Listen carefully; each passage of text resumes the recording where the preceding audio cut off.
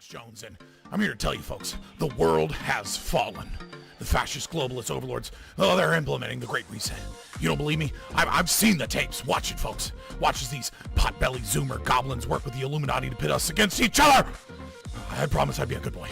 Ugh, I'm a good boy. There's only one cure, folks, and that's liberty. And there's no better channel to find freedom than Fabian Liberty. Anarchy is order.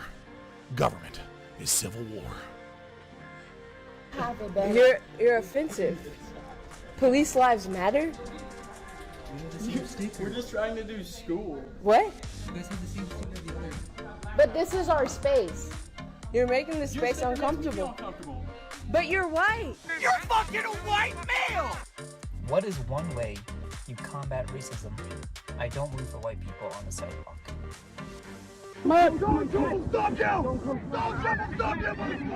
They want your wallets, they want your guns, they want the wieners off your sons. Democrat. Oh, we should film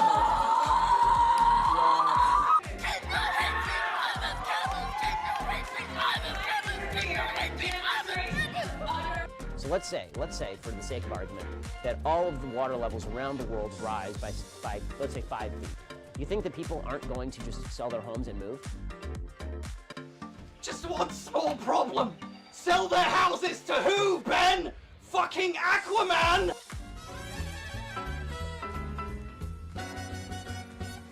Vaccine!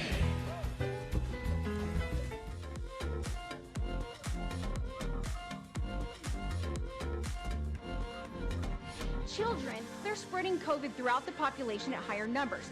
And people are not entitled to turn themselves into deadly biological weapons by spraying disease-laden aerosols wherever they choose, randomly killing innocent people. This is not freedom, this is homicide, and willful ignorance is no excuse. What the fuck?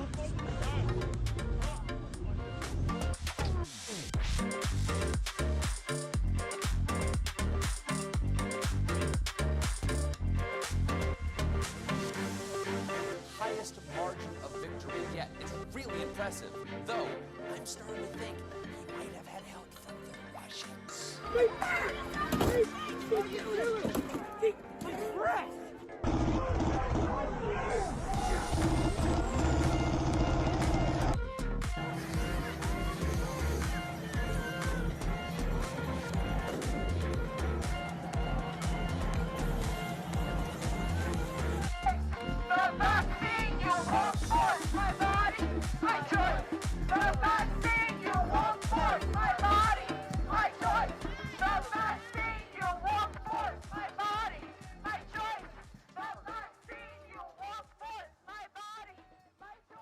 Look at me, I'm a gay frog.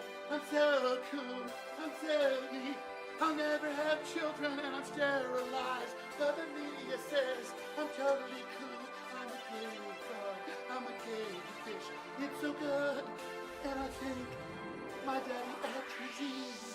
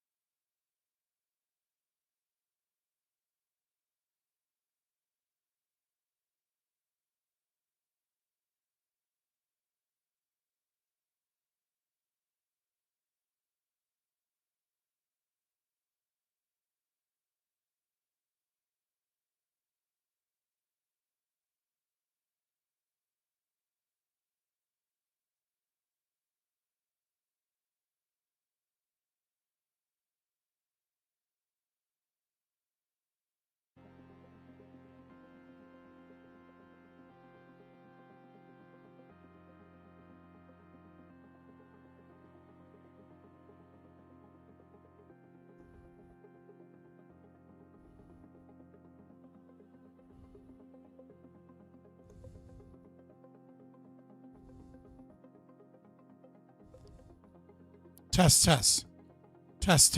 There we go. All right, 1 second. I'm grabbing my charger.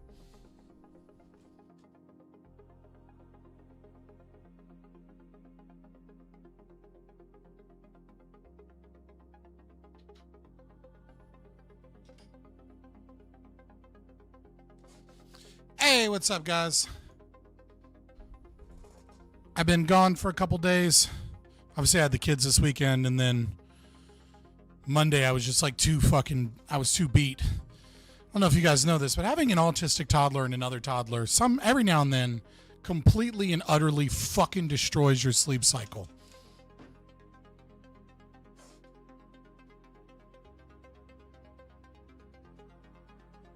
I don't know what's going on with Lens Crafters on Tuesdays. We'll see what happens.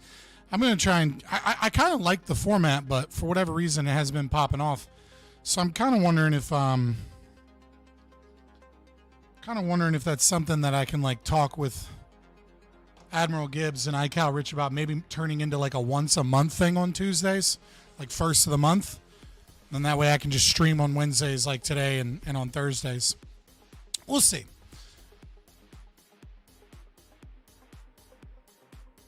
We will see.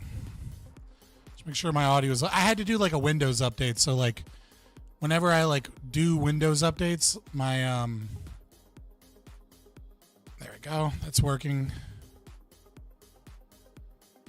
My Streamlabs OBS does not fucking like it for some reason. So...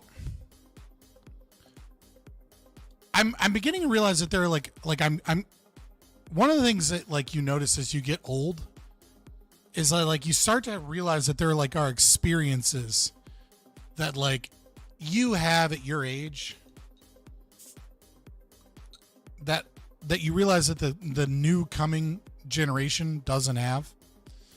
And like I feel like these were really cool experiences when it was like Gen X and boomers.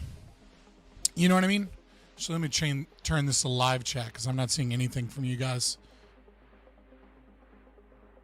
There's a decent amount of you guys in here, but I'm not hearing anything. There we go. Like you know what I mean? Like boomers were like, oh, you'll never experience what it was like, you know, hopping in a van, going across country and picking up hippie girls. And you're like, oh shit, thanks, Rudy. That ought to get chat started. I don't know. Oh, my chat. I also don't have my chat, my cloud bot. That's the other thing that's going on. I gotta cut my bot on. So my audio sounds like shit.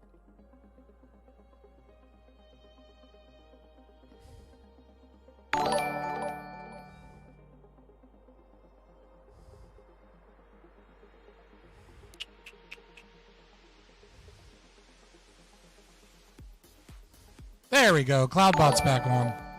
That ought to work.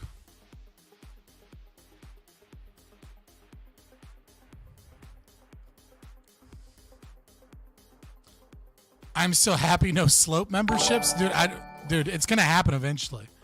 Slope is Dope is going to get a membership for sure at some point if people keep buying memberships. I appreciate it, guys. So, again, you can support the channel, like, share, and subscribe. There's 14 of you currently watching. There's only 2 likes on the stream. For whatever reason, there's a bunch of people in here. Well, not a bunch, but people are coming in at a normal rate, but nobody's talking, which is weird. But, you know, at least like the stream. It's free. It's easy. Follow me on X for my Twitter thoughts and my toxic behavior. Join the Discord if you want to get the go lives. If you want to, you know, if you want to be a part of like a bigger community, especially days I'm not here. But if you want to spend money, you want to help the channel, you can buy memberships for $3.99. They just come with emotes, badges. It's a fun little time, but I don't have any gate-kept content, so like you're not going to get anything special. And YouTube takes the same cut for super chats, but for super chats, I always answer super chats. So like once the stream gets going, and I'm not paying attention to chat quite as much, I'm not reading everything that pops up. Super chats are a great way to make sure if you have like a good question or comment. You know what I mean? Like, and you want to donate to the stream. I prefer super chats to memberships, but memberships are also just as cool. Especially if people just, you know, turn it into a monthly thing. It's even better. But you should be seeing more of me soon. My ex's husband, so my kid's stepdad, just got a new job. And his new job is different hours, which allow him to pick up my son and during the weekdays from his like therapy and stuff. So if you guys have been here for a while, you know one of the many things that I'm doing is like every Tuesday and Thursday I'm picking up my son. You know, I'm driving way out of the city, and then I'm taking care of him for a while. And it just takes up time. And like I have a fun time doing it, but it's like 90% of it is just me driving. So it's not like I get a lot of quality time with my kid doing it. I probably will miss it in some ways, but in other ways, it's going to give me a lot more time to like plan, interview, go through those clips I need to do, etc. If I ask a super nerdy free will philosophy question, would you take some time to respond to it? Yeah. Of course I would. I just told you I answer all super chats. Like if you want to, like, yes, absolutely. Like that's what this portion of the show is definitely for. I mean, like, you know, just getting to know people and see who hops in and get the stream going and chit chat about what's going on in my life and, you know, watch a couple fun videos or whatever before we get into like the main content. I have to copy and paste it in the Discord or something. Too many characters. Okay. Okay, this is gonna be a doozy. It's gonna be a doozy, so we're gonna do this right here. What? Ah! There we go. Hold on. Alright. And then we'll start a new.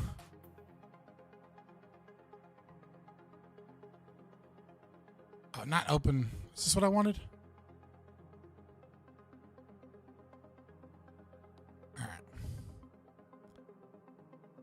Is there a way to turn OpenOffice into dark format? Does anybody know? Does OpenOffice have like a dark setting?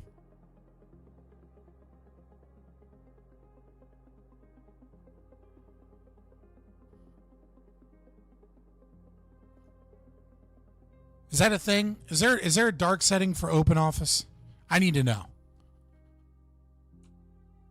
Well, I just don't want to. I'm only bringing this up because I don't want to. Oh my God. The Alice dilemma. I've heard it, but I don't know what it is. Oh God, that made it worse. All right. Let's separate this out.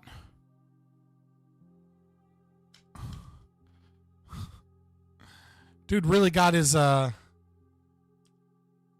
really got your $5 worth on this one. All right, let's go.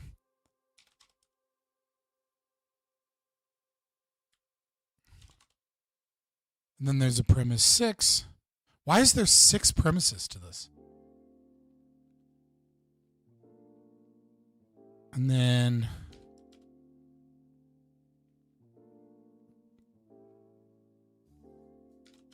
all right, let's go through this. You guys are about to find out just how bad I am at philosophy. All right, the Alice dilemma, as I understand it. Assume that Alice is the same person each time she faces a particular decision, and that every factor, her psychology, context, and circumstances, is held constant.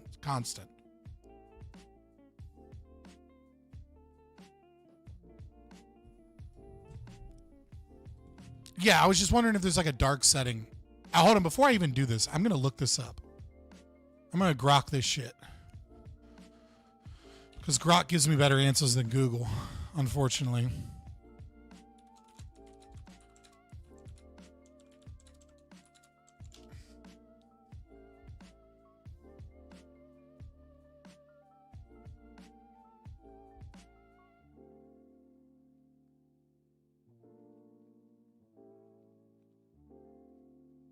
Oh, okay, yeah, I'm not doing all that shit. Tools, hold on.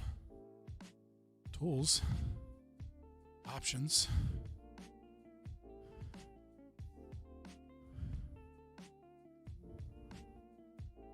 Appearance.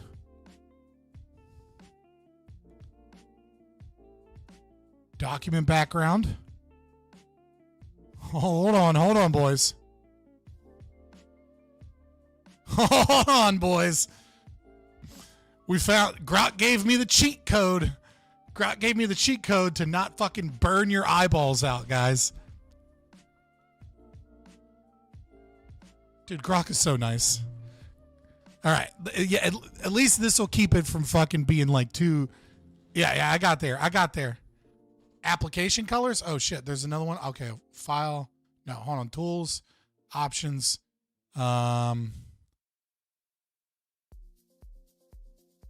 Application colors. Hold on. Document application background. Here we go.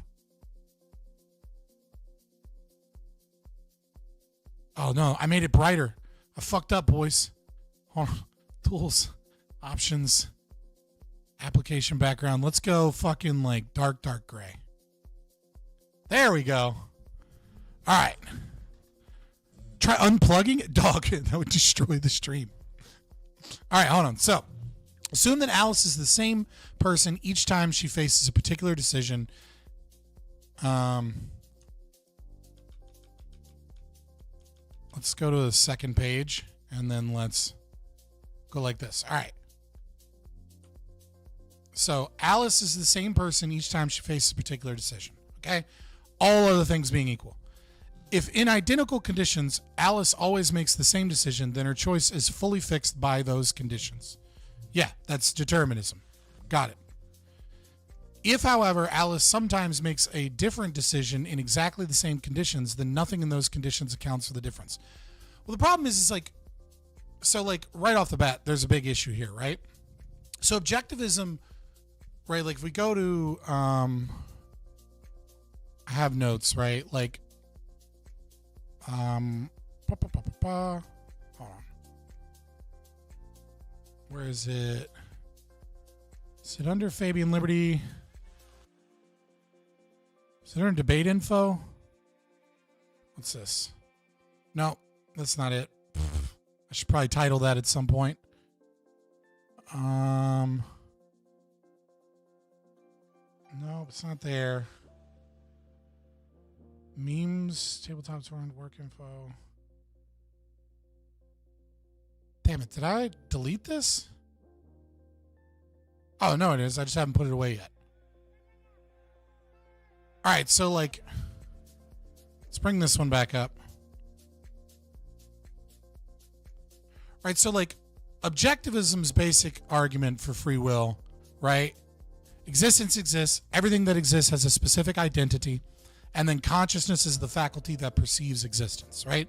Those are your three axioms. And then it's only three premises, which is consciousness is volitional. It functions actively rather than passively. Rand argues consciousness, right? Like you don't passively think. You have to engage in volition. You have to will yourself to think. And we know this because one can choose to not think, right? Actually, I think that might be the next premise. The reason the method by which we understand existence requires reason is the method. And then lastly, causality applies to consciousness just as it does to physical entities. Right? So like, if you can choose to not think and you can choose to think, like the determinist says, well, see, but your choice to think isn't actually your choice. It's all just chemicals in the brain that caused you to decide whether or not to think or not to think. But that decision-making process is an act of volition. It's like you keep like the problem with determinism is that it keeps going backwards one step to go, but that was predetermined. So actually it wasn't volition because you were predetermined to have that volition. And like that's like, and then eventually you go back and you go back and you go back and you go back. And the determinist always makes the argument that there's always one step before that was volitional, that was not volitional, that was like made to be that way. I mean, like, the other problem is obviously we can't do this experiment because it's like literally impossible for human behavior and consciousness to like isolate all variables and have the exact same circumstance constantly forever. But therefore, the only explanation for any differing outcome is that the decision was influenced by randomness or chance rather than by any controlled agent-driven process. Well, I don't know where the therefore is coming from because this is an if-then statement. So, right, like these are two different if-then statements that like, and these are split things. So this isn't a deductive argument. But I understand you're just like trying to like write out real quick like what they were talking about.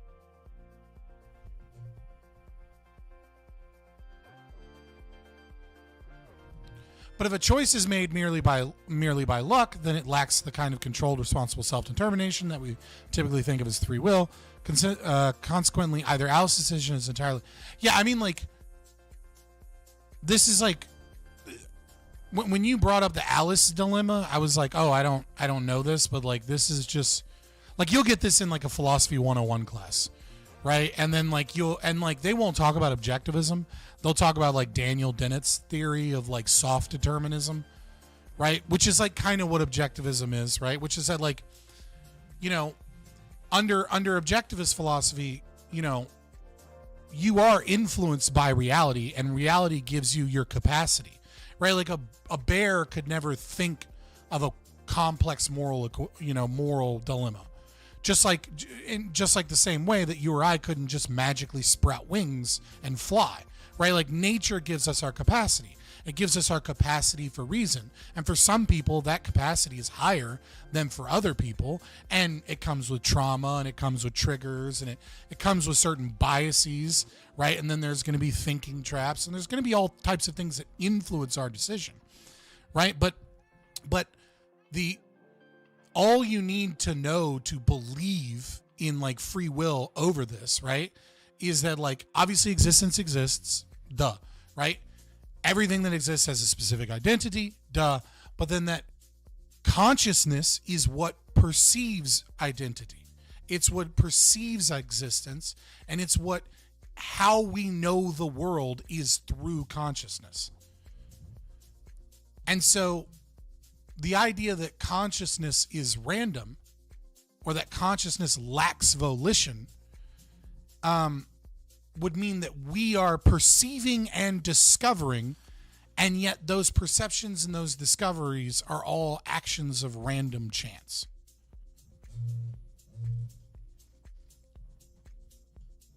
Right? Like the two are contraries. I don't know that they're necessarily a perfect contradiction.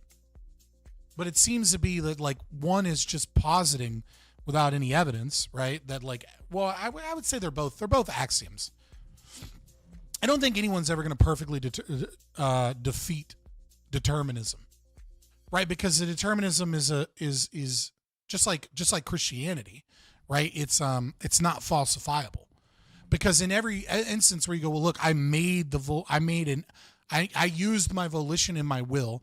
I perceived the universe, and then I made discoveries and gained knowledge off of that universe. Therefore, I have that choice to do so.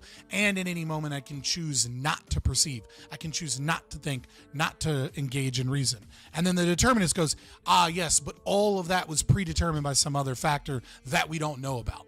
So like, it's a constant argument that like there's some unknown variable, and since humans lack perfect knowledge, you'll never be able to disprove determinism. But all the evidence suggests that free will exists. Like I don't think as strongly as like the Randroids or like the pure objectivists that say, oh, without a doubt 100% this proves that like determinism is false. Determinism is still like, it's still a possibility as far as I can see. We just don't act that way, and the evidence doesn't seem to support that.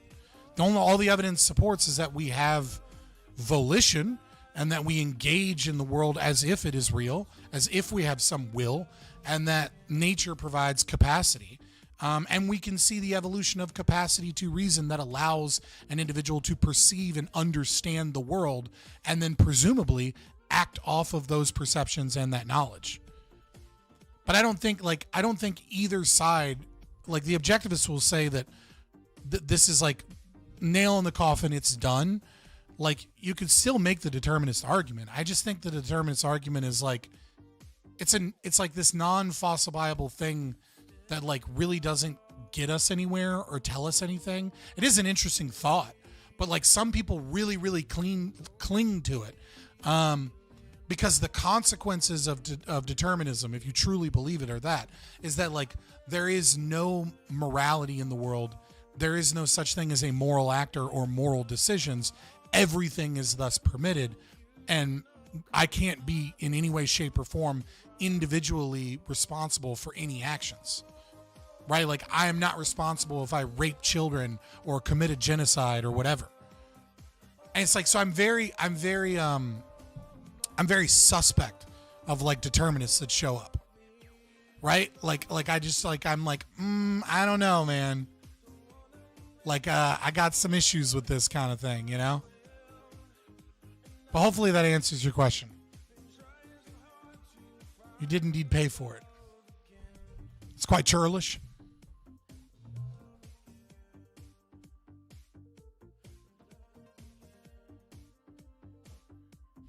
Yeah, like I said, I mean, like it's arguable. I just, I find the objectivist argument for free will to be more compelling. I don't say that it's like 100% fact or anything, but I find it to be more compelling. What's up, big boy? I'm just chilling, about to have some fun, react to some shit. I'm excited to see what Ben Burgis' dumbass thinks about anarcho-capitalism. That's one thing I've noticed about like a lot of lefties is like they constantly engage in like these video treatise shit, you know what I mean? Like, what is it? Like these video essays on like ANCAP, but like, you know, but like if they ever do talk to an ANCAP, they'll only talk to like some random person or someone they're like super confident in like defeating in a debate, or making look silly, or like running out the clock. Like, it's never a fucking, yeah, there's 21 people watching, only 9 likes. What's up, guys? You ain't gotta give me money. I like the money. You ain't gotta give me money. You ain't gotta join the Discord. I'd prefer it. Be a part of the community. You ain't gotta follow me on Twitter for my shower thoughts, you know, and for me to say fucked up shit. But like, you know, like the stream, boys. But yeah, it's like, I see a lot of like video essays dealing with like this incredible straw man.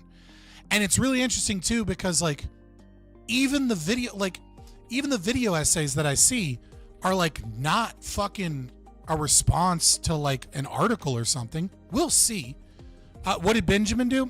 He put out a video titled, let's see, the exact title is I'm going to react to it, but I can almost guarantee you it's full of all kinds of nonsense. But who knows? Maybe it'll be this amazingly good faith. I even put in the description. I was like, I'm sure it's going to be 100% good faith. Oh my God, where is my fucking... There it is. Video title is Libertarianism Has Nothing to Do with Freedom. Wild. And it's just debunking libertarianism, I guess. And we'll see. I'm willing to bet, my prediction is there will be very, very little anarcho-capitalist literature here. Very little responses to any modern ANCAP thought, like, you know, like Stephan Kinsella, right? Any like, there will be a mix-up of like ANCAP, objectivists, Libertarian Party. Like, it'll be all of these different, like, you know, things under the umbrella of libertarianism. And like, he'll be like, see how this contradicts itself. And it's like, yeah, you're talking to someone from the LP that's not an ANCAP, or like you brought up like one Rothbard article about like, you know, a market for, you know, an adoption market, you know, or some shit. Like, it's like we've seen this 100 times, you know what I mean? Like, but we'll see. Maybe it's different. Maybe it's really good. We're going to get into it in a little bit. I just want to look at a couple of other different things. Let me see. Where am I at? Okay, yeah.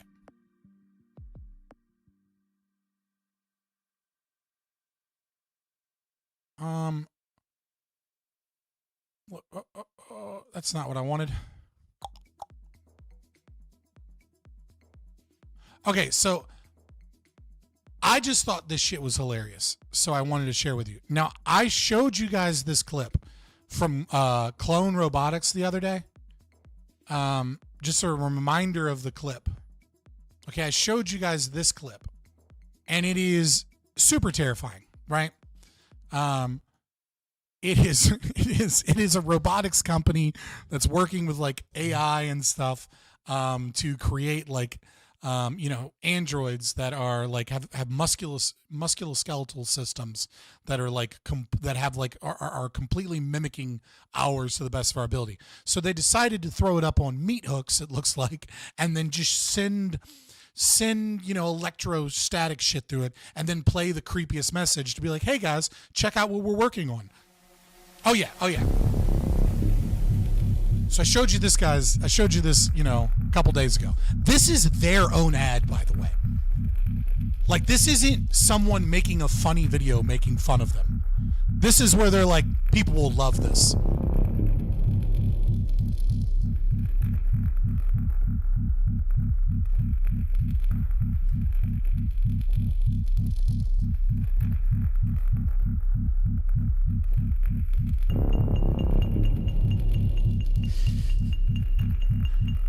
Like, this is their ad campaign. They were like, everybody loves this, right? Isn't this cool? Okay, what I found was the most hilarious fucking Twitter thread I've seen in years. This is I am in love with this fucking Twitter thread. This guy says, hope the guys making this thing are recording a bunch of increasingly ominous audio logs about the process onto individual USB sticks and scattering them around the facility. And every single fucking comment is golden. Martinez has been on my ass again about the kill switch code not being fixed yet. God, he won't shut up about it. I keep telling him it'll only take a few days to fix after I get back from my skiing trip, and we'll patch it in after the machines go live. He never listens to me. Log 02192225. Success. The android was reluctant to follow orders until we tried Rodriguez's idea of hanging it by meat hooks and torturing it. Day 34. Something strange happened again. I walked into the room and Protoclone was swaying like he had been moving. That's impossible, though, because a human has to be the one to turn him on. Maybe just a gust from the air conditioner. I was working late with the Protoclone. I must be tired. Too much coffee and too little sleep. But I could have sworn it looked at me and smiled. Can't wait for my vacation. One more week and I'm out of here. Every single one of these, I was dying last night. I'm gonna share the thread to you guys if you want to like fucking read through them again. But I had to be like, guys, they just keep getting better. During testing today, I watched as the unit crushed a fly. When prompted as to why, it said, nothing weak shall flourish. Tonight, a small group of us are planning to meet around a course of action. Whether Hellstrom likes it or not, we are shutting this things before. Like, that. This could be an hour. Or this could be like 2 hours to get through. I have no fucking clue. Look, it all depends. We'll see what happens, okay? Like we will deal with it as we go through it. All right? I'm going to be talking to Grid tomorrow. Come check that out. I'm trying to talk to Honey Badger and Midwestern Marks coming up next week. But I don't have like a definite date from either of them.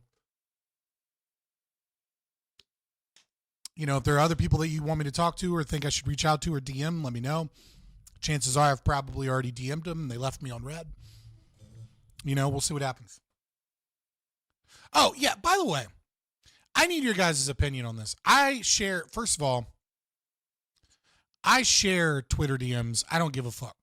Unless you ask me specifically not to share DMs, like that's what you're getting your DMs shared to me. Like, that's just how that works. Like, I don't care. So, do you remember how like, if you were here last week, I was kind of talking shit on modern day debates, along with Rob Noor, because I was like, hey, I feel like I've been blackballed by him. I don't know. Like, I did that one debate on trans stuff against, Jankles, utterly destroyed them. And they were like, man, we got to get you a tougher debate on the trans issues. Right. And then, and so that happened. And then I was like, yeah, cool. And then they like DM'd me about like Vosh and being like, oh, Vosh really doesn't like you. Did something happen? Blah, blah, blah. And then like from that point on, they just left me on red. And then they didn't talk to me for like a long time. I was like, I don't know, maybe I got blackballed or something. So like, I want your guys' opinion on this, like whether or not I'm feeling some type of way. But like, I just assumed I was blackballed or something. So they reached back out to me and Rob Noor. Okay. Modern Day Debates. So this was Friday afternoon. Okay. It's important to recognize this is Friday afternoon where it's now Wednesday. They reached out to me and to Rob Noor, and they said, hey guys, I heard you both mention in an objective and non-gossipy way that you felt like MDD really lets you on. Really lets me on is a weird way to say that I've tried and reached out multiple times for 2 years. I was only on once and I smashed. You all agreed I smashed, but whatever. I want to let you know that hasn't been my intention. All right, fair enough. Like, I get it. You got a business. It's simply hard to book political debates.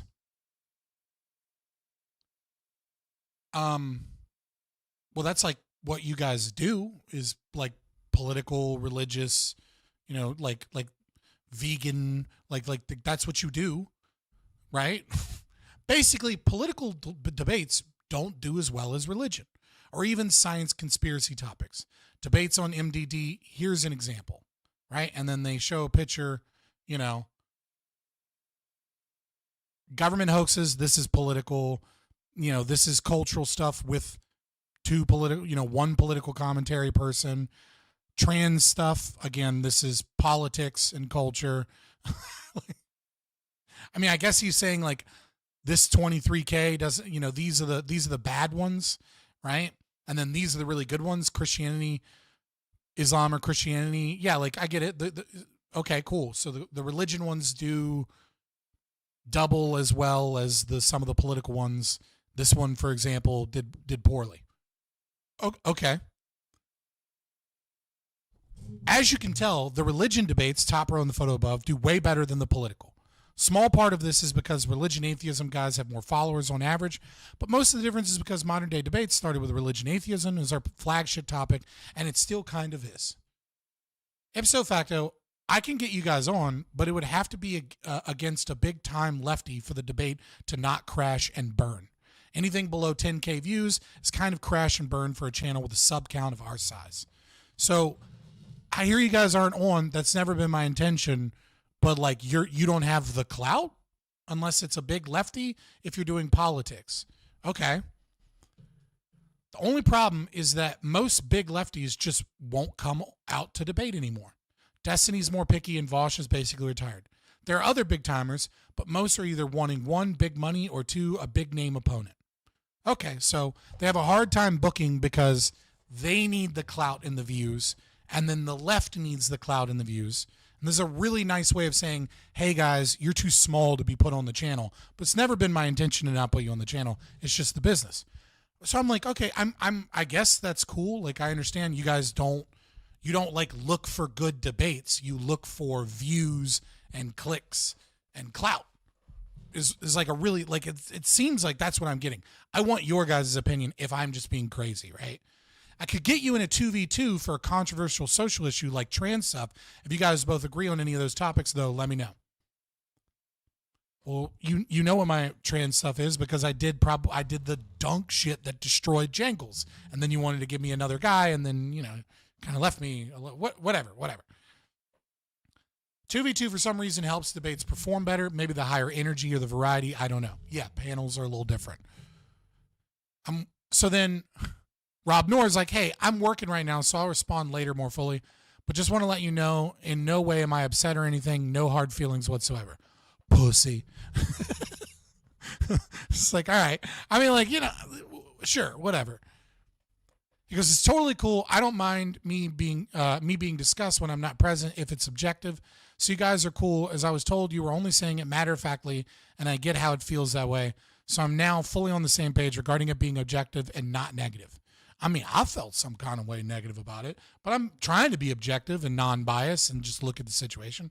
So I responded and was like, I don't know any of you guys enough to know what happened. I just know I was left behind after one debate, and one of you guys started leaving me on red after Vosh had stated he refused to debate me. I was speaking descriptively, so without any further context, naturally, I assumed it was a relationship management thing.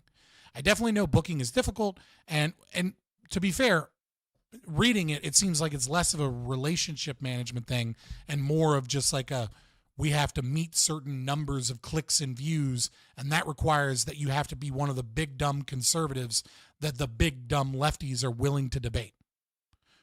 I definitely know booking is difficult for you, and you have to get what gets you views, not hand out favors. So I understand your situation. That said, I'm an objectivist and probably one of a couple right-wingers you could book that is against religion, not grounded in humanism, but in formal logic with the deductive arguments against God. My DMs are always open. I'm sorry if my statements were incorrect, but after a great success and then being ignored for over a year, it's been 2 years now, I think, actually, it seemed the most logical explanation. So I didn't notice this till Sunday. Sunday morning at 7:20 in the morning when I checked my Twitter. Sunday morning, all of Sunday, all of Monday, all of Tuesday. It's now Wednesday night. It's like, hey, man, we didn't mean to ignore you or anything. It's just you need more clout or something, but like maybe we could do something. No, seen by everyone and no responses for like, you know what I mean? Like for like, it's the weekend, so I get it when people don't respond on the weekend. But then Monday, Tuesday, Wednesday, I was like, I don't get what it is. It's like, it seems like they're just, am I crazy for thinking that like, they're just like, yeah, we need big, dumb clout people that bring in big views because they have a big audience. We don't deal with you small-time people anymore. That's what it really feels. I mean, like, maybe I'm wrong, and they're just like, look, political content's hard to get the views. That's not what we really do. But like as I pointed out, I'm someone that does more than politics, and I can easily debate any of these Christians, any of these Islamists or Jews on atheism from the right-wing perspective. But like, I'm pretty sure they only want like the big lefty humanists versus the tradcon right to play the same shit over and over again. I don't know. I don't know what their deal is. I just know that like, I'm like, hey, I did an amazing debate and then you guys left me on red for some reason. Is it like a relationship thing? Is it a clicks and views thing? And then they were like, you know how we will respond to that? By leaving you on red, bitch. And I'm just like, why even fucking DM me about like, hey man, I totally didn't mean it that way. If you were just going to leave me on red again. Like with why even bother messaging me? Like, am I crazy? I feel crazy. I totally forgot about this, and then it just popped up in my head. Like, am I a crazy person? Am I an asshole? If they were just gonna leave me on red because they're like, this dude isn't worth the time because he doesn't bring in enough clicks and views, why fucking DM me? Just say that you don't give a fuck about good debate and you don't give a fuck about like entertainment value or like good arguments or search for the truth. That like, hey, we manage an entertainment show, and while we care about those things, we also have to care about clicks and views and things like that because we have mouths to feed and we're a business and we're an entertainment business and that's what we're doing. And like right now, you're just not quite big enough unless you can get somebody. So like, you don't really like we've ignored you because you've only got fucking 2,200 YouTube subscribers, my guy. Like, you're going to have to do better if you want to get on this big show and on this big platform again. Like, we took a chance with you and you did an amazing job, but for some reason we decided to never have you on again. I don't know. We haven't gotten to the Ben Burgis thing, but I'm just like, why did you DM me all of this shit? Like, just like, if you were just going to leave me on red again for multiple days. I mean, I get that, like, it was Friday afternoon. I had my kids. I answered it Sunday morning, like at 7:30 in the morning. It's been seen by everyone. Like, why not just ignore me? I don't get it. I don't understand what this, like, this seems like a really big apology to, like, keep their name clean or whatever and, like, clear up that, like, they haven't blackballed us, that, like, it's not really about blackballing us. It's just about, you know, clicks and views. Maybe. I don't know. It's just like, I was like, what is, all right. Who cares? If I'm so small that like I can't get on your program because I don't bring in enough views, then why do you even care? Yeah, it's just a seen by everyone. Not even like a, yep, saw this, get back to you. It's like, why DM me? Right? Like, it's just like, it just seems silly.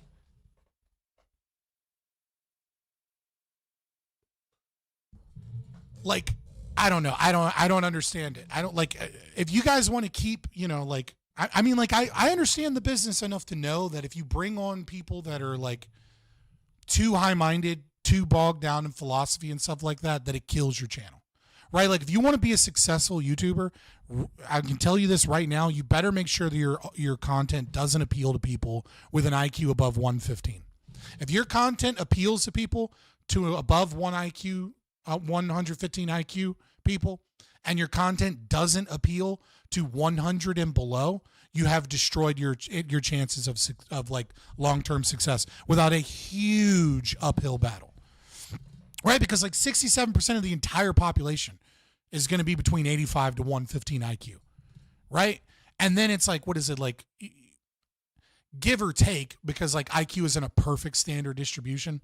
There tends to be a few more people at the good end as opposed to the bad end once you get to like 3 standard deviations on the mean, because like human brain's not functional if you're like sub 50 IQ, you know what I mean? Whereas like it can be 200. It's not a perfect metric, right? But like the overwhelming majority of people are going to be 85 to 115 IQ. And so if your content is like, is really starting to fucking get rid of everybody below 100 IQ or below 105 IQ, which I think my content is probably appeals to people above 100. Probably doesn't appeal to people, you know, sub 100 IQ. And that's not me saying I'm a great genius or anything, right? Like, you know, half the people in the fucking world are above 100 IQ. I just think that it is a limiting factor. But it's just like, I mean, like, I understand that, like, you don't want deep philosophical shit that, like, you want screams, you want yell, you want clippable drama, right? And you want, you know, big names that people have heard. But like, I don't know, recycling that content seems like a bad long-term plan, but it's a great short-term plan. So I don't know. Can you think of content appealing to under 100 IQ? Well, I mean, there's tons of content that appeals to under 100 IQ. Mr. Beast. Mr. Beast applies to the 85 to 115 IQ. If you're at like 120, 130 IQ, you're like, cool, it's all scripted. He does the same shit. He spends all of this money and then he makes more money in product deals. And like, it's like a game show of people. I don't get the reactions. I'm out. Right? But if you're like a normal person between 85 to 115, you probably love Mr. Beast, especially if you're younger. It's like your version of reality TV. It's like your version of, you know, TLC or whatever. That isn't to say that you're a fucking idiot just because you like Mr. Beast. There are going to be outliers. And that isn't to say that there's like something wrong with somebody that's like 90 IQ watching a video when they get home from work. Like, it's fine.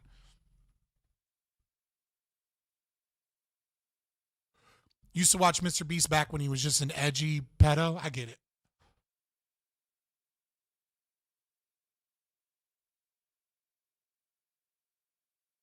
Yeah, ticky tack. I don't think that works. Like, but yeah, I don't know. I was just like, it was like, am I crazy? Am I a crazy person? I didn't know if I was a crazy person. Maybe I'm overthinking it. I don't know. Let's get into this reaction. Let's see what happens.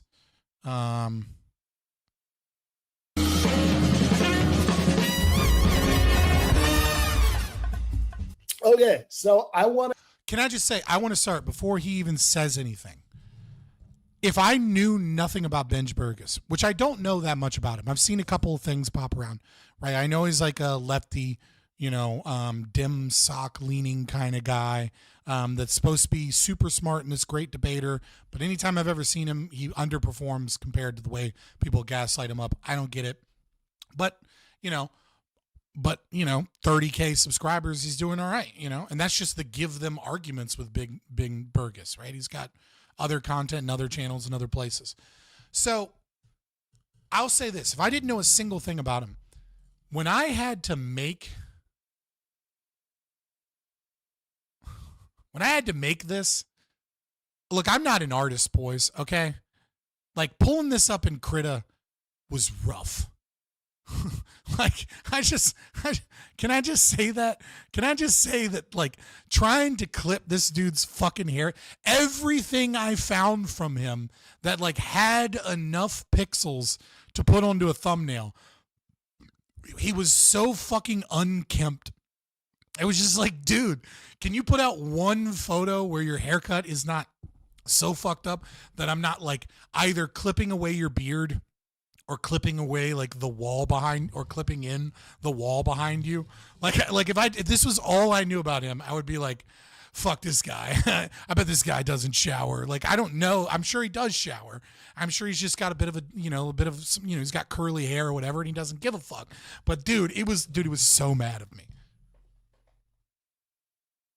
Like, dude, I had to go, hold on. This is how because, like, you can use auto cropping shit in, you can use auto cropping shit, but, like, those programs don't work on people like this.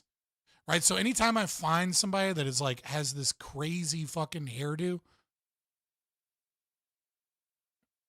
like, I've got to, like, go in and, like, zoom in and, like, individually fucking go in and, like, do this dude's haircut, right? And, like, do that all the way around, until I get, like, a circle, and then, Control-Shift-I, and then, like, paintbrush the shit out. You know what I mean? Like, oh, there you go. Paintbrush the shit out so I can fucking make a thumbnail. And, like, doing that, I was like, dude, I fucking hate this guy right now. I should just, like, a little behind the scenes thing. I was like, fucking, no, I don't like you.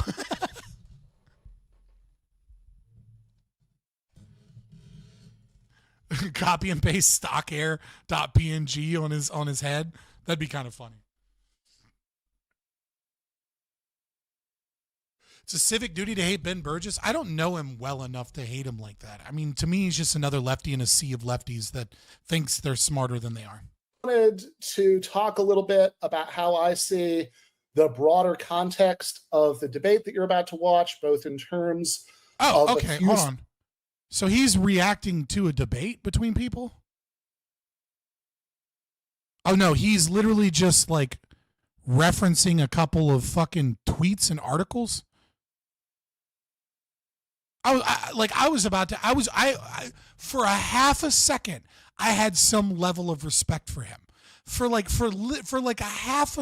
couple of seconds, I was like, oh, he's watching, like, the Soho Forum, and watching two different, like a small L libertarian and an ANCAP, like, discuss and debate issues, and he's going to break down, like, why he thinks these are bad from, like, a policy perspective or utilitarian perspective, or, like, why he thinks the philosophy is, like, improper in some way. For a very short amount of time, I was like, all right, dude, mad props. All right, maybe I spoke too soon. Nope. It's like, I'm going to discuss for 36 minutes this tweet I found and then extrapolate all of libertarianism from this one retard on Twitter. He's been in a Soho debate? Probably.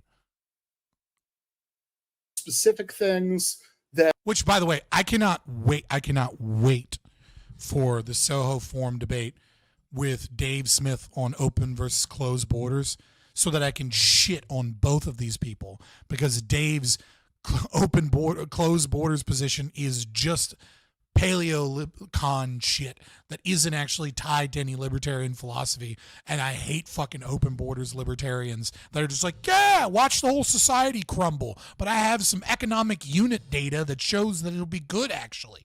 Like, get both of these people fucking piss me off to no end. I cannot wait till that comes. I think it comes out in May is, like, when the debate is. I don't know when it'll be, like, posted live, but, like, fucking love Gene Epstein, love the Soho debates. We'll see. That you're going to see me discuss with Walter, and why I think... Yeah, you were already here when you had me look at the tag argument. It's fucking stupid. It's like you want me to debunk him just saying humanism and empiricism as a grounding in philosophy or false, which I agree with. That you're going to see me I'm a Hoppian libertarian. I'm not closed borders. I think we ought to have private borders, which requires a dissolution of the state.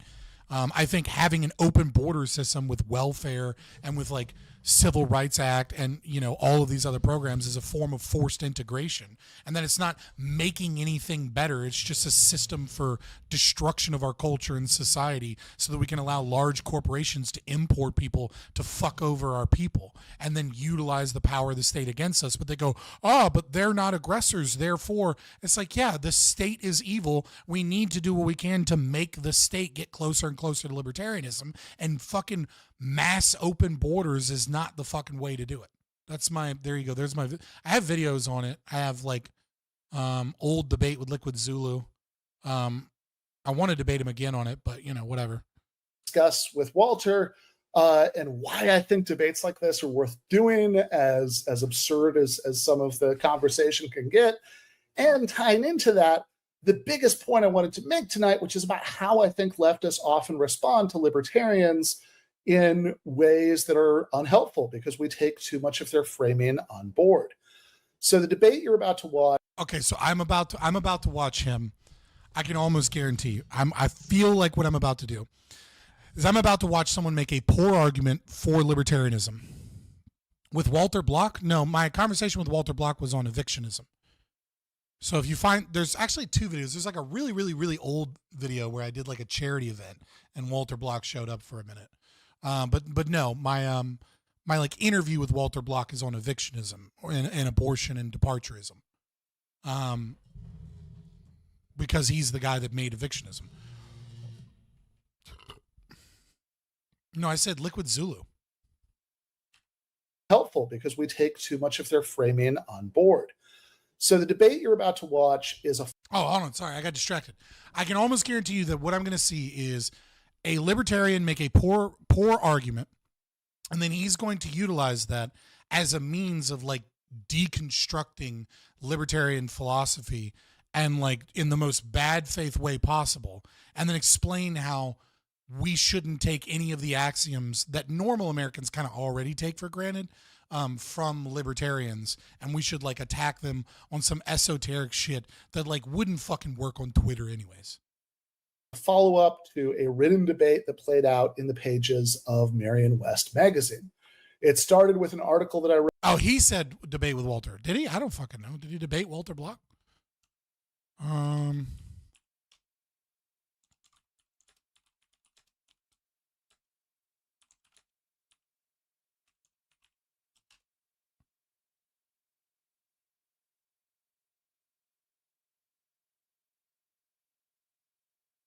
Yeah, apparently he did.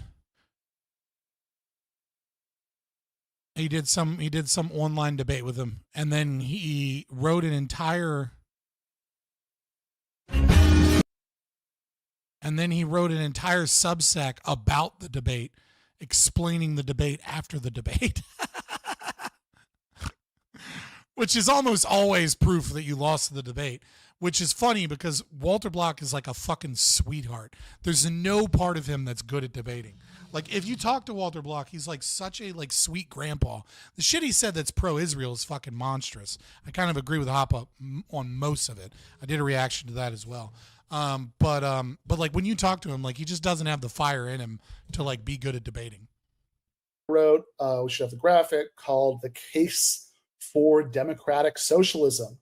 And by the way, we've got links to all of these in the description, but this is one of the things I wrote last year that I was happiest about, because what it really is me thinking through the normative foundations of why I care about socialism in the first place in a way that I really don't get a chance to do in most things that I write for most other places.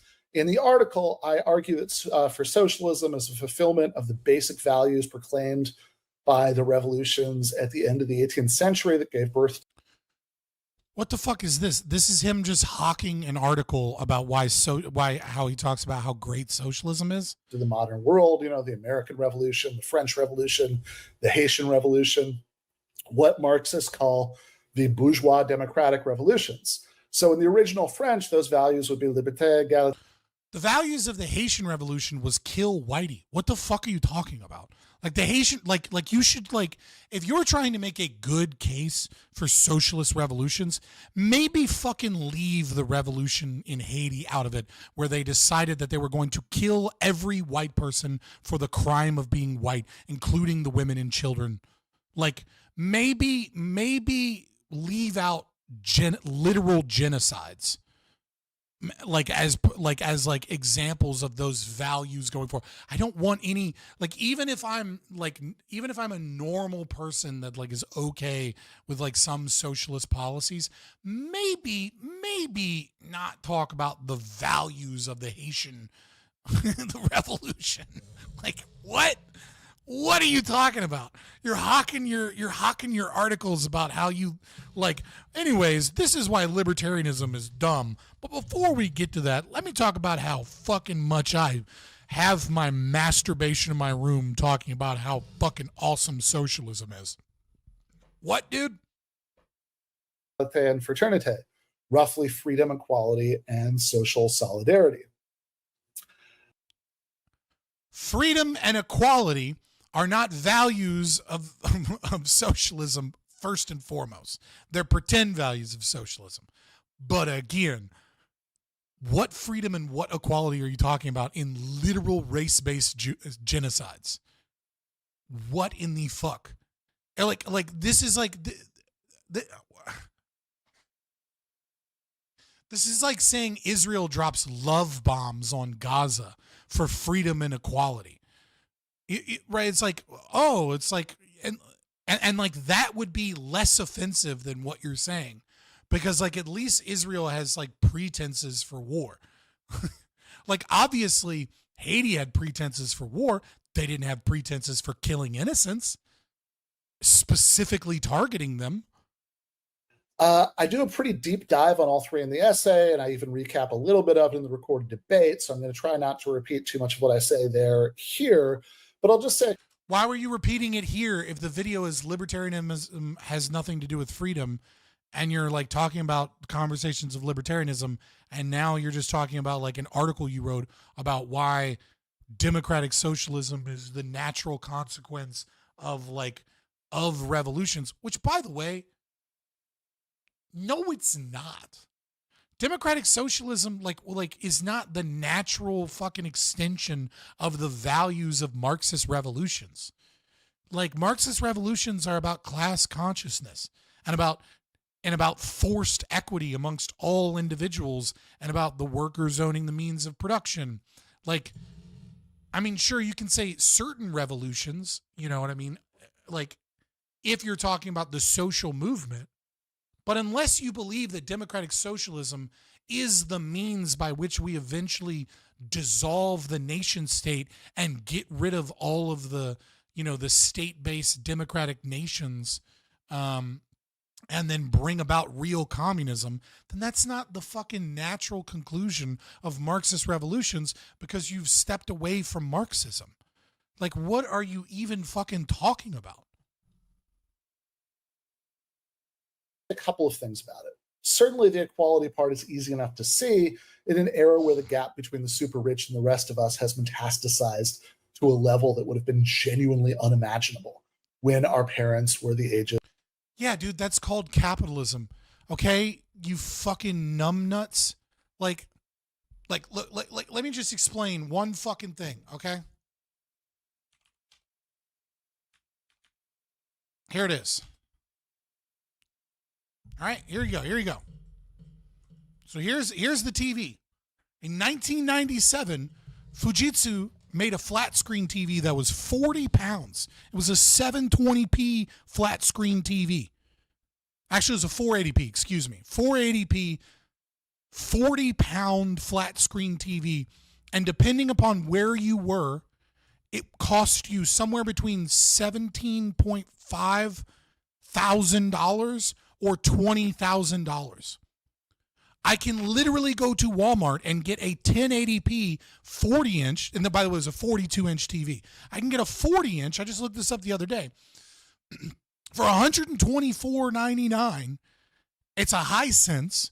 It's brand new. It's 1080p. It's like fucking 8 pounds, and it's got Roku built into it, so it's a smart TV. I mean, it's not like smart TV in the way that like high-end smart TVs are a smart TV, but it's a smart TV in the sense that I can go to YouTube, go to Amazon Fire, all that shit's built into the remote. Yeah, you're right. Income disparity between the rich and the poor is bigger. Number on chart bigger, therefore unimaginable and bad. You fucking dumb fuck.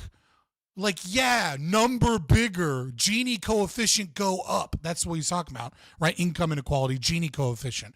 Gini coefficient go up, unimaginable, worst thing ever. It's like, meanwhile, I'm living in America where like poor people now all own flat screen TVs, have refrigerators, have air conditioning, have smartphones, etc. Yeah, there are economic problems with real estate, but that's not like the fault of capitalism and why we need socialism.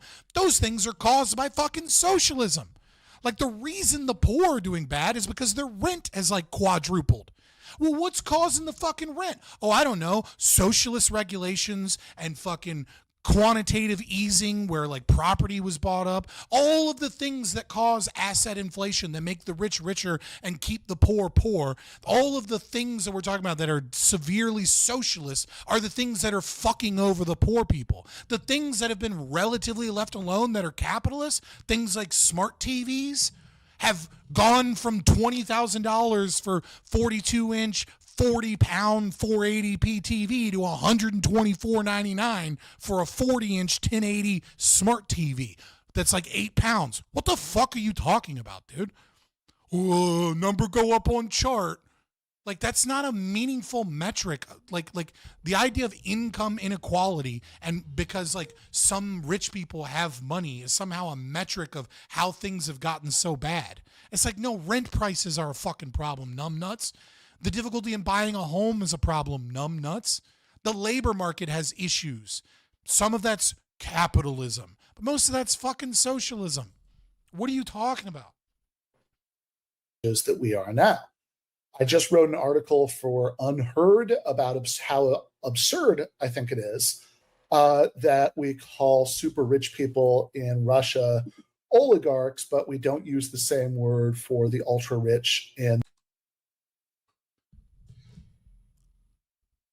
This is a super fair point by Ben Burgis. This is super fair.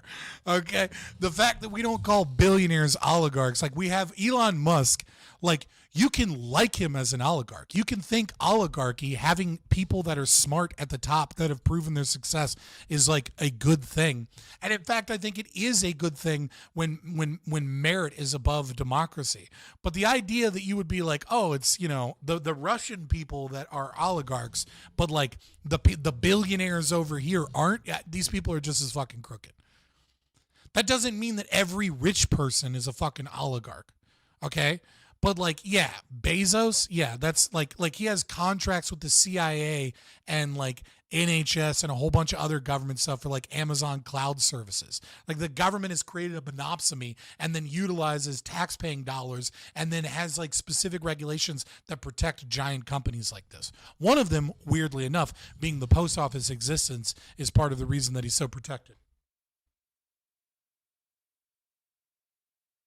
In this country, I can't think of a billionaire in America that hasn't gotten that way through government corruption and theft. That doesn't mean that just being a billionaire makes you an oligarch. I just don't know any that is. Even though the likes of Jeff Bezos and Elon Musk have both vastly more wealth and vastly more political power than their brother oligarchs in Moscow and St. Petersburg. Okay,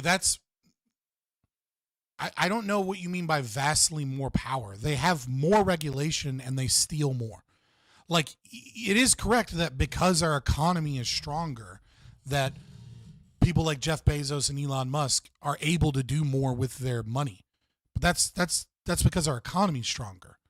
Like, if you look into Russian oligarchs, like, they do shit like murk people so that they can so that they can then have the government come over and like take over entire mining facilities and factories and then like purchase them at incredibly low rates because their corrupt government officials just gave them new shit.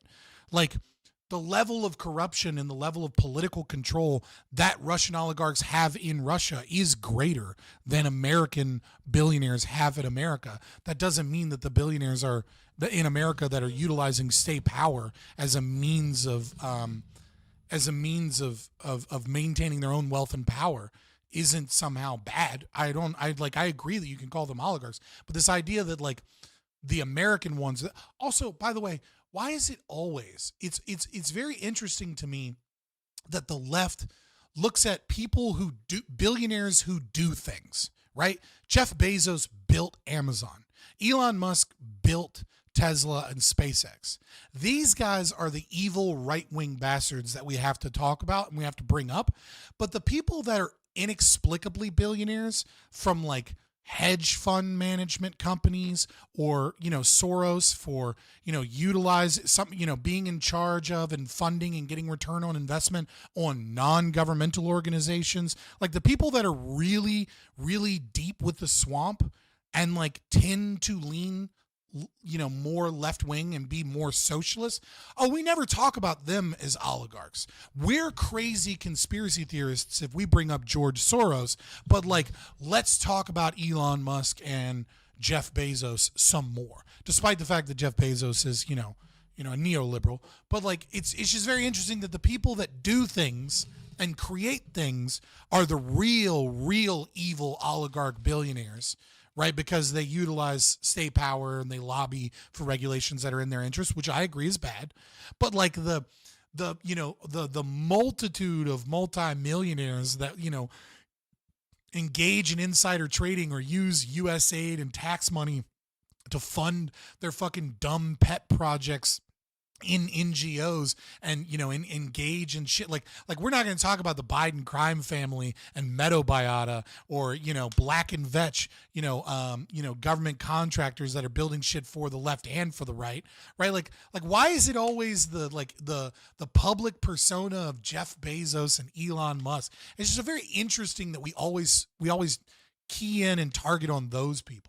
Right, the people that actually create and produce things are the real evil monsters, and that just goes to show you the mind frame of the socialist. Right, is that the mind frame of the socialist is not government is the big bad thing here, and greater access and control in government is what's evil. No, their real belief is that those that hoard wealth, you know, the capitalist class, are the real evil. But they're arguably the most productive and the least evil of those individuals that utilize state power. Study came out today showing 160 millionaires with government jobs. That doesn't shock me. And here's the problem. When they're talking about millionaires, they're talking about wealth. And when you're talking about government employees, a lot of people that work in government are people that did 20 years in the Army, retired from the Army, and then got like a GS7, GS11, GS13 job. So they're kind of like pulling two government salaries, but one of their government salaries is a retirement from being in the Army. And then they're like 50, 55 years old working in the government, and they've been making sure that they put their TSP plan to put like half of their retirement into, and they're making a decent check. It's not like they're like funneling a bunch of money. It's just older people that did that. I mean, I'm just saying the number is a little big. I'm not saying it's like, I'm just saying that's something you have to account for. How many people retire 20 years in the military each year, US?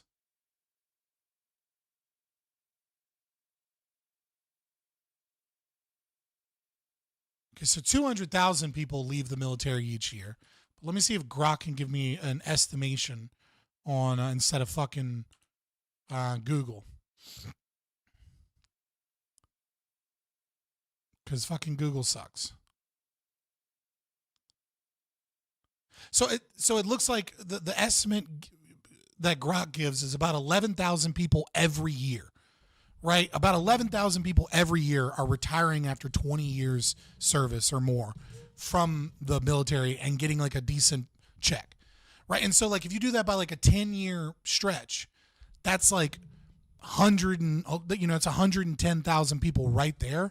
Most of those people that like retire when they're 40 are gonna go get a government job. The overwhelming majority of those people. So like when you say 160,000, oh my God, that's so crazy.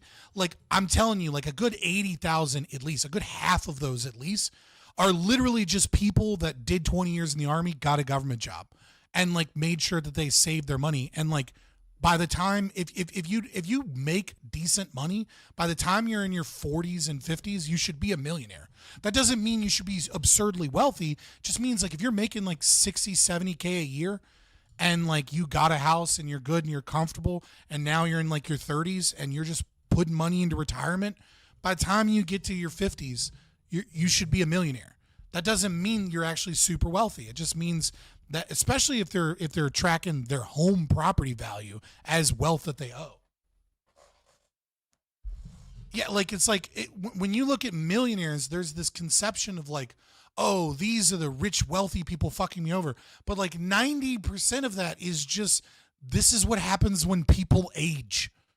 Like I think it's something like 80% of all people in America move out of the quintile that they're in at least once in their life as they get older.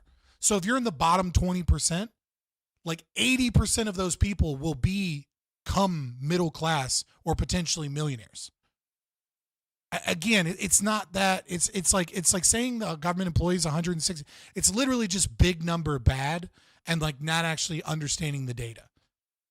Like I'm all for Elon Musk, going in with a fucking hammer, also known as his dick, and slapping it on the table and finding out fraud, waste, and abuse. But this is literally just an example of them being like big number bad instead of like actually looking at the economic data and like what it means. Because I guarantee you, like, that's not fraud, waste, and abuse. I guarantee you overwhelmingly, that's just people that were intelligent with their money and got government jobs. And you may be thinking, oh, that's like, do they make more on average than like the average American? Well, yeah, the average American median salary is what, like $61,000? What is a median American salary? So median is 48,000, right? So it's like if you're not a fuck nut, right? Like by the time you get into your 30s, like you should be making $70,000, $80,000 a year.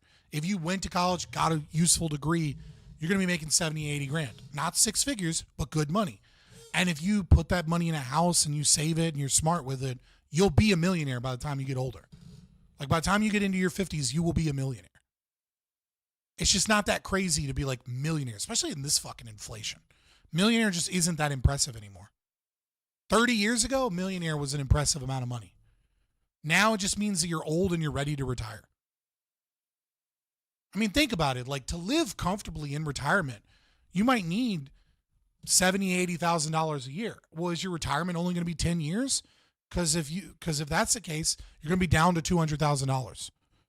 So if you plan on retiring for 20 years, you're going to need more than $1 million to retire.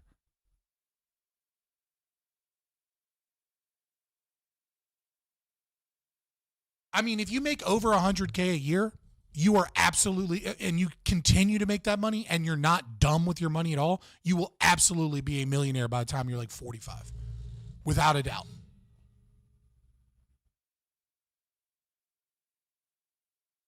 I mean, yeah, sure. You can, I mean, there are trade-offs moving to other countries. I think I'm actually going to be talking about this tomorrow on This Is Revolution. Okay, so remember how I said I didn't know how long it would take? It seems like I'm 40 minutes into this, and we are 2 minutes and 42 seconds in, and he hasn't even started talking about libertarianism. It's just me getting triggered by him saying dumb socialist stuff. Even more triggering than like me talking to communists. I unironically really enjoy talking with like Midwestern Marks. Like I want to continue talking with those guys because they're high IQ and they're well read, and I've read the literature enough to like not just be a dumb conservative that comes in and says shit that like doesn't match with what they're saying, and I can have a genuinely intelligent conversation with them, and then we can get into a little debate back and forth. People like this are like so fucking full of themselves, and so like they're usually the smartest person in a room. And so, but they're like, they get online like, and it's like, and they consistently say dumb shit, because it's like being the smartest person in a room just means you're the smartest in 10 people. Like, that's not really that impressive. I mean, it is impressive. It's awesome for you, but like, but they just like, it's like fake it till you make it, I guess. I don't know. Podcast, but they, you know, in the beginning of no, dumb socialist is not redundant. There are plenty of intelligent socialists. It's a political ideology. In fact, the smarter you are, the easier it is to believe in contradictory ideologies, because reality hits you in the face, and when you're dumb, you don't know how to contend with it. But when you're smart, you can wrap your head around your own cognitive dissonance, and you can just maintain, like, you can just find a way for reality to no longer conflict with your ideology. So the smarter you, like the more radical your ideology is, the more likely it is that you're high IQ. This is even true of fascism, though the entry-level fascists are usually retarded.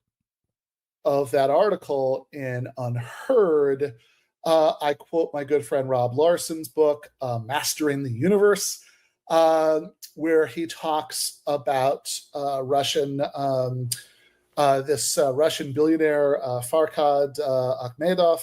Dude, this dude is still just on a fucking tangent. Hasn't said anything about libertarianism yet. Who's who is often mentioned in the press as an oligarch. And fair enough. That guy is so rich that he has this super yacht that features a pair of helipads, a small submarine, and a pool that goes across 9 separate decks. According to Rob's book, one of Akhmedov's main concerns is making sure. So he spent the time arguing that our billionaires are worse and have more power, and they're more like oligarchs, and then immediately describes a Russian oligarch as being absurdly and unimaginably wealthy in terms of like conspicuous consumption. What? This is the type of shit I'm talking about. Sure that his ex-wife's lawyers don't get possession from him of his yacht, which he calls his beast. So that's a really, really rich guy, right? You know. Well, yeah, I mean, like, that's fucking. I feel like my grandpa would have called like his fucking 14-foot boat the Beast. He didn't, but that just sounds like something an old white dude would name his fucking, especially like a Russian guy. Like, that's not. Like, he calls it the Beast. Like, what is the emphasis on that? That's just extremely rich. So, but if Akhmedov lived in America instead of Russia, his net worth would not even put him in the 400 richest Americans. 400 is a really interesting number that Ben Burgis brings up here, because Forbes does a list, okay? And this is why the term oligarch is used this way. So Forbes 400 most.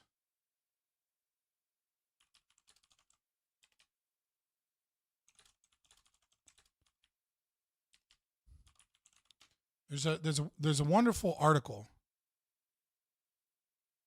Here we go. Let me see if I can find. So here's one from October 2024. Okay. 400 wouldn't even be in the 400, right? Forbes has a really interesting thing that they put out, research that they put out. And what they do is they goes the 2024 Forbes 400 list of wealthiest Americans, facts and figures. Okay. And what if we look at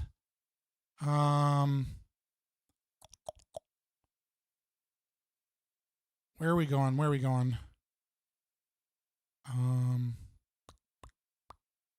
One of them's the only owner of OnlyFans, hilariously enough.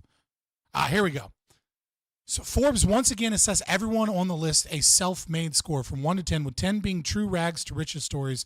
Those remain rare, just 25 out of 400. So if we go to their self-made, Bitch, don't make me fucking... Why are you making me do this? What the fuck is the, what is it called? The fucking website? Wayback Machine. Okay.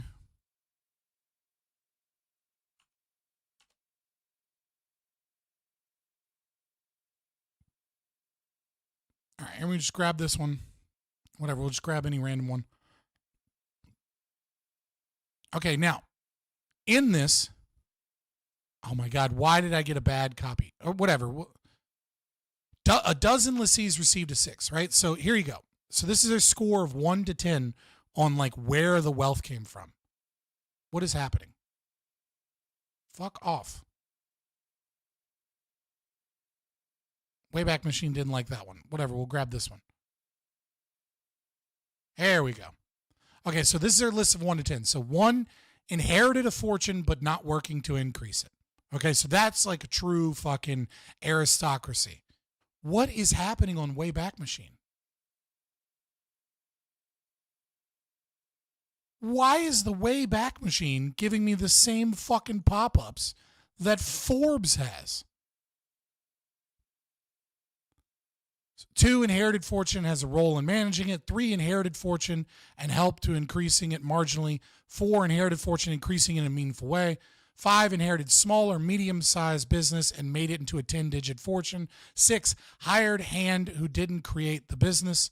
7, self-made who got a head start from wealthy parents and money background. 8, self-made who came from a middle class or upper middle class background. 9, self-made came from a largely working class background, rose from little to nothing. 10, self-made who not only grew up poor but also overcame significant obstacles.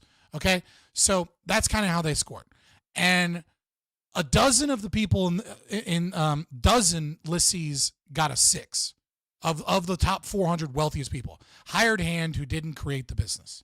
Okay, so they're like somewhere in between, like upper middle class kind of situation. Okay, meaning they got ultra rich as a hired hand brought on to run a big business, including former Google CEO, former eBay, Hewlett Packard CEO, Meg Whitman. The most common score held by more than 1/3 of the Forbes 400 remains an 8. So the most common score held by over 100 people, okay? Sorry, by over 1/3 is an 8. So that's not 8 or below, but 1/3 of people are self-made who came from the middle class or upper middle class. Okay, these are kids that went to fucking public school that grew up in the suburbs. Fucking 1/3 of all of our fucking billionaires are like public school suburb kids. Of the 267 self-made list members, only 25 earned a score of 10. Okay, so about 5% came from abject poverty. So it's like, he's like, if he was over here, the wealthiest of the 10s is the digital trading pioneer Thomas Pitterly, who at age 21 left Soviet-controlled Hungary and arrived penniless to the United States. Rags the richest story perfectly went on to found Interactive Brokers in 1993 and now boasts an estimated net worth of $40 billion. So it's just like, it's interesting that he picked the number 400 to be like, if he was over here, he wouldn't even be as rich as the top 400 people. And yet, well over 1/3 of those people, right, like something like 40% of those people all came from like the middle class. And a majority of all of them didn't inherit any fucking wealth, right? Like they either were self-made from the middle class or poor, or they like came from like an okay, wealthy, upper middle class family, rich parents, but like went to Harvard, got connections, became like, a CFO of some company, busted their ass, became a CEO, and then like started making a bunch of money, like, by jumping from one CEO and being so valued that they became the CEO of another company. Like the overwhelming majority of these people worked their fucking asses off and got no inheritance whatsoever. So Ben Burgis being like, oh yeah, this Russian oligarch who, utilizes state power and has been stealing wealth ever since privatization. Like if he came over to America, he wouldn't even be as rich as the top 400 people. It's like, well, most of those people actually fucking earned their wealth. At least to some degree. Obviously, like I said, most billionaires are going to be inheritance does not ensure success at all. Totally true. But like most of those people are going to utilize state contracts and power and regulation in some way, shape, or form or another. Like I don't know any billionaire that hasn't engaged in something somewhat nefarious in terms of that. Maybe they exist. I don't know. Early history of the Vanderbilt. Never mind the kind of wealth that you have. It's kind of a different America, but fair enough. With Jeff Bezos or Elon Musk, both of whom are literally hundreds of times richer than Farhad Akhmedov. Right now, Musk has literally been empowered by Donald Trump through Doge to do a kind of self-inflicted version of post-Soviet shock therapy, slashing and burning through our already shriveled regulatory and welfare states. He's been targeting USAID. Like, I love how it's like he's coming after our shriveled welfare states. Like, I get that you're a socialist and you want a giant fucking welfare state. I don't know how that works out for a lot of other people. Like, one of the things that's very interesting is, like, talk to people from Norway, right? And, like, when I started talking to people from Norway, one of the things that I noticed is there are people in Norway that are making, like, $60,000 a year and they're poor. Like there are people like these really high welfare states where they use all these metrics about like their healthcare, and it's like, yeah, you don't have gun deaths, so like of course you're fucking, you know, your life expectancy is higher than ours when we have like somewhere between 20 to 40,000 gun deaths a year, depending on how you measure it. You're not even taking that shit out. Of course, yeah, your life expectancy is higher, but they'll use like these little cherry pick data points as a means of like determining what's going on in those countries and talking about the raving success of those. But like when you have like a regular ass job and you're standing in a bread line, like that does something to you. That does something really, really fucked up to you. And like, it's just really interesting the way that they go through it. So let me, this is not true. Sorry. Majority of millionaires became millionaires in a single lifetime. Yeah. It's something like 70% or I don't, maybe it's not 70%. I have to look at the data again, but yeah, like a majority of millionaires do it in a single lifetime. But again, that's kind of what I'm talking about. It's like a millionaire isn't really that crazy because like, if you're planning for retirement, like that's just a middle-class retirement at this point.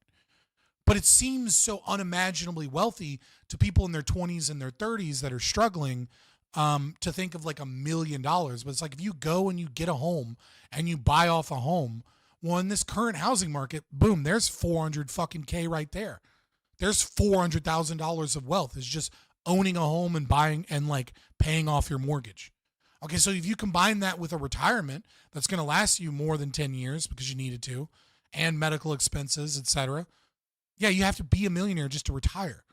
So it's like the hatred for millionaires is like young socialist types that don't understand. I'm with the amount of like fame, popularity, and shit that Ben Burgis is having, he's probably a millionaire at this point in his age. Like Floyd Mayweather is a good example of retiring with lots of money with proper investments. I just wrote about that for Jacobin, but even putting aside that extreme example, in general, when that extreme example is him getting rid of the regulatory state that is like funding the NGOs through USAID so far. The work that Elon Musk has done thus far is tried to point out inefficiencies like our social security system having massive amounts of people that are obviously dead, but some of them are still getting checked somewhere and we haven't figured that out. It's looking at mainly the biggest target was USAID, which is a device of the ultra wealthy to buy influence and power and networking and corrupt politicians.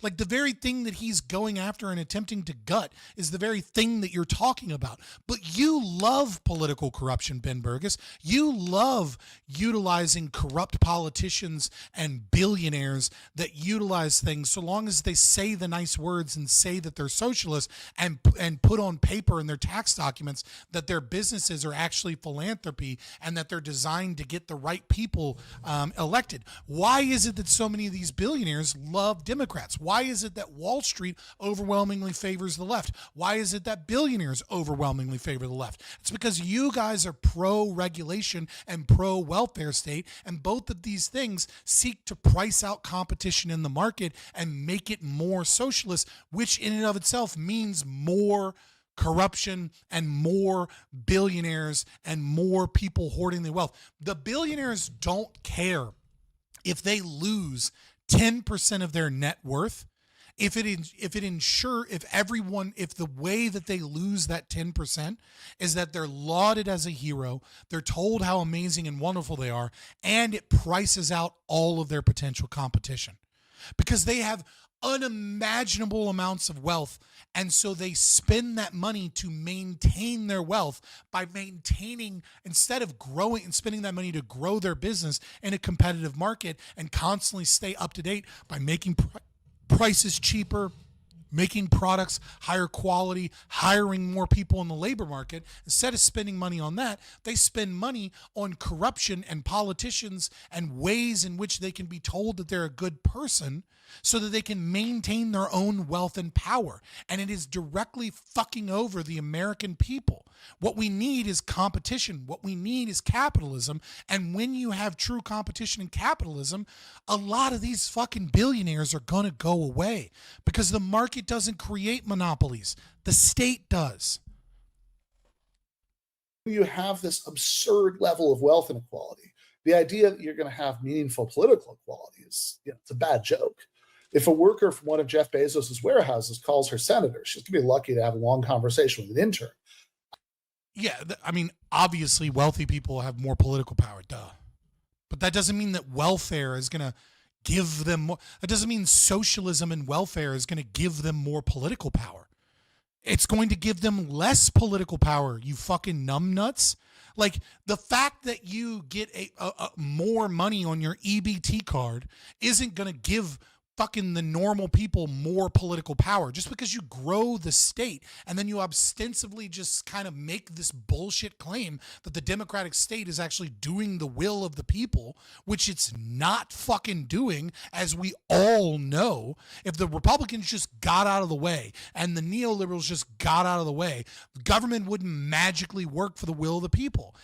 What it's going to do is it's going to center more power around those that have political sway, because the government is bigger and thus more easily corruptible because there's just more shit to corrupt, which is going to isolate power amongst those billionaires that you're talking about. Like, yeah, I agree that, like, the maid Consuela fucking doesn't have the same political power as Jeff Bezos, but more socialism isn't going to give her more political power. It's like, well, if we just made everyone unionized and then we forced everyone to pay union dues, all of a sudden the unions wouldn't be corrupt and you wouldn't have union bosses that magically become billionaires and work and have union bosses that switch places with fucking hedge fund CEOs and and work on all of these NGOs that help getting Democrats and other neoliberals elected. Like, none of that would happen anymore because we made everyone pay their union dues and we gave them more power and more influence and more programs. So of course all of that would stop. Like, dude, just use some common fucking sense.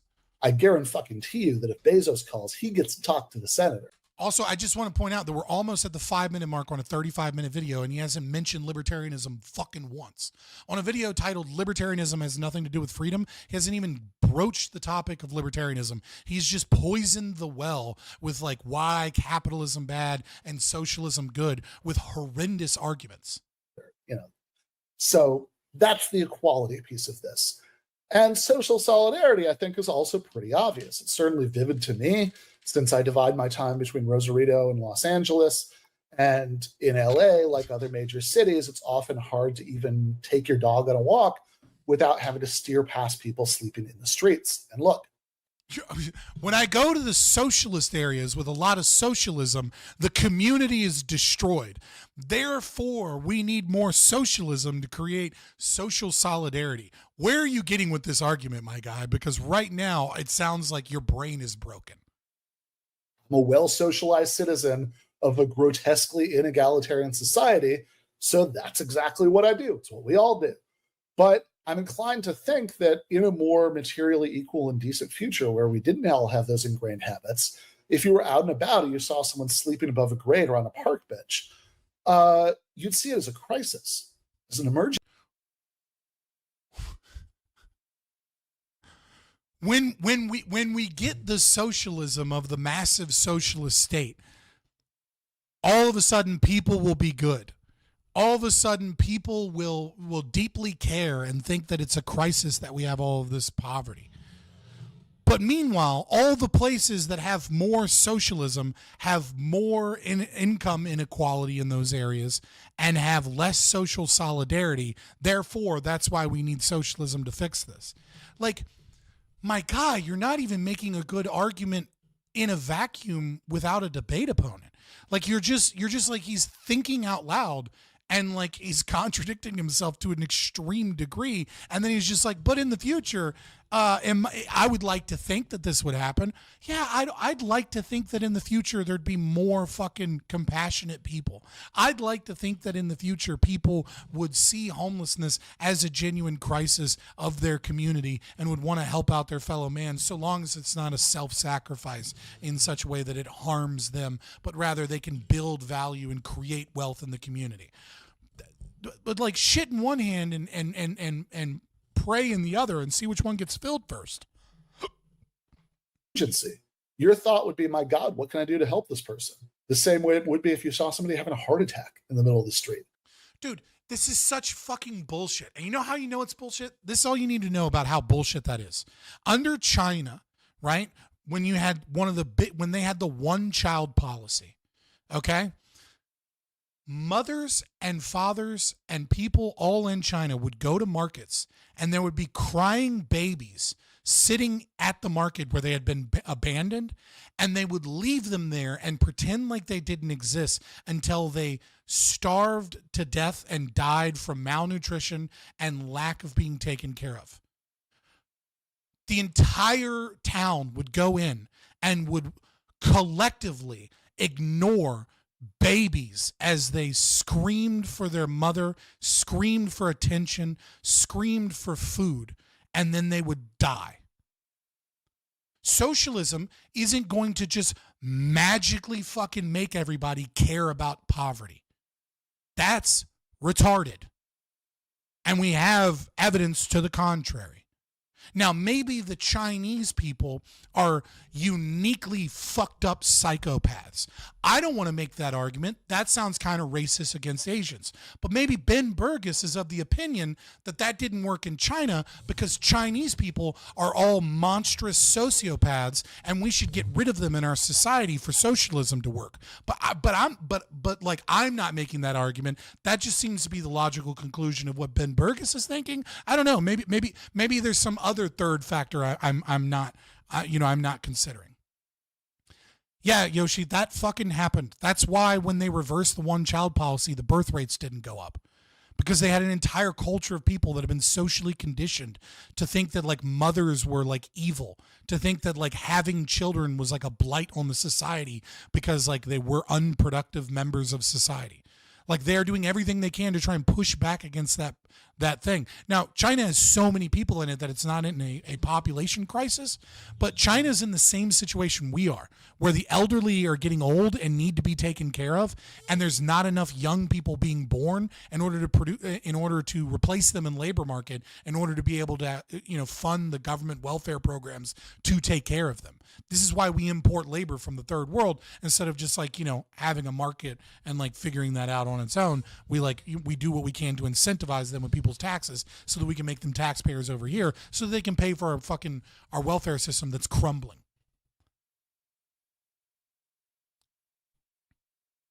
But the difference is that like their birth rate situation is a problem.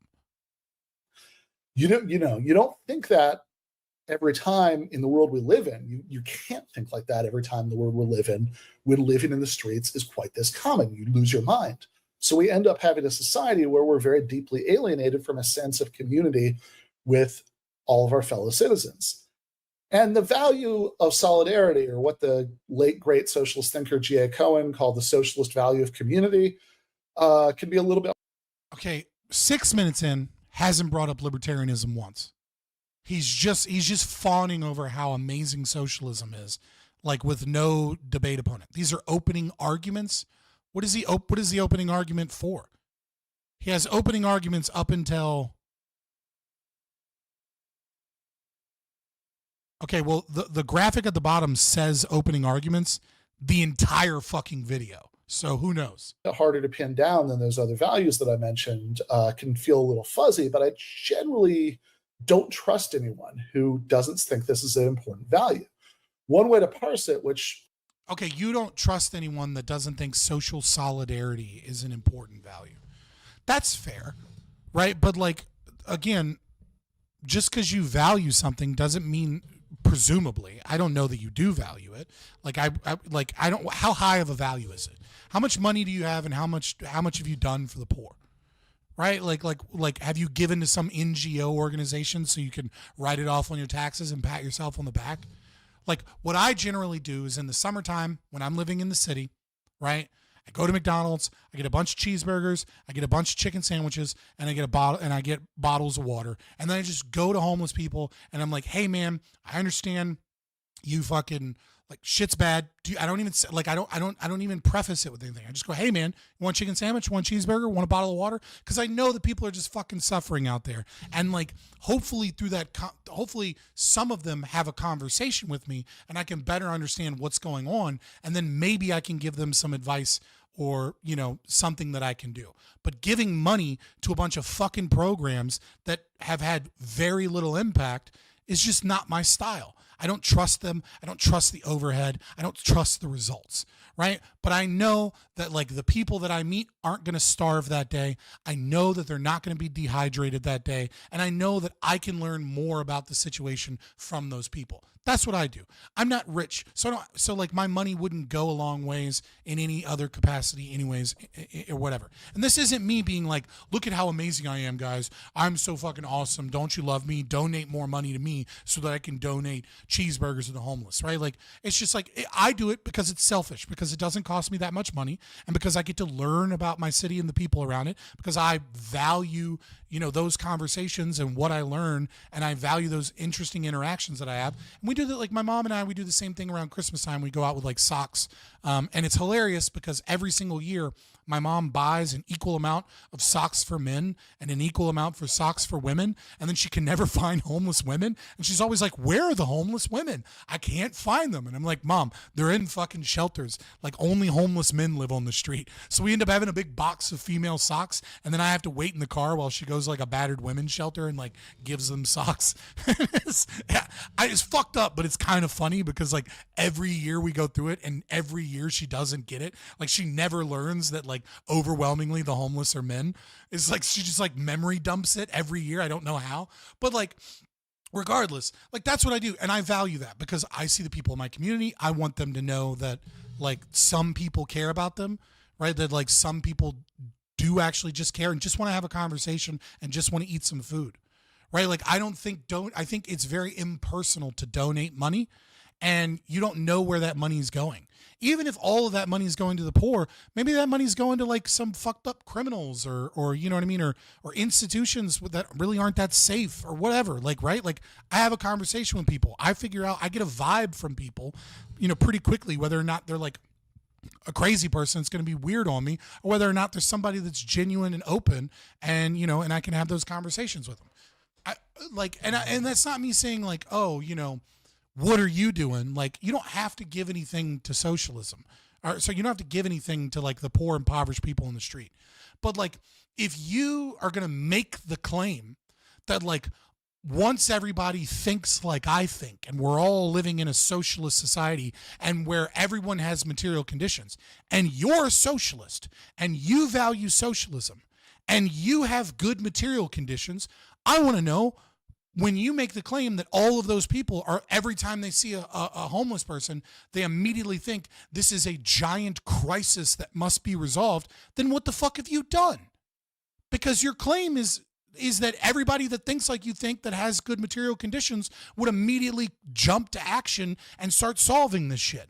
But you have good material conditions and you're a socialist and you think like you think. So like, what the fuck have you done? And what successes have you seen, and what have you learned from those successes about how to solve the homelessness crisis? Because if all you've done is read about shit and go, oh, isn't that horrible? Well, if only we had socialism, this wouldn't be a problem. Ugh, stinky poor, get away from me. You seem crazy, and I'm too much of a pussy to have a gun to defend myself. Ugh, crazy person. And like, if that's all you've fucking done, then sit down and shut the fuck up. Please, for the love of God. I should say is a bit different from how Cohen would think about it, but I think it gets to much the same point, is that just having a society, like solidarity means having a society where we just fucking Pokemon cards when you're homeless. That's funny. Design our institutions in such a way that we treat every single person as if they were part of the community of who we actually give a shit about. No, you shouldn't treat everybody equally as part of the community. Like this is like a made up value of equality that nobody enacts in their own life because it's not true. Right? He's unironically doing the meme where like people, like the chart of like how much people care about other people versus like the in-group versus out-group preference. No, you're not supposed to care about fucking strangers the same way you care about your fucking family and friends, because you know your family and friends and you're able to adequately figure out whether or not those people bring life to, bring pro-life value to you, to your family, to your community, right? Like you're supposed to maximally care about your kids and your wife or your husband, right? And then you're supposed to care a little bit less, but more than the average population of like people at your church or at like your fucking D&D game or like your fucking whatever it is that you do where you share values with people, where you understand them to a certain degree, where you're able to ferret out those that are infiltrators and those that are genuine and those that actually share your values. You're supposed to value them more. You're not just supposed to value everyone equally because there's some fucking human, right? Some humans are pieces of shit. Some of them are rapists and murderers or, complete and utter psychopaths, or serial killers, whatever. Like some people are bad people and you're not just supposed to just sacrifice your life and what you should be doing to grow the goodness in your family and in your community and sacrifice the growth of good in the world so that we can maximally equalize, the resources towards those people that use resources towards destructive means, destructive against your personal values. Like that is a mentally ill position that comes from ideological indoctrination, and it's bad, and you should feel bad. Also, 6 minutes and 36 seconds in, and we still haven't discussed in any way, shape, or form libertarianism. That we don't just tell them best of luck, but you're on your own. And lest anyone misunderstand this point, I'm not saying that we all need to take fraternity, so literally that, you're every bit as invested in every random stranger on the street as you would be in like your own literal brother or sister having a life crisis and ending up on the streets. Obviously.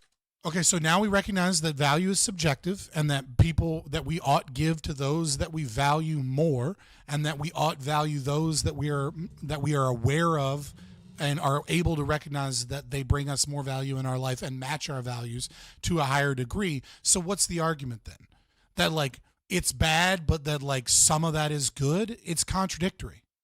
So he recognizes everything that I said, but he's saying, but now you're bad because you must value destructive people that are against the growth of your values and what you know, and sacrifice your own well-being, your community's well-being, the well-being of your family, and the progress of the things that you value towards those that you have no knowledge in and that you don't value because they're humans, because they deserve to be leeches on you and deserve to be leeches against those that bring you value and those that bring the world value.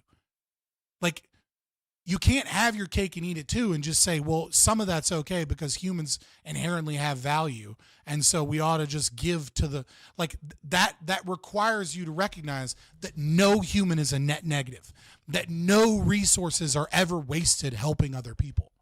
And they go, oh, but I'm going to do this utilitarian calculus and assume that like some of it's going to help in some ways. Well, I don't want to do a utilitarian calculus on fucking what might help some fucking stranger. I want to do my own goddamn calculus with my own goddamn money. And I want to give money to the things that I value because they match my values, because your values and my values aren't the same fucking values, Ben Burgis.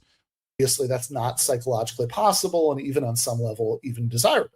We're all naturally and inevitably somewhat partial to particular people who are emotionally connected to. That's as it should be.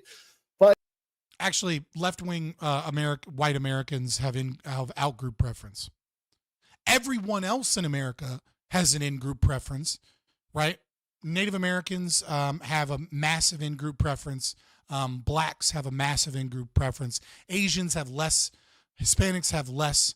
And then white conservatives have less of an in-group preference than the conservative and the left of all other races in America. And then left-wing white people in America have a out-group preference. They prefer strangers over their own family, over their own community. But, we all, as Thomas Nagel put it, have our own lives to live. But the point is that when we come together as a society to construct social and economic and political institutions, what we come, like the society meme. Okay, so when we come together and we construct institutions, economic and political institutions, what we want to do is create collective institutions that really are impartial, that really aren't indifferent to the fate of. No, that means that you've created institutions that don't select for values. That's gigatarded. That's extremely dumb.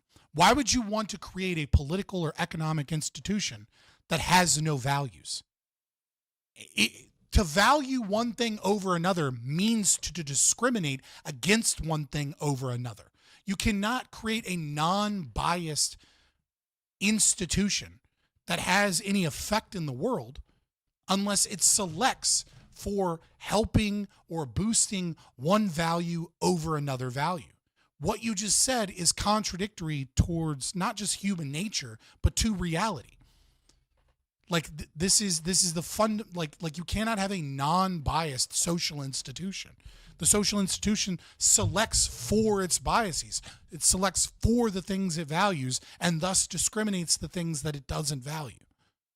Now you can say, I believe that our social institution shouldn't select for socioeconomic status. Okay, well, how are you going to have an economic institution that doesn't select for socioeconomic status? What are you talking about? That wouldn't be an economic institution, would it? Are we going to give welfare to everyone? Are we not going to discriminate on welfare?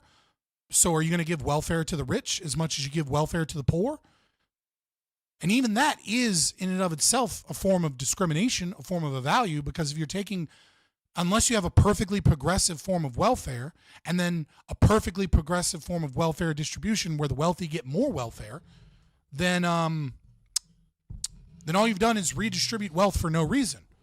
So if you're redistributing wealth to balance out wealth inequality, then you have a social institution that has a bias against wealthy people for the benefit of poor people. That is a bias that you value, that you created that for. But to say that we're going to have all of these institutions without bias is to just fundamentally misunderstand in every possible way, like what reality is. Like that just goes against reality. It's contradictory. A cannot equal not A. You can't have a fucking institution with no bias that then engages in fixing things in the market or within people or balancing things out towards values that we prefer. That's a bias. So either it does nothing and other than like siphon wealth or siphon time or siphon resources in some capacity, which is stupid, or it does do something and it's biased. Anyone in that society. Okay, so like I said, I think equality and solidarity are maybe straightforward enough. What I really want to talk about here is the third one, which is the one libertarians are most eager to claim for themselves, which is, of course. Okay, so now we've, for the first time, brought up libertarianism. And by the way, libertarians are for social solidarity within our own communities and within values and allowing the market to actually adequately express those values. So we're for more social solidarity than you guys could ever be. You're correct. We're not for equality. That's true because nature isn't equal. It's anti-reality. You have a value that is against reality. Human being value is subjective. And human beings differ in circumstances, in skills, and in their bodies. So long as human beings have different levels of intelligence, different value systems, different cultural contexts, different IQs, different levels of dexterity, whatever it may be, and they have different values, then you cannot have equality. That is what makes a functional society. Like, we're not the Borg. We're a group of people with all of these differences, and we have different values, and then we engage in capitalism to trade. Dude, I need to reset my fucking YouTube thing. My chat is like going hard, but it seems like chat's dead on this end. Like, you can't, like equality in the way that you mean it is a myth. It's an ideal that's contradictory with reality that you're trying to force upon people. And because of that, it's an asymptote, right? Like, no matter how much welfare distribution you have, no matter how many socialist programs you have, you'll never achieve equality because equality is impossible to engage in. And those differences will then highlight themselves in different areas as you equalize areas by other means. And every time you do this by taking the most valued resources away from their most valued means and redistributing it. So what does that mean? That means that you destroy growth and progress based upon the values that humans have every single time you try and force this level of equality in one domain. Every time you try and force equality with socialist programs, you do so at the cost of human innovation and human liberty. It is definitionally so, to achieve an unachievable goal. Liberté, right? Freedom. In that Case for Democratic Socialism essay in Marion West, I quote a speech that Abraham Lincoln gave in 1861 when he was defending the system of free labor in the North as morally superior to slavery, which is, of course, correct. And in the course of that, he was essentially touching on concerns that people had even then, that even in capitalist free labor, there are still potentially problematic relations of domination and exploitation. So Lincoln says, okay, why are we so the very first time we bring up libertarianism, it's immediately associated with our love of free white labor or something. Like, this is a very strange example. I want to see where it's going, but it seems like he's really trying to poison the well, right? He gave us 8 minutes straight of socialist propaganda that has nothing to do with an internal critique of libertarianism, because he's not doing an internal critique. He's saying, I'm a socialist and I'm so morally superior and I'm so much better than you. And then we finally get to libertarianism and we're talking about Lincoln's arguments for free white labor and how that can be problematic. Yeah, I guess. Like, what does this have to do with libertarianism? At one point in that speech, that there is no such thing as a free man being fixed for life in the condition of a hired laborer. That line makes him sound like a socialist, but he wasn't.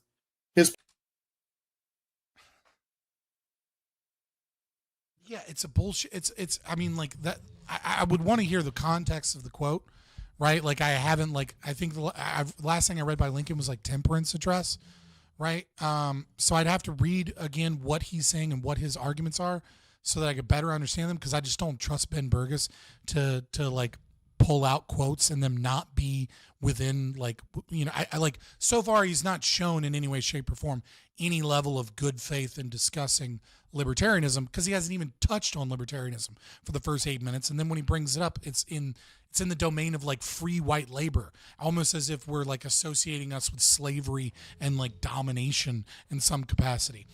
Even though we're obviously against these things, even though Lysander Spooner fucking fought for the North for abolition. You know what I mean? Like what? Like, this is before libertarianism even existed, number one. And like, of the people that we would consider to be like our forefathers, you know, the anarcho individualists that were, you know, arguing about IP and private property rights and things of that nature at the time, Lysander Spooner, who wrote a Constitution and No Authority, is a fucking abolitionist that fought for the North, but hated the way that war was conducted and critiqued that war very well, I think, in my opinion. But setting all that aside, like, let me get through it and kind of like, I'm not going to critique Abraham Lincoln here, because I just don't I don't believe his interpretation is going to be an honest one in this context. Hired laborer. That line makes him sound like a socialist, but he wasn't. His political vision was limited to replacing slave labor in the South with capitalist wage labor. Lincoln acknowledged that the capitalist system would. His goal wasn't capitalist. What like Abraham Lincoln wasn't a big fucking capitalist. ANCAPs hate Abraham Lincoln. The concept of like free white labor was an appeal to the racists in the North that they couldn't compete with slave labor. But this isn't like capitalism just because it's not slavery. Is it more capitalistic than slavery? Yes. But this is at a time where the North was siphoning massive amounts of tax funds from the South via tariffs into their own political coffers, from people that own massive amounts of stock in the railroad industry, and were just giving away massive amounts of tax dollars that increase prices on everyday Americans so that they could give massive amounts of money to robber barons that were building the railroads and then creating company towns along these railroads, because they were then given massive amounts of land on top of getting massive amounts of tax funds to build it. And then they were just given land so that they became the owner of. Like, that's not fucking capitalism.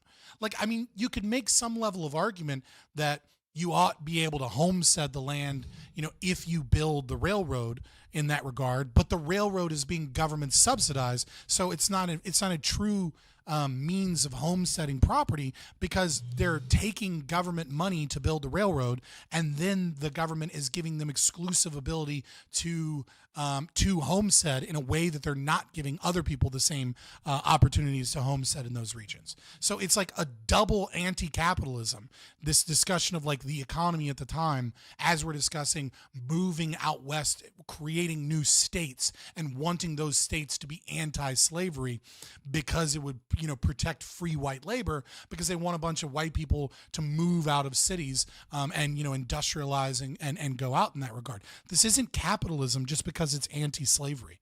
Like, this is like, and why are we discussing libertarianism, and we're going back in our nation's history long before libertarianism as a philosophy even fucking existed. Like, libertarianism, Rothbard didn't exist. Like, the closest thing that are contemporaries to this time still come, you know, are Lysander Spooner, Josiah Warren, you know, Benjamin Tucker, maybe Voltairine de Cleyre, right before she became like more of an anarcho-communist, anarcho-syndicalist variety. Like, these are our forefathers in this time, but they're not libertarians. They're anarcho-individualists. They don't have modern economic philosophy. They're not Austrians. They don't believe in like marginal revolution. They don't have, you know, the exact same views on property, and like the non-aggression principle hasn't been created by Ayn Rand and then adopted into libertarianism via Rothbard and then later improved upon. Like, this isn't a fucking critique of anarcho-capitalism or libertarianism. This is 8 minutes of him talking about how wonderful socialism is with bad arguments, and then him going back to the Civil War to talk about like fucking capitalism such that it is under Abraham Lincoln and like the racists that wanted free white labor. Be a system of deep and genuine freedom if workers had to spend their whole lives as workers, but he insisted that this would not happen. Instead, the prudent, penniless beginner in the world would work as a hired laborer for a while, then he could save up a surplus with which to buy tools or land for himself, work on his own account for another while. What is the fuck is this idea of like, it's like he just keeps using air quotes that like an industrious person would be able to do these things. Like, yes, it was harder back then. Like during Abraham Lincoln's time, this is the very beginning of industrialization in America. Like, what the fuck are you talking about, dude? Like, the overwhelming majority of people are subsistence farmers, and there's an aristocracy. Okay, this isn't free market capitalism such that it is, but as industrialization occurs, yes, some of this occurs, but again, this is not free market capitalism. This is not libertarianism. This isn't a critique of libertarianism. This is a critique of like what the labor markets looked like during America and the Civil War, and it's conveniently leaving out all of the massive anti-capitalist practices that go into this. And eventually hire another beginner to help him. And these fucking air quotes, I'm like this smug little fucker. And as much as I revere Abraham Lincoln, if we're honest about this, the idea that everyone who's sufficiently hardworking and prudent can be upwardly mobile through the class hierarchy was already wishful thinking in 18. Okay, what do you mean already? It was more wishful thinking then than it is now. Upward mobility is better than it was in 1861 now. It has gotten better.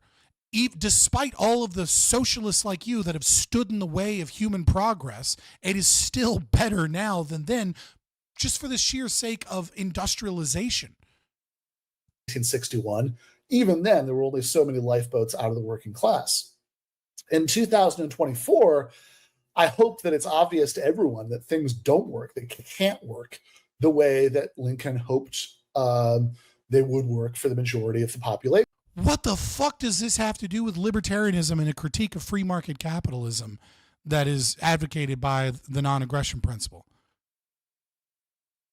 What the fuck is the title of this video? Libertarianism has nothing to do with freedom. He's going on a rant about fucking anti-capitalist Abraham Lincoln, who was a very left-wing economically for his time, especially. And like the argument for free white labor being better than slavery and saying that like hardworking people would pull themselves up. Yeah, that happened. That doesn't happen for everyone. Like, yeah, that's just like, oh God damn it. But who's been on the show before. Oftentimes people who nod along with libertarians say, oh, look, why do you talk to this lunatic who's here? We're both too dug in way. That's Republican with a small, is that whether people work together, but half of our waking lives that most adults spend at work through some sort of back. And while class, I don't remember where I was. I'm trying to find it. Sorry. Upper middle class professions to grocery stores, people, the arithmetic doesn't work.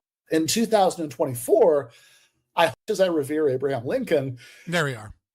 Jesus Christ. It looks like he's talking about libertarianism now. But his introduction to it has been absolutely trying to poison the well by like, I guess, bringing people to realize that capitalism didn't work by lying about the fact that there was some level of capitalism there. I mean, like, yeah, it was more capitalistic than slavery. Sure. If we're honest about this, the idea that, I mean, like, can we look at any fucking economic data and compare the lives of people in 1861 versus the lives today in terms of their material conditions? And yeah, it didn't work out perfectly, but it's certainly a lot fucking better. Everyone who's sufficiently hardworking and prudent can. This is Ben Burgis, supposedly making an anti-libertarianism video. So far, he's just talked about how amazing socialism is, and just now brought up libertarianism in the most insane comparison, trying to draw it to like Abraham Lincoln was a libertarian. Like, you know, the guy that fucking arrested war journalists, the guy who fucking, you know, refused to take POW prisoners because he knew that his own people would starve and rot to death from disease, and that would cost the South money, even when they were trying to do prisoner exchanges, and eventually they were like, please just take your soldiers, we can't feed them and we can't ensure that they won't get sick and die. He wanted them to make that sacrifice so that he could, you know, end the war quicker by draining the resources from the South, so he wouldn't even take his own soldiers. You know, the guy that may have killed 1 million fucking black people in the contraband camps because he freed black slaves, but instead of like allowing them to come into New York and allowing them to come into cities and, you know, creating these wonderful socialist fucking programs to, you know, integrate them into the economy, he put them on fucking plantations and slave camps and called them contraband camps and fucking worked a bunch of them to death and separated them from families. Like this guy that fucking shut down printing presses. Yeah, this guy that, you know, enacted massive amounts of slavery, you know, massive amounts of taxation, that started wars, that, you know, that told Grant to just keep throwing bodies, you know, because he was angry that soldiers would retreat after they got routed by, Robert E. Lee. So that, you know, that's why we have fucking things like Cold Harbor, which is like one of the worst fucking massacres in a war that have like ever existed over, like, it was a 6-day period. right? Like what the fuck are you talking about? This guy's not a libertarian. He doesn't have any libertarian ideas. The only thing he said was he had made an argument for free white labor being better than slave labor. Be upwardly mobile through the class hierarchy was already wishful thinking in 1861. Even then, there were only so many lifeboats out of the working class. In 2024, I hope that it's obvious to everyone that things don't work, they can't work the way that Lincoln hoped. Yeah, but they literally work better than they did, and that's not socialism, that's industrialization. They would work for the majority of the population. Just the arithmetic doesn't work out. We'd all starve to death without people picking up crops, people processing food, people driving trucks from processing plants to grocery stores, people stop. What the fuck does that have to do with anything? What? Hey, numbnuts. The idea that you just shit on was the idea that people would, for a time, engage in wage labor, and then as they gained wisdom and surplus, they would purchase their own tools, start their own businesses, and then hire the new people coming in that are young, and then build a business, and over time that they would build wealth and like reduce prices and things would be good. Okay? That part of that is true under capitalism. That's not what we had under Abraham Lincoln. It's not what we have now. But in what, how does that contradict with the idea that people need to pick fruits? There's no law of the universe that says that people need to pick fruits until they're 65. There's no, like what are you talking about? That people, that truck drivers exist. Hey, you fucking, you elitist, bourgeois, fucking socialist scumbag. Guess what? Truck drivers that own their own trucks make 6 figures.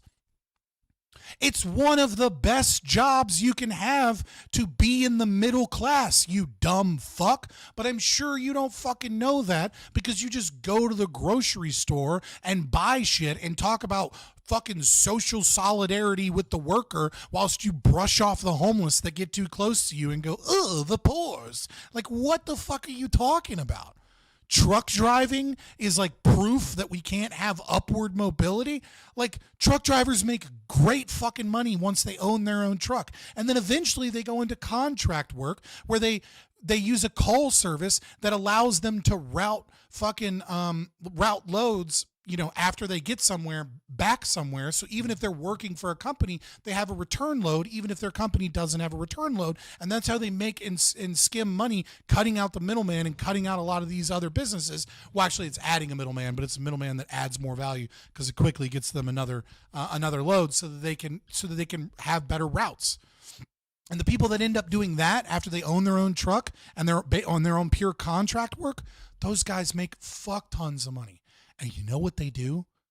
They go to when they get to a city, they go to a fucking Home Depot and they grab Jesus and they go, hey, Zeus, I'll give you $80 if you come with me real quick and unload this truck with me for 3 hours. So that they don't have to fucking do that because they make enough surplus money to do that. And then guess what? Jesus makes some money. And then Jesus goes, man, the truck driver's making it good. Maybe I ought to get my CDL. And then he gets a CDL and he works for a company and the cycle repeats. What the fuck is this dude talking about? Stocking shelves. Like, this guy isn't grounded in any level of reality whatsoever. It's just philosophical masturbation to talk about how awesome socialism is. And food. People driving. FYI, this is going to take me all night. This guy's got me fired up. Trucks from processing plants to grocery stores. People stocking shelves at grocery stores. And the rest. Those people can't all become upper middle class professionals in any truck drivers do become upper middle class. No, they don't become professionals. They don't become fucking men and women with useless ass college degrees paying off their student loan debt by working in a fucking cubicle somewhere. I don't know what to tell you. Yes, workers exist that make more money than those young professionals, but there's still plenty of them become upper middle class. What's the average fucking let me fucking ask Grok. What's the average truck driver salary of someone that owns their own truck? Let's see. Sorry, median. We'll do median.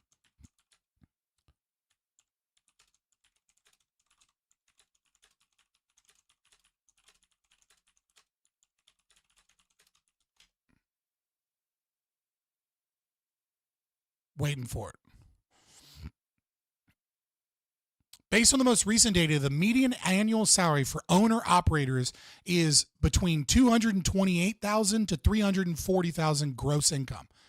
However, this is before several expenses such as fuel, maintenance, insurance, etc. After accounting for these costs, it's typically around $81,000. So that's the median. That's your normal person. Okay, after they pay for everything, upkeep, insurance, everything, they're making close to six figures for the median owner operator.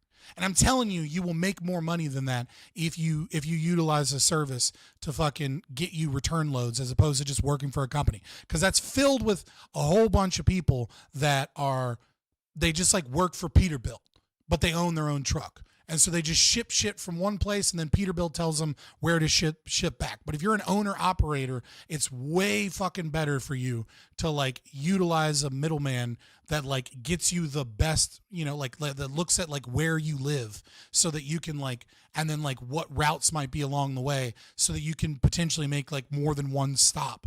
And like, so you can do like the back end of your truck has one stop and the front end of your truck has a stop that's like near your home. Right? Like I'm like, it's you can easily make six figures. Even over the course of their lives. In any technologically advanced modern economy, most of this labor just is going to be done by groups of people working together. The world of small farmers and independent craftsmen isn't coming back. Yeah, fucking capitalism and industrialization has evolved. You're literally talking, you're using as a frame reference for libertarianism an argument before the fucking assembly line existed. Like, no fucking libertarian is like, you know what I want? I want individual guilds because the guild system had too much cooperation. What the fuck are you talking about, my guy? And while class mobility, certainly hasn't ceased to exist in the 163 years since President Lincoln's speech, again, it certainly does exist, it's just not structurally possible for most of us to be capitalists any more than the laws of gravity would allow the majority of cheerleaders for themselves to. That's such bullshit. America's still, even with all of the bullshit that we have going on, America's still one of the few countries in the world where you absolutely can become a capitalist, and you absolutely, if all you need is hard work and wear a condom. That's literally all you need. Let me give you the fucking playbook to success for literally anyone above 80 IQ here in America. Real fucking simple, okay? Buy a lawnmower. Go to rich people's houses. Tell them you'd like to cut their grass for a small profit. Watch YouTube videos and learn how to get good at cutting grass. Keep doing that until you can make enough money to buy a truck and to get a better lawnmower and to get an employee. Then buy a nice digital camera. Create a YouTube channel that shows before and after pictures and videos of you cutting people's grass, because people love sped up ASMR footage of like an overgrown yard that then turns into like a perfectly cut fucking like golf course cut thing. Okay, now you have two sources of income. You have your small business that you own, which is, you're a capitalist now, by the way, it's even in the Marxian definition. Okay, you have employees whose labor you're exploiting some fucking how. And now you're also the owner of a business of your YouTube channel. Once you get a little bit more money, find you an editor on Fiverr. Now you no longer need to edit videos, and you can have high quality videos of for your YouTube channel whilst you grow your business and you go to rich areas doing this. Okay? Get more money, invest all of your money in your business. Okay? Then what you do is, once you get a good chunk of money, you hire a new crew, and you get trucks, and you insure the trucks, and you paint your logo on the side of the trucks, and you get business cards, and you get a website, and you can go on Fiverr and you can hire somebody to build you a website real fucking quick, and you get in the Yellow Pages, and you get on yellowpages.com, and you get Yelp reviews, and you work your ass off to make sure that you always give a good quality service and that your business is successful. Then guess what you do? Once you got a good chunk of money and you've got a good chunk of assets and you've got the business, you get a loan from the bank think you go to a city near you where the suburbs are starting to grow but haven't grown that much, and you buy a storage facility. Okay? And then you manage the business as a storage facility. And over the next 10 years, as the suburb grows and grows and grows, and the area becomes more and more dense, your storage facility becomes worth more and more money because you have a lot of real estate where people can store things as more and more buildings are building apartment buildings and things like that. And more people need to store things. Then you do this like 2 or 3 times. And then after you do this 2 or 3 times, guess what?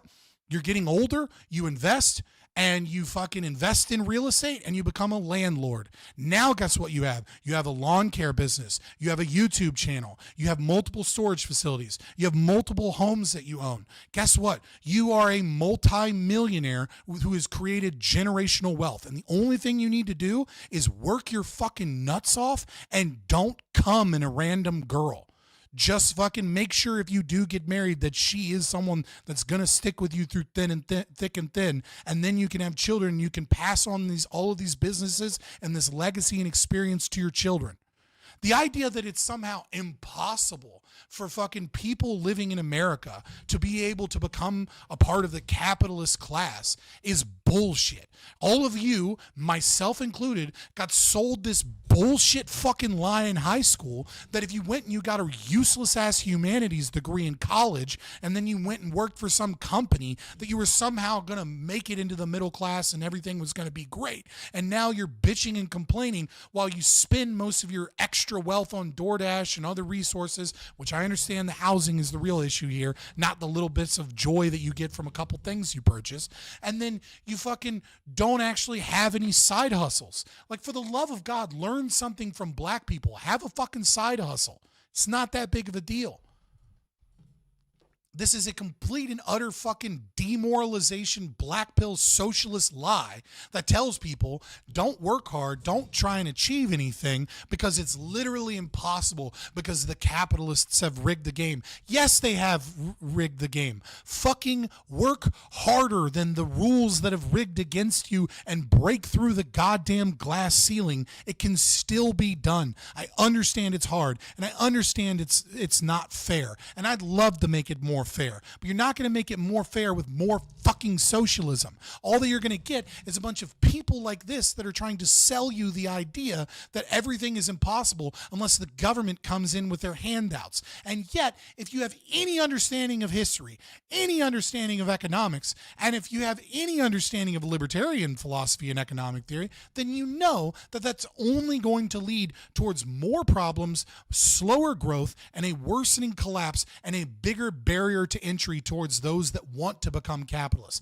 But stop spreading this black pill bullshit lie that people can't make it in this fucking country. Jesus fucking Christ. Nowhere in the world and throughout all of human history have more people been able to make it except for America. And America right now is like relatively like 2% worse than it was in the 1990s and the 1980s when it was at its fucking peak. Okay, I get it. It's getting worse. It's getting harder. But guess what? Every fucking instance of that has made those problems the way that they are. It's not AI and automation and the evil capitalists making TVs cheap. It's been fucking socialism every fucking time, dude. Into a pyramid to be on the top level.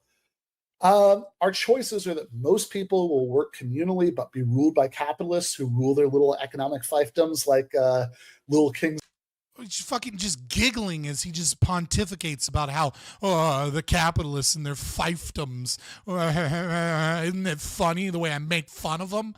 I don't have any fucking arguments, but I make fun of them real good, don't I? Aren't they like the racists that wanted free white labor so they can rule their little fiefdoms? Kings and queens, or that we're going to continue to work communally but extend democracy to the half of our waking lives that most adults spend at work through some sort of collective ownership and democratic.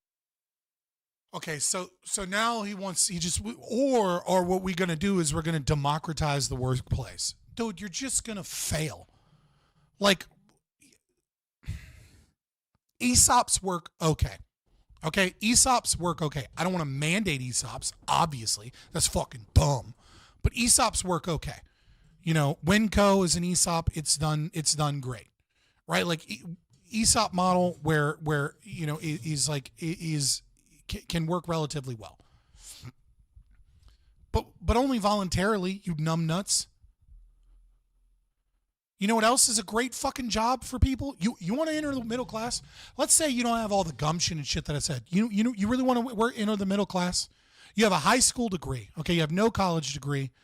Okay, all you have is a little bit of can-do attitude, but not enough can-do attitude to do what I described earlier. You want to enter the middle class? Real fucking simple. Get a job at UPS or get a job at Costco. That's it. There you go. Boom. That's all you have to fucking do to enter the middle class. There's no secret. That's it. That's literally it. Like, shut the fuck up. You fucking, you neoliberal, LARPing as a socialist, elitist prick. Out of control of the means of production. And by the way, it's only half because of the results of previous workers' struggles by those people that Walter Block calls parasites. So after that point in the essay, I spent quite a bit of time talking about what the logistics of an economically viable form of collective ownership might look like. But what I want to emphasize right now is that whether people...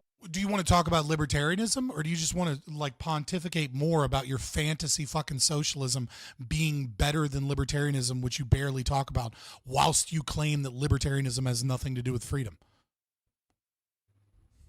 Libertarianism absolutely has something to do with freedom. It has to do with negative rights. It is the liberty to not be aggressed upon. It is the liberty to not have you steal shit for your dumb fucking ideas because you don't know anything about how the economy works, but you think once the good socialists are in charge, they'll be able to centrally plan everything. And you've proven by your fucking acknowledgments of how capitalism, how no person can make it into the fucking middle class, and how fucking truck drivers are these poor people that'll never be able to succeed in life. You have proved that you have no idea how even about the most basic concepts of our economy.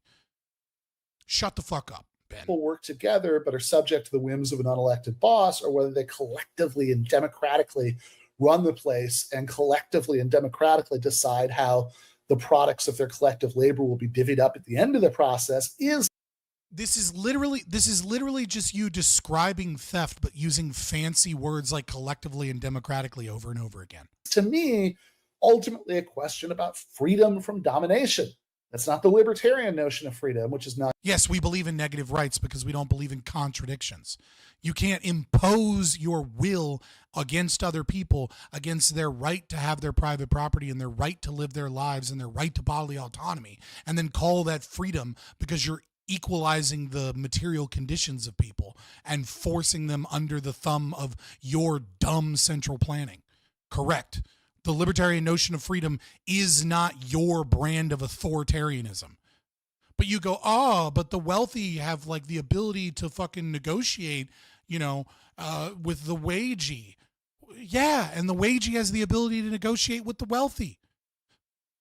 If your skills are so fucking valuable, if you bring something so meaningful to the table, then fucking negotiate what value you have. But if somebody else next to you is able to do just as good a job as you but cheaper, then guess what? Your price was too fucking high.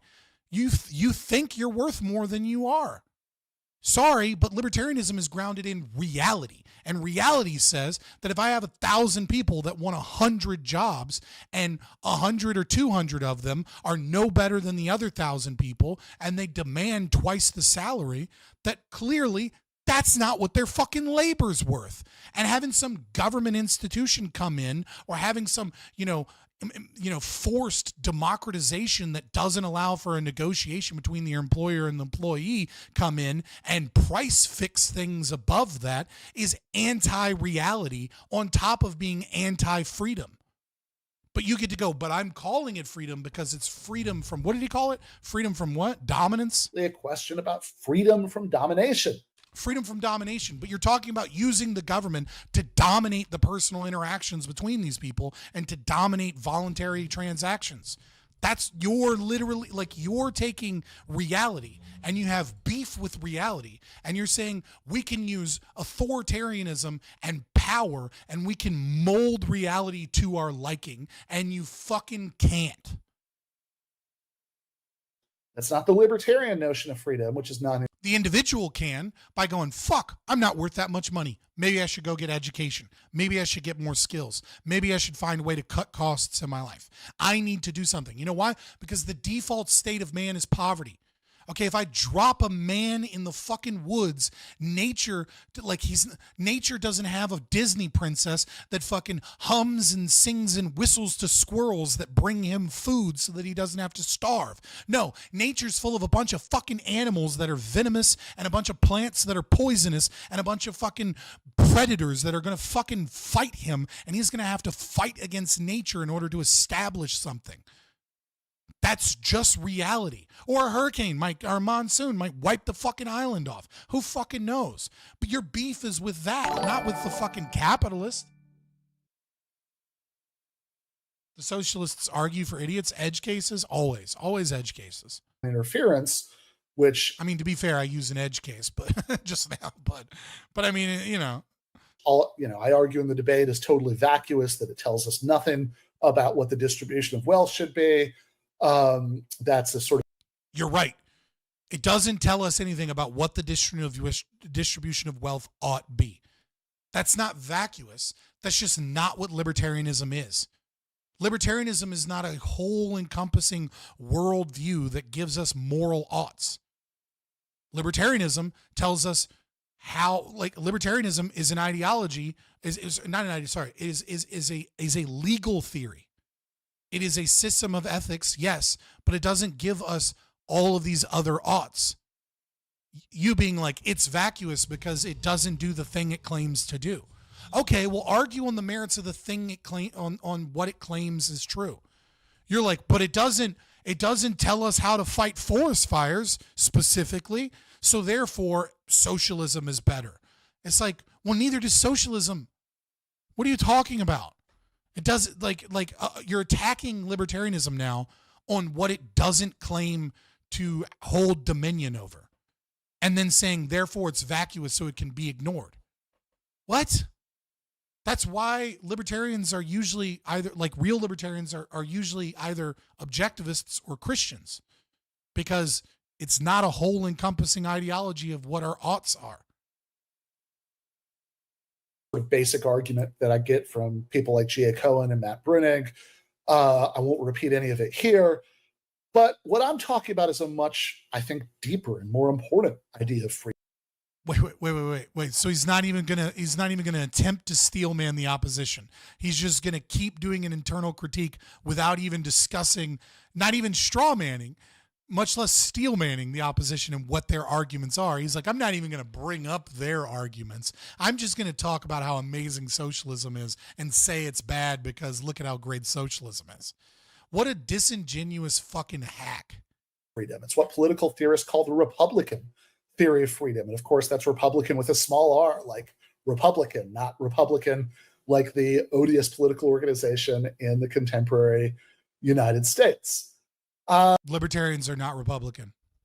And that, to me, is the biggest and most important disagreement that's revealed in debates like this, the disagreement about freedom. And part of the purpose of doing this kind of debate is to convince anyone who might be watching in the audience who's persuadable. I mean, it wouldn't be psychologically realistic for either Walter or I to hope to persuade one another. We're both too dug in way too deep on, the sort of fundamental worldview questions. But the No. I think there's a small amount of it that really wants me to break you down and force you to deal with your own cognitive dissonance until you eventually realize that you are, in fact, touting dumb shit. There's a small portion of me, but correctly, you're right that, like, predominantly it's for the audience because the audience is more easily swayed. But I do want to break down your thinking because ultimately I would like for everyone to be a libertarian. Goal is always to persuade whatever chunk of the potential audience is persuadable, or at the very least to plant some seeds that might help them. The meme is that I have a bad habit of being like, well, fair enough, or like, to be fair. I say it a lot. It's like one of my filler words. Be persuaded down the line.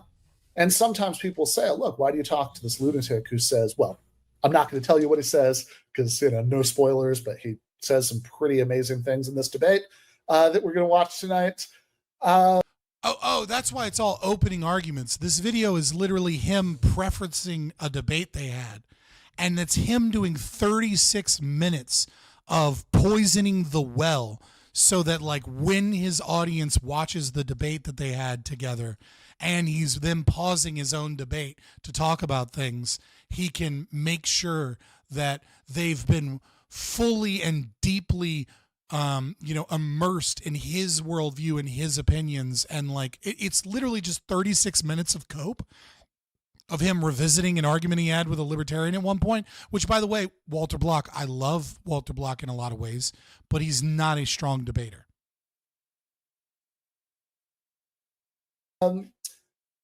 But, so the idea is, oh, well, anybody who takes this guy seriously is just unsalvageable. But I think that this fundamentally misses the point, even the part of the point that's about persuasion. Oftentimes, people who nod along with libertarian rhetoric about freedom might have second thoughts when they see where those libertarian principles actually lead. You might agree with the premise when it's a sort of floating abstraction and it's like specific meaning isn't all that clear. But then when you get to the conclusions that are logically arrived at from that premise, you get off the bus and really reconsider. Dude, this guy can't even put forward Steelman's, and he can't even figure out what the axioms of libertarianism are. So I sure as shit don't trust this guy to then go all the way down to what the logical conclusions of them are. And by the way, the logical conclusions of what? Libertarianism versus socialism? We've seen the end road of socialism multiple times. Hadn't been too pretty historically. I see tremendous value in that. I mean, you literally talked about democratic socialism being the road to which we see the ideals of the Haitian Revolution, which you talked about positively. So, like, if you're talking about the Haitian Revolution as like a positive Marxist revolution, I really don't want to see a world where those logical conclusions are taken all the way. Because that's a world where I have to hide in the mountains and kill all black people for fear that they're coming to kill me for being white. Yeah, I don't want to fucking see the logical conclusion of your shit. Get off the bus and really reconsider. I see tremendous value in that. Like, look, to name somebody who, I don't always agree with about things that are happening, at the moment in the left or whatever, but who's been on this show before. I think Sam Cedar is a master of this when he argues with.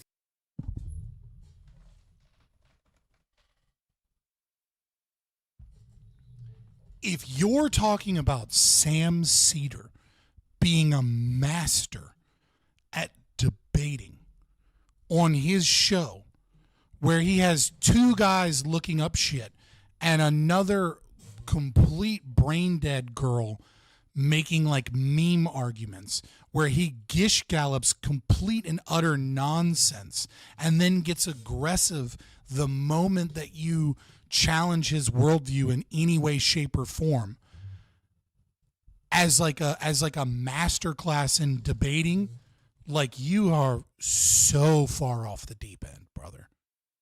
Like, I don't even know how.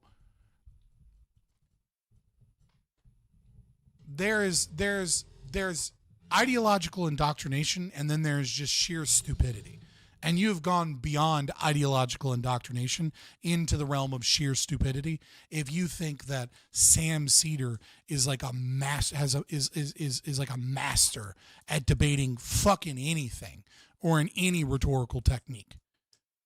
The best he does is utilize the frame of his show to have a 4v1 against someone and not let that person expound upon any of their forms of argumentation and never let that person have any real critiques of you because you just talk over them and then have your guys pull up some random case study or something and then have Emma Vigeland come in and say some brain dead shit and then he saves her with some slightly less brain dead shit. Like, holy crap. Libertarians, like when he did the debate with Yaron Brook from the Ayn Rand Institute, and they were talking. I've interviewed Yaron Brook. Yaron Brook is not a libertarian. You know how I know? Because when I interviewed him, he said libertarianism must fail. He said that we must defeat libertarianism because it's an evil ideology, even though it's less evil than like all of the other ideologies. Like the very guy that you're talking about is anti-libertarian and dislikes libertarianism because they're minarchists and because they believe in IP. That's pretty much it. Those are really the only fucking things. And the minarchist thing is fucking silly because if you read Atlas Shrugged, she's just talking about a covenant community. She's literally just talking about anarcho-capitalism in practice. So, like, when she creates an ideal society, she creates an ANCAP society. So, like, really, the only real disagreement is intellectual property. So, I get that we're similar. I get that we're very closely related and that you don't understand the distinction between those two things. But if you're going to act like an expert on why libertarianism is bad, and then as an example, you're going to use the arguments from someone who's openly against libertarianism,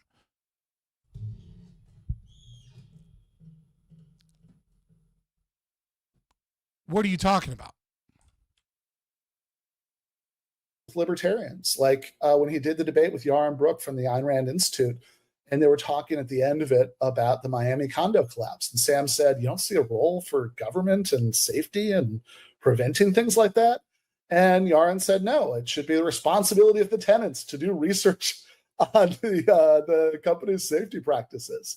That's a real, Deuteronomy 30:19 moment. I've set before you on this day life and death.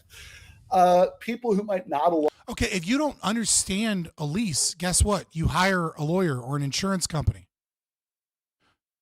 When you get a lease right now under our current system and you rent, what is something that they almost always make you get? One of the things you almost always have to get now, you didn't used to always have to get it, but now you do, is renter's insurance. Okay, well, if we live under anarcho-capitalism and you're getting renter's insurance, guess what that company's going to do? They're going to take a look at the fucking property, and they're going to take a look at how the property was made, and they're going to take a look at what construction company they use, because they want to make a profit. And the way that they make a profit is that you pay more in renter's insurance than they pay out in damages when buildings collapse and things like that occur. Okay, so that's argument number one. Argument number two. Someone just brought it up in chat. You don't see a role for government? Oh, you mean the government that does building inspections? What are you talking about? You mean the government that makes it illegal for you to sell a property unless it's had a building inspector come in, and that those building inspectors are licensed by the government? Sounds like the government failed there. Number three, and this is circling back to number one, right? It would have been my number 3 point, but you said it in chat, so I had to acknowledge it then. But number 2 or 3, right? Connected to number one. So, but then you may say, but wouldn't renter's insurance skyrocket? Wouldn't renter's insurance be like $400 a month or something? Well, see, the problem with that argument is that some company like Geico that is really famous for micromanaging fucking everything would find a way to make renter's insurance $300 so that they could cut out the competition. Because if you understand profit, what you understand is that people think profit is about how much money you make on an individual sale, right? But if you want to maximize profit, you're not trying to maximize profit on an individual sale. What you're actually trying to do is you're trying to maximize rate of profit. See, if I can make $30 in profit off of selling one item, or I can make $20 in profit off of selling 2 items and they each make $20 in profit. Well, the profit that I take home is $40 versus $30. So obviously, I'm going to find a way to sell more things. And one of the ways you can sell more things is by reducing price or increasing quality. So under an insurance thing, the only way you could really increase quality is like be famous for like answering your phones on time and be famous for like it not being a difficult process to get payments and things like that. And like that'll certainly play a role, but for most people, they're just going to buy insurance like and never think about it again, because overwhelmingly most people are just going to live in a home. They're going to have insurance, they're going to pay their insurance, and then they're never going to deal with their renter's insurance. Like most people don't have massive flooding occur in their house or like a fire take everything down or like have their apartment broken into. Most people just live a normal life and like nothing bad happens to their property in any way, shape, or form to where they're forced to then contact their renter insurance company. So the best way to make profit is to reduce prices. They're incentivized to reduce prices. The government is not incentivized to reduce prices. So yeah, under anarcho-capitalism, you might end up paying more for renter's insurance than you do right now. But what you don't understand is that overall you're going to be paying less. And the reason you're going to be paying less is because right now you're paying taxes. And taxes are subsidizing your renter's insurance. The fact that taxes pay for building inspectors, the fact that and to license building inspectors, and they pay for regulations on building and all this other shit is part of what makes renter's insurance cheaper. But here's the really cool thing is that the housing market is overly regulated to an extreme degree, especially when you look at NIMBY laws and things like that. And so actually, if you were able to have a free market without the government constantly stepping in and having massive amounts of building inspections and all these things that are done horribly and extremely inefficiently, what you would actually have is safer homes. And you'd have more homes built, which meant the price of homes would go down because you'd have a larger supply of homes. And there'd be more people, and because there'd be more buildings and the price of housing would go down, the price of insuring said homes would go down.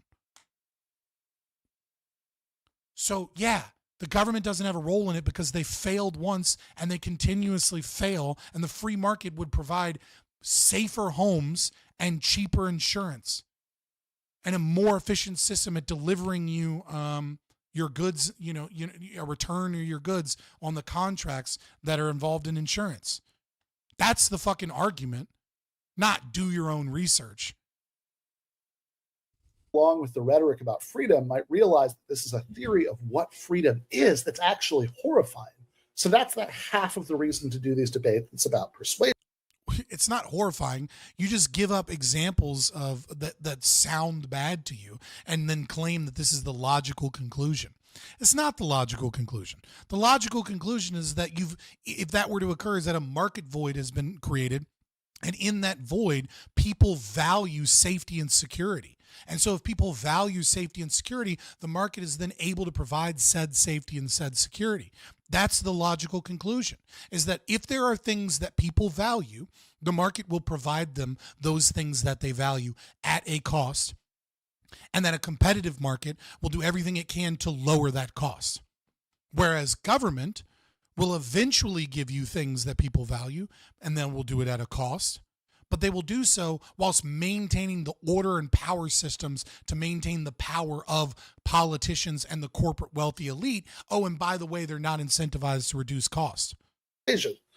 But the other half, and this is something Vivek Chibber and I spoke to, Vivek, I should say, not me, right? Like I just kind of nodded and said, yeah, good point. But Vivek spoke to. Okay, so now we're going to talk about Vivek Ramaswamy, I'm assuming. Is that who we're talking about? Another non-libertarian? In a really eloquent way last week on the show when he was talking about the value of free speech and how part of that value has actually nothing to do with persuading anyone. It's that it keeps us intellectually honest by making us run through our paces, and us get clearer and sharper in our own heads about what we think and why by dissecting the arguments that are made against us, even. Libertarian has nothing to do with freedom. Now, watch me get super meta about the concept of debate. Cool. Some pretty absurd arguments. that to sort of see exactly what's wrong with that. This is what I'm talking about with like philosophical masturbation. Like the dude's barely like we're 15 minutes in and he's like barely actually contending with anything libertarians have said. And so far, the only time he's actually mentioned a libertarian saying something, it's been somebody that's an objectivist that's against libertarianism. And it's been a cherry-picked quote about how libertarianism is dumb. So in 15 minutes, we've had him masturbate about how amazing socialism is and like about the values that he espouses and how we would all be wonderful and we would love the homeless on the street and all kinds of, social solidarity and all kinds of other bullshit. Then he's cherry-picked one bad retort in a debate so that he can talk about how amazing Sam Cedar is. And then he has completely and disingenuously showcased that as the full and logical conclusion of libertarianism. Like there's like 6 layers of bad faith bullshit on top of where we are right now. Ben Burgis, you are a piece of shit. But like, if you want me to throw down the gauntlet, I will throw down the gauntlet any day.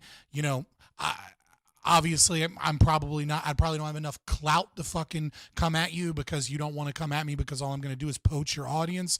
But like, I presume that like if you want to debate someone that actually has skills in debating, like have at it. But I doubt that you will because you seem to have an inability to engage in a good faith interpretation. Maybe this is a cherry-picked segment by me.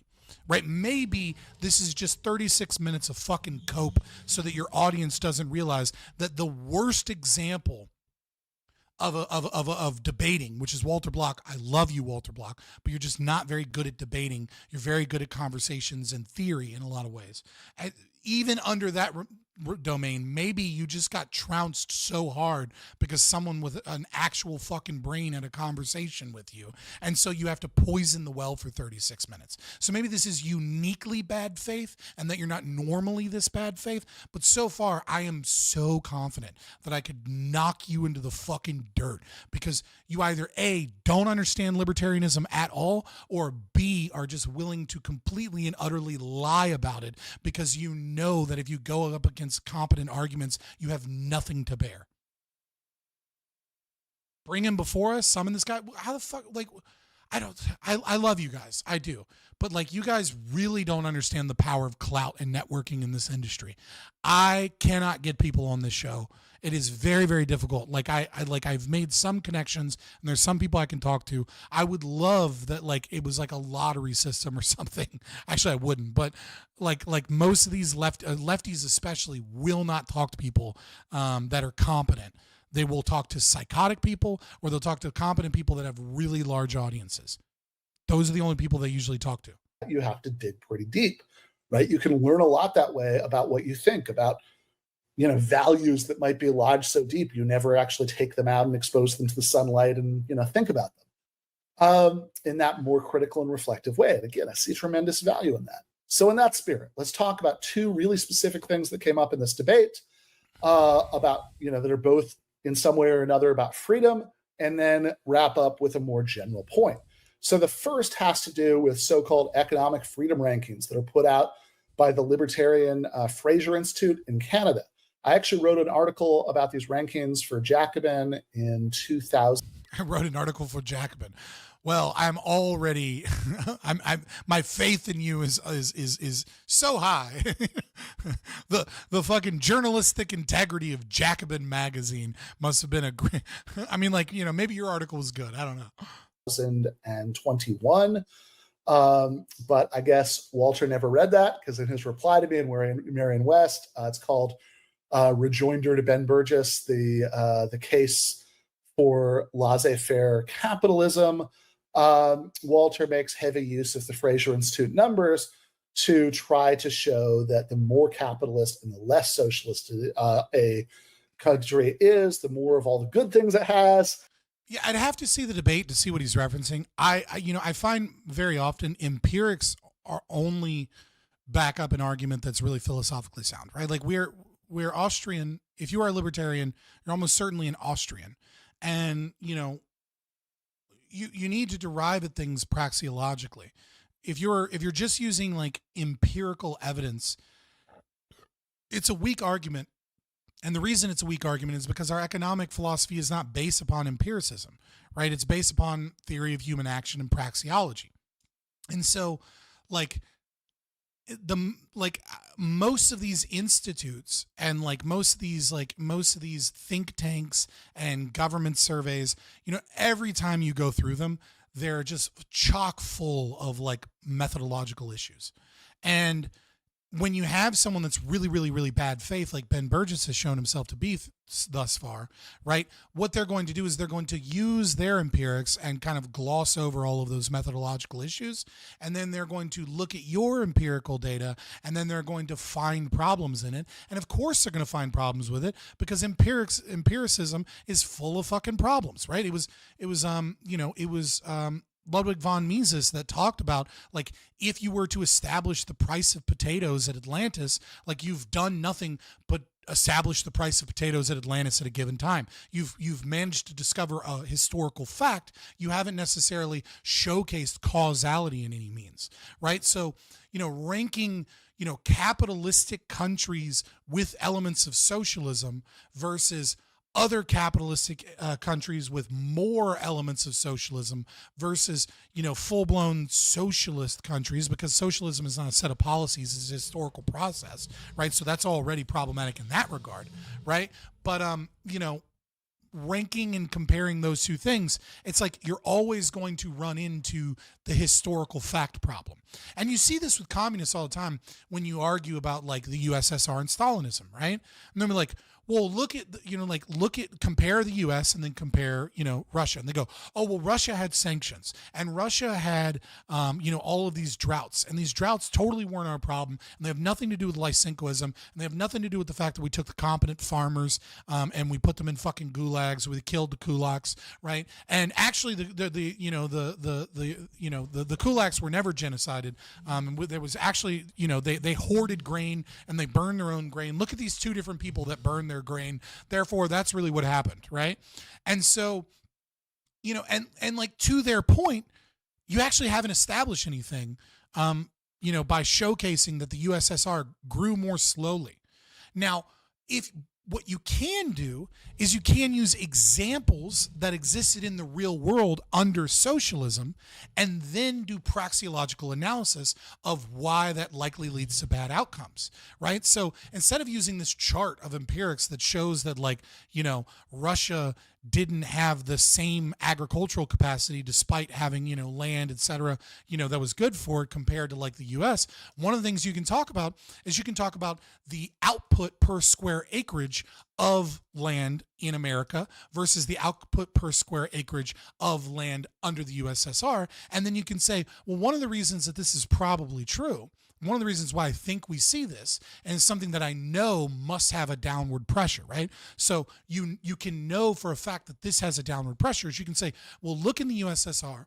What we found was that, during deep dive investigations, what you would find is that the soil had been tilled really, really well around the edges of farmland, but that they had been very, very shallow tilling in the center of the farmland. And the reason is not because farmers in Russia were stupid, or that they weren't capable of understanding what produces good aerated soil for farm, for crop production.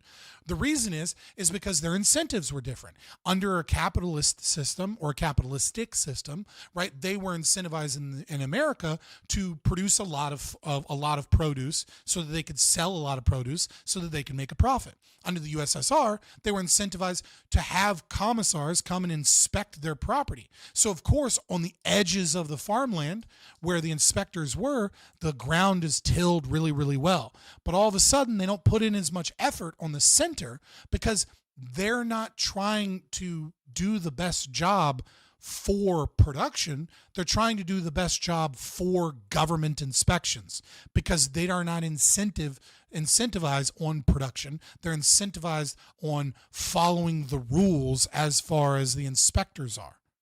And then you can say, so we know for a fact that this has a downward pressure. We know that centrally planning and getting rid of the profit model and getting rid of private property has a downward pressure on the incentive towards production, because people are no longer incentivized towards that production. They're incentivized towards a different means. And maybe that's why, you know, the acreage production was more valuable in the U.S. than it was in the USSR, but this is only one example. That's how you need to utilize empirics. You need to connect your empiricism to a praxeological interpretation that proves that there is a downward pressure caused by socialism that makes things worse. Not just be like, look at Machart. Machart says more capitalist nations are better than, you know, less capitalist nations, because that's just a historical fact. Why are you talking about Hellraiser? And the less of all the bad things. But the rankings themselves are just brutally absurd. As I say in the debate you're about to watch, but I don't have time there to elaborate, the rankings don't measure a goddamn thing except how creative think tank hacks can be when they need to put a bunch of numbers into a blender over and over again until they get the results that they want. In fact, yeah, I mean, like, this is like, I agree. This is a problem. That's why it's just a bad argument for libertarianism, because you're no longer arguing from a libertarian perspective. Like, they are going to make you play by the rules. The socialists, the disingenuous hacks like Ben Burgis, they're going to make you play by the rules, but they're not going to play by those rules. I guarantee you, if I find some debate that Ben Burgis has done on, like, I'm like 99% sure, after having just watched this and watched like a couple other like pop-up things and shorts from Ben Burgis, I bet you we could find, if we look, and maybe Chad, if you know of a debate, a specific debate, let me know. But I bet you he references statistics like life expectancy and, you know, cost of healthcare as a reason to prove that socialist countries that have socialized medicine are better.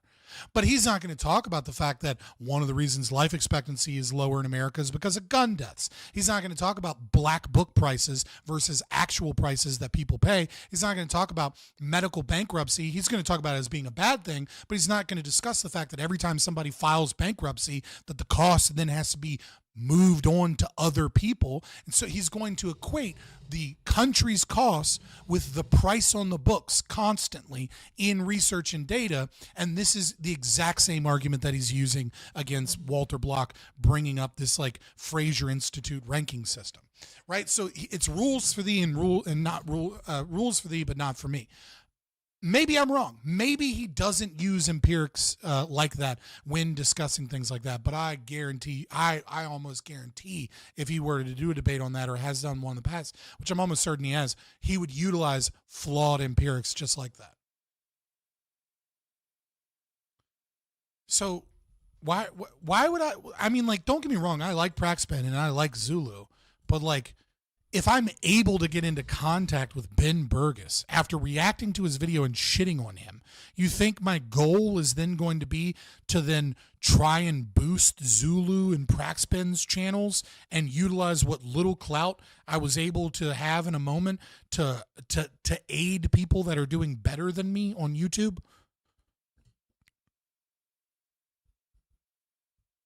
Like, that's wild, right? Like, I'm not going to try and harm Zulu or Praxman.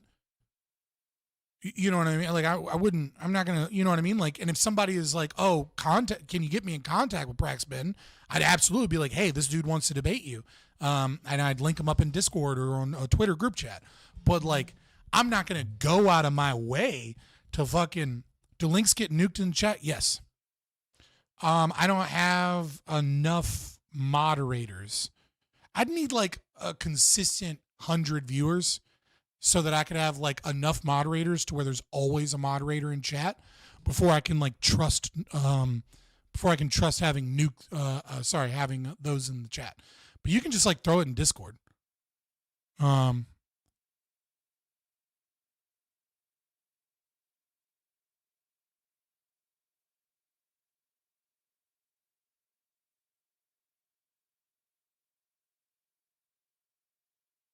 Yeah. I would argue the results themselves prove without a shadow of a doubt that these rankings don't measure how socialist or even how social democratic a country is, since the countries in the capitalist world that have the most of the things that socialists and social democrats advocate as far as like short-term reforms go, and the least of the things that libertarians want, places like Sweden and Denmark and Norway, actually show up as very capitalist. And there are places like Haiti that have almost none of those things, that show up as very economically unfree, or the way. Okay, that's not how that works. I mean, like, I don't know much about Haiti's economy. I'd have to like go look at it again. But like the reason that like Sweden and Denmark are like that is because they have massive deregulation of their economy. Now they have a large welfare state, right? But like, how do you value one over the other? This is why empirics is silly. I kind of agree with Ben here. It's a bad way of doing it. But like, what I don't agree with is like the idea that it's absurd that like the Nordic model countries, which did go very socialist in their economic regulations and then started doing really, really poorly, so they started deregulating their economy, are very economically, capitalistic in terms of regulation, but they have a large welfare state, right? And so it's like, well, what's more valuable versus the other, right? Like this is like how do we value these? How do we judge these? And like that's where bias and cherry picking can come into these studies. But of course, Ben Burgis is lying about that concept that they had to deregulate because their economy was doing very poorly, especially during like the dot-com boom and things of that nature, is when they put in a lot of regulation, and then after the dot-com boom, their country started doing really fucking bad, and they realized that a lot of these regulations were holding back their economy. The way that people like Walter would put it, and the way that I think even a lot of Fraser's own sort of promotion of these rankings would lead us to think about it, would make them more socialist. Haiti has such a crazy degree of hyper exploitation that Hold on, maybe with enough activity, he'll pick up that gauntlet. Oh, I appreciate it.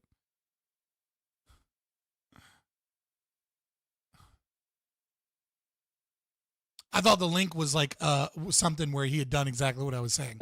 As recently as Barack Obama's first term, when Hillary Clinton was Secretary of State, WikiLeaks cables came out that showed that Hillary Clinton's State Department was lobbying the Haitian government at the behest of various American companies and subcontractors in Haiti against raising the minimum wage in Haiti to the princely sum of $5 a day. So again, where do the laws provide more protections for organizing a union? Haiti. Yeah, again, I don't know enough about Haiti's situation. Like I know enough about Hillary Clinton being a neoliberal and utilizing the power of the state to protect corporate interests, which is kind of what I've been saying over and over and over again, why socialism doesn't work. But we don't like to call that socialism. When it's obvious that the corporations benefit, it magically becomes not socialism, just in those instances. But when it's difficult to track down all of the corporate influence, that's not a problem. And you saw this earlier, right? Jeff Bezos and Elon Musk, like these are billionaires that have utilized state power to gain their own wealth. And he's not wrong in saying that they're oligarchic in many means, right? But like all of the fucking overwhelming majority of billionaires that support the left, that utilize money and utilize tax services and utilize aid for their pet projects and utilize, NGOs and like do all of this other scummy shit that's deeply enmeshed with the state. We don't talk about that because that's complicated, but the people that produce things that are businesses that we're all aware of that are more grounded in reality and therefore tend to be more right wing, all of a sudden those people are problematic and those people are the bad capitalists. Like it's silly. Or Sweden. Where is there a bigger welfare state? Haiti. Yeah, I mean, or Silver Ogre, do you want to be modded? Like you're here late at night, which is great. I've told people over and over again, if you want to be a mod, you know what I mean? Like you have to DM me over Discord or whatever, but like Silver Ogre, you've been here for like 3 years. And you tend to be here late at night when a lot of other moderators or people aren't here, right? So like, I mean, if you want to, you know what I mean? Like if you want to be mod, literally just say so. I'm not going to mod people against their will. Like, you know what I mean? Like I only mod people that want to take up the role of being a mod. Don't tell me that's my call. I only mod people that ask to mod. I'm not going to have people in chat pressure you into modding. Come on. And in fact, if you do a little, actually, I think I mentioned this one in the debate, but when I sort of first realized how like that there was something that must have gone completely wrong here, was reading this Peter Leeson paper where he makes heavy use of the Fraser rankings. And in that, right, he says, okay, like he actually mentions, and this completely undermines Leeson. I mean, is this Walter Block's whole argument? Like, I'd be curious to see the debate now, right? But like, he's spending a lot of time discussing how empirics are invalid. Thank you for making the anarcho-capitalist argument for me. Right? Like, thank you for saying, no, we need to look at this praxeologically, and we need to look at what creates upward and downward pressures in a market by doing a praxeological analysis. Thank you for, Ben Burgis, I thank you for coming over to the libertarian side and proving why we need to be Austrian in our economic thinking as opposed to Keynesian, post-Keynesian, MMT, Marxist, etc., or even Chicago school. Like, thank you for showcasing why the value of empirical analysis in economic metrics is, problematic and subject to deep biases and only establishes historical fact as opposed to establishing causality. So far, your first kind of like actual critique of a libertarian has been to critique him from a more libertarian perspective and prove why we need to think economically like a libertarian. And so like, I'm not even cooking Ben Burgis at this point. Like, he's cooking himself. He's proving why socialism is a problem and why central planning is problematic because of the lack of information and data and the inappropriate analysis. He's cooking himself. He just doesn't understand enough about economics to realize that. His case, but he mentions it anyway without seeming to realize it, that he says, okay, only a few countries have become, he wrote this paper in 2005, less capitalist in the last 25 years. And sure, lots of bad things have happened in those places.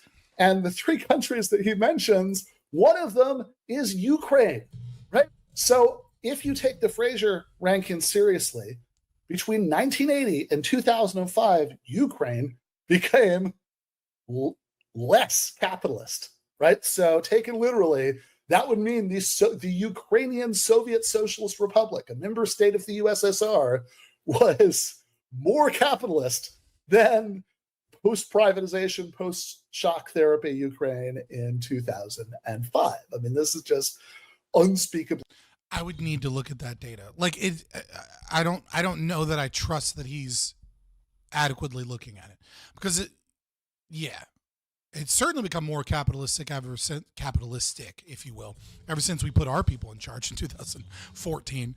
If it says that, again, I don't really need to say anything, right? Like, he's making the argument for me as to why you should look at data praxeologically when it comes to, determining cause and effect in whether or not capitalism works and how the market works.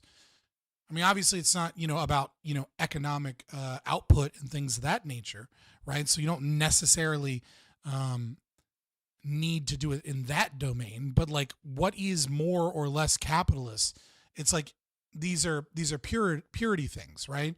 So like, there are different domains of capitalism or socialism that are going to have a bigger effect, right?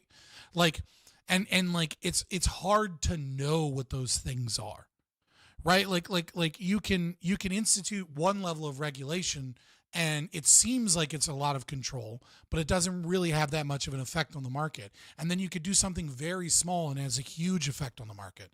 So like, yeah, I agree with him that like ranking countries by like economic freedom, etc., is a really difficult way of proving anything.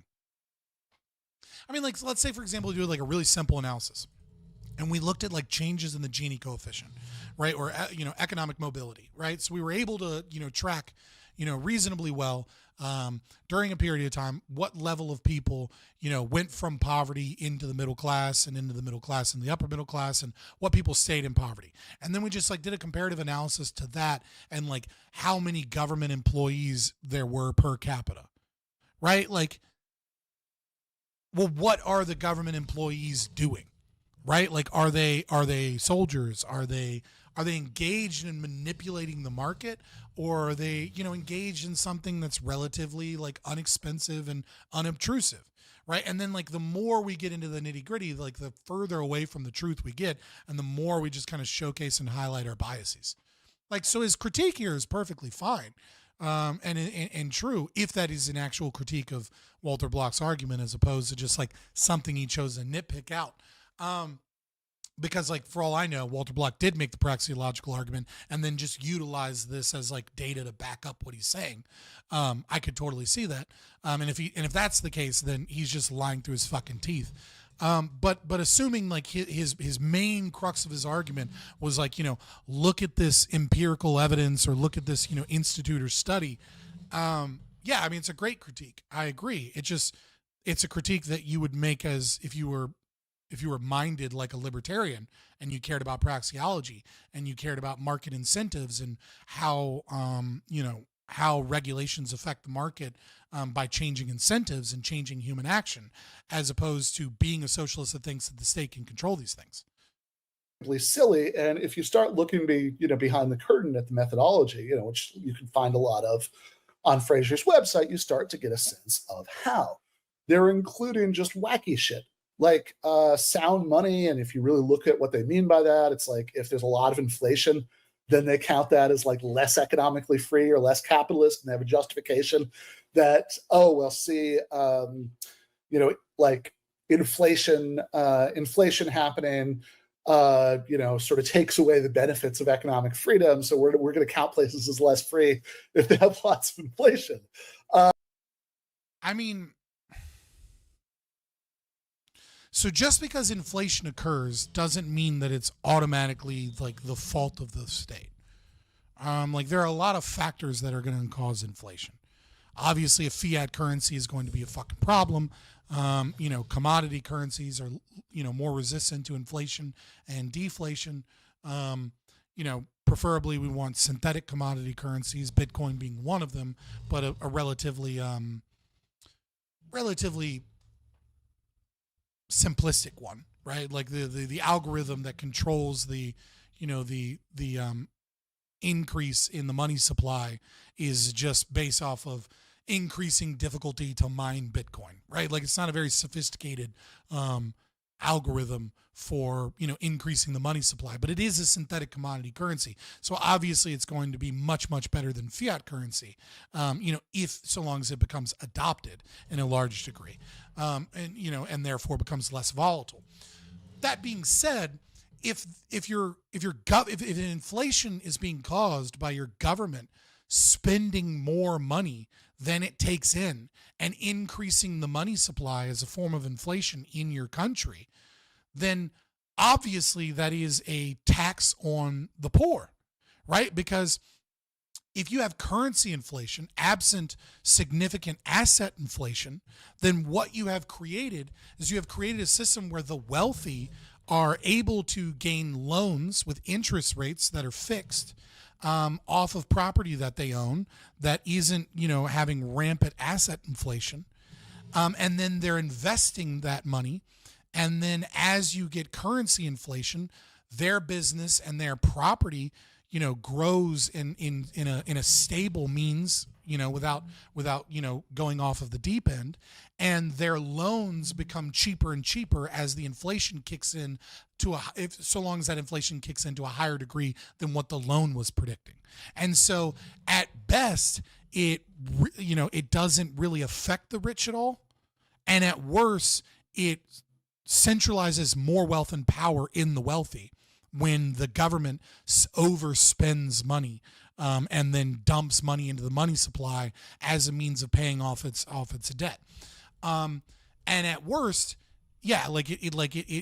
well, like I said, yeah, it does all of that. But for the poor, this inflation simply, wages take time to come back, right? So when you have currency inflation, the immediate costs that you deal with are more troublesome. And, it takes a while for the trickle down to occur where the wages balance out to the currency inflation. And worse, what usually ends up happening is middle class wages get depressed, and underclass as under wages are forced to try and catch up so that businesses can survive in the short term. And so in the short term, what you actually end up with is you end up with everyone that isn't wealthy gets fucked.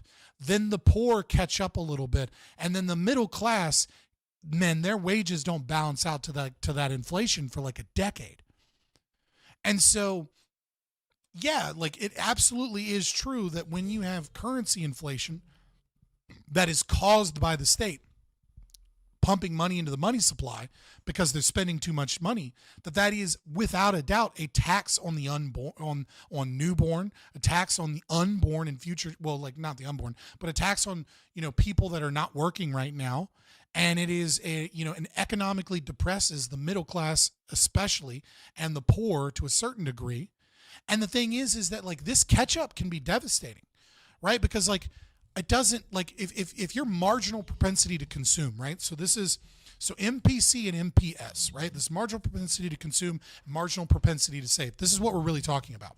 So inflation affects you more the higher your MPC is, this is your marginal propensity to consume. So what does that mean? That means that when you get $1, what percentage of that dollar do you basically immediately spend, right? So when you get a paycheck, if you're living paycheck to paycheck and you have no money in savings whatsoever, then your marginal propensity to consume is like a value of 1 or even higher if you're going into credit card debt, or if you are like have other forms of debt that you're like if you're taking on new debt, or if you're taking in government resources, right? So the marginal propensity to consume, the closer it gets to 1 or over 1, the more inflation impacts you.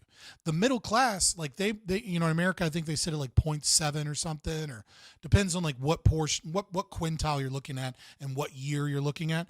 But like if you have some level of money that you're saving, right, that you're actually investing in things that are growing, not just money you're putting in the bank, right? Then you're sheltered from inflation to a certain degree. So like homeowners and people with a large amount of debt, such as college loans, right? That the college loan and the home ownership, that shelters them from inflation a little bit. So in the immediacy, the middle class is less impacted than the poor, and the wealthy are like barely impacted at all. And oftentimes they're actually make money off of it relative to everyone else. So yeah, like if your government is causing this, where the wealthy get wealthier and the middle class are somewhat sheltered, but it takes a long time for their wages to catch up, and then the poor are immediately fucked by this and sometimes go into financial ruin because they're living paycheck to paycheck, and then they somewhat quickly catch up, but it only balances out and it doesn't actually fix all the things that fuck them, then absolutely that's a measure of a lack of freedom. That's a measure of an authoritarian state that is utilizing its power to punish the poor and the middle class. And to laugh it off like inflation as a means of lacking economic freedom, money printer go burr, Burgis. Ben Burgis says money printer go burr. Like then you're being a fucking asshole on top of just being fucking wrong. Good night, Stacy. Countries who peg their currencies to the dollar import the inflation also. So citizens are less free because their money isn't sovereign, but that's only for higher levels of inflation. I mean, yeah, like that's another level, but like I'm just describing the process of inflation, on a fiat currency within a closed system. Obviously, countries that peg their dollar, are going to have they're going to be impacted in different ways. You don't feel well, but that made you laugh. I appreciate it. Which again is just totally absurd. It puts the cart before the horse. Like an argument you would expect a libertarian or a conservative to make is, oh, look, all these horses. No. I always thought that the since the desire for power corrupts, the best candidate would have to be forced to lead. I mean, it depends on the situation, right? Like, you know what I mean? Like, you know, under anarcho-capitalism, under libertarianism, you know, you would only be a leader in the domain of your area of expertise and where you've proven yourself. So you want people that want to lead and want to have power. What you don't want to do is you don't want to give someone absolute power or power over things that they haven't proven competency over. Now, you know, within communities and in social structures, I agree that, like, you know, people that become leaders should be people that have leadership foisted upon them by circumstance.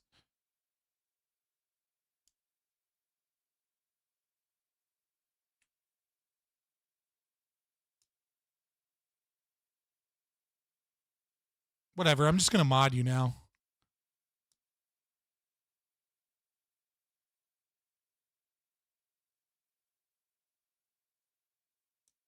There you go. I'm just going to mod you. You're talking about it too much. You know, like, you clearly want an argument you would expect a libertarian or a conservative to make is, oh, look, all these horrible socialist policies meddling with the market will lead to lots of inflation. That would be a real anti-socialist argument, but they're not making that, right? They're saying, oh, wait, hold on. What is it? What is he saying is the real anti-social? Let me listen to this again. Puts the cart before the horse. You know, like, an argument you would expect a libertarian or a conservative to make is, oh, look, all these horrible socialist policies meddling with the market will lead to lots of inflation. That would be a real anti. Isn't that the fucking argument that they're making by saying that the inflation is showcasing socialist overreach? Like, I mean, like, I don't know that I necessarily agree with I'd have to look at the methodology of the study. But you're saying the real libertarian would say the same thing, right? Like I think maybe they're improperly drawing causality between two different metrics, potentially, at least the way that you showcased it. But the argument is that government overspending and government regulation causes inflation. Socialist argument, but they're not making that, right? They're saying, oh, you know, we're just going to count the bad things happening as evidence of less capitalism. And then, what's really funny is that, like, fucking socialists don't even think inflation is bad. Like, what are you talking about? Like, under fiat currency, inflation tends to be a signal of something bad, because it's usually caused by, when you're talking about an increase in the money supply, you're talking about like fractional reserve banking, you're talking about the Federal Reserve putting currency into the market to pay for debts. Right? And so, like, that's why we say this inflation is bad. But, like, inflation and deflation in, like, a commodity currency or a synthetic commodity currency or a competition of currencies isn't necessarily bad, right? Like, deflation can be dangerous because it, you know, like, that's just the ebb and flow of the market, right? That's the business cycle, right? So when you understand that inflation, right, means that there is an increase in the money supply that thus devalues money, right? Prices go up, etc. But, like, if prices go down, then the value of the dollar goes down. And if the value of the dollar goes down, that's deflation. So that can happen when that can help slow down progress in one area of industry. So you could talk about deflation being bad because it slows down investment and it slows down progress. But that slowdown of investment and slowdown of progress is a natural market mechanism of balancing the currency.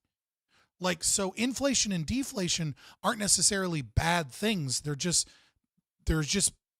It's just the natural tendency of the market, and the market balances itself. You're going to get areas of inflation when there's stagnation in progress and in lowering of prices, or like some other economic downturns or whatever. It's the prices in the market are going up for some reason.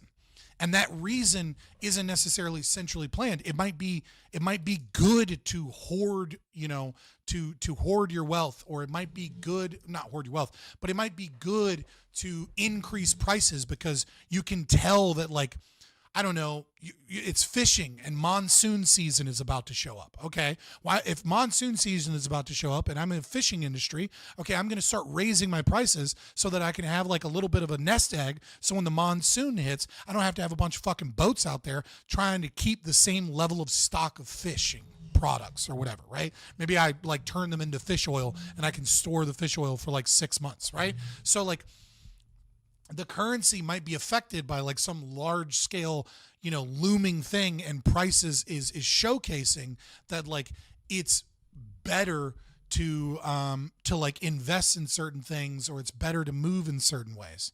And the same would be true with deflation.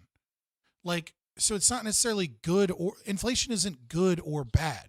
Inflation is bad when we have fiat currency, because the major reason that that inflation is occurring under most of these circumstances is that more and more countries are leveraging debt and they're taking in less revenue than they're spending.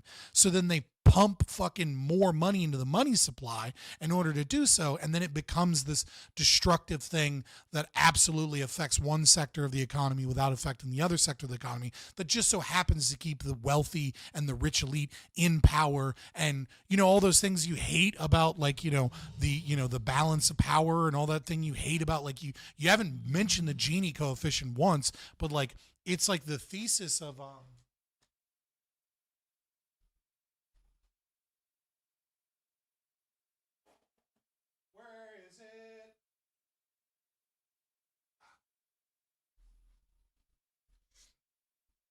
it's like, dude is like talking from like Joseph Stiglitz, right? Like The Price of Inequality. Like, he's fucking talking out of like, what year is this? Like 2005 or some shit. It's like the SOCDEM fucking alliance with Keynesian retard fucking talking points from whenever the fuck, Joseph Stiglitz was super popular.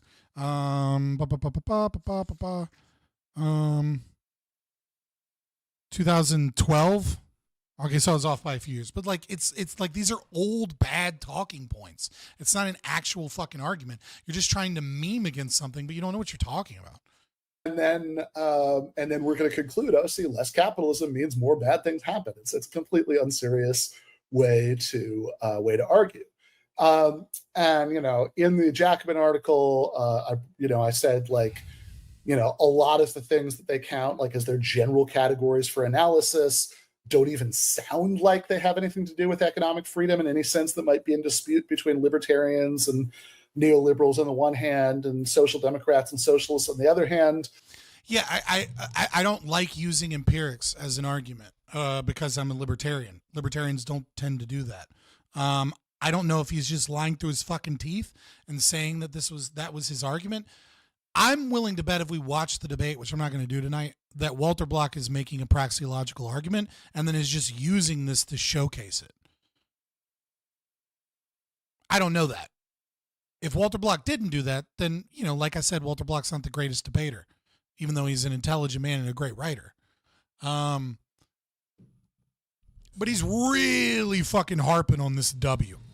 And it seems like he's really trying to poison the well before people watch this debate, so that they'd be like, oh, and then he uses bullshit study to back it up, right?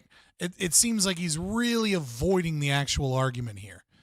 Because the debate in question, I think, is like a Soho form debate, which means that like Walter Block had like 10 minutes to make his argumentation, in his opening statement, and then had like another 10 to 15 minutes after that. And something tells me it's not 10 minutes and then another 15 minutes of him being like, look at this chart, number go up, good.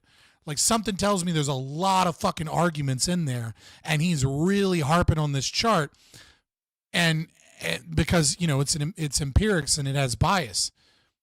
I'd also be interested to see did he put forward any charts? Did he put forward any economic measures, and how were those measured? And what was the methodology behind those? And even one of the ones that does sort of sound like it would be relevant, that's is it legal regime and property right, or sorry, rule of law and property rights, I think it is. I kind of took the time in the article to break down the criteria. This is the A through H graphic. And if you look at those the criteria there, right? So the things that they count for rule of law and property rights. And that already sounds very suspicious. Oh, wait a second. Not just property rights, but it's a weird fucking, like, it's already like a compromise because, you know, if you're a libertarian, you're an anarchist, right? You know what I mean? So it's like comparing two bad things. You know what I mean? It's like, you know, it's, for example, like I talk about like drug legalization in Washington, how it was like disastrous in so many ways. And it's like, well, drug legalization is good, but when it's still criminal to make apps, it's still criminal to have businesses that sell drugs. It's still criminal to engage in large scale distribution of drugs. And, you know, you have all of this public property, which is a problem, you know, like for like kids in parks and things like that. Like you have all of these contradictions between drug legalization and the aspects of it that aren't legalized. And sometimes just because one area has drug legalization for like, or decriminalized for personal usage and one doesn't mean like you could subjectively be like, the one with, you know, where drugs aren't criminalized for individual use is more free, and yet it has more problems. And it's like, well, it's because you don't have private property rights, you have public property. You don't have like all of the other systems of the market to be able to balance this issue. So what you've done is you've taken an aspect of a black market economy and you've decriminalized that aspect, and then you're calling that a win for liberty. And like, in a way it is, but it can be the consequences of all of these other areas in which, you know, enforcement and, you know, and government authoritarianism exist in the market can have like disastrous consequences. And it's not the fault of legalizing one thing. It's the fault of the existence of public property. It's the fault of the drug war. And when there's 100 pieces on the chessboard and you get rid of one pawn, that doesn't necessarily make you win the game. Rule of law and property rights, right? And so it's A, judicial independence, B, impartial courts, C, protection of property rights, D, military interference in rule of law and politics, E, integrity of the legal system, F, legal enforcement of the contracts, this is boring. G, regulatory costs of the sale of real property. This part's really fucking boring and really fucking nitpicky. I'm going to speed this up. H, reliability of police. And of course, you don't get a lot of, you know, people with like social democratic politics going out saying, you know what the problem is with America? Police are too reliable and the legal system has too much integrity and there's too little military interference in rule of law and politics, right? So I guess when Augusto Pinochet overthrew Salvador Allende in Chile in 1973, then Chile lost economic freedom points, right? You know, so it was counted as less capitalist because of military interference in rule of law and politics, right? Item D. Yeah, so like he's like, first of all, fascism is a form of socialism. B, it's not a measurement of socialism. It's a measurement of economic freedom. And the argument is that when the military, you know, intercede in these domains against property rights, that like there are no property rights, that you're losing economic freedom. Like that, like, I don't know what memes he's trying to make, but it seems like he's now way outside the domain of critiquing libertarianism. Instead, he's critiquing the study and the metrics of which they engage in the study. And he's like, well, it's a libertarian institute. It's like, no, it's fucking not. It's not anarcho-capitalist, especially, and it's not libertarian as defined by Rothbard. And it's like mainly paleo-con, small r Republican, but in Canada. And then now he's like, but fascism right wing, okay? Fascism capitalism. Like, this is a completely inept and retarded critique of libertarianism, because we're now like 7 degrees of Kevin Bacon away from what libertarianism is. And it's like, yeah, sure, this empiric study doesn't necessarily do a good job of measuring economic freedom, but you're trying to make it seem like it's measuring socialism, which it's not. Which, I mean, if you want to take a libertarian interpretation of socialism, it kind of is, right? Because authoritarianism is a level of is socialism, right? And interference in the market, right? If you want to actually admit that fascism and Nazism are socialist, then like, yeah, sure. Then we can have that conversation. But again, reliability of police is not a measurement of like libertarian perspective of freedom. We're all cops are bastards over here, right? Like we don't want disorder, but I don't like the fucking state police force. Like, in what way is this study measuring economic freedom by the reliability of the police a critique of libertarianism and its understanding of freedom? It's one of the few fucking things the libertarians are with the fucking left on, which is that the police are a fucking problem. Like, what is happening? Only a thing, right? Out of these 8 criteria that even sounds relevant is C, protection of property rights. And I think that's almost certainly completely irrelevant. Because if property rights are being protected against nationalization, then I understand how they're relevant. But in any other sense, they're not relevant, right? And I seriously doubt that almost any of these numbers have anything to do with... I don't know the study, but like in like if you're talking about the economic stability and whether or not people have the freedom to engage in business practices that allow them to invest in the future, then all of these fucking things are relevant. Like, what the fuck are you talking about? Right? If there isn't judicial independence and like the courts can just come in and fucking do crazy shit and rule against you, or that they're like, well, if they're subject to like the whims of a socialist getting elected, right?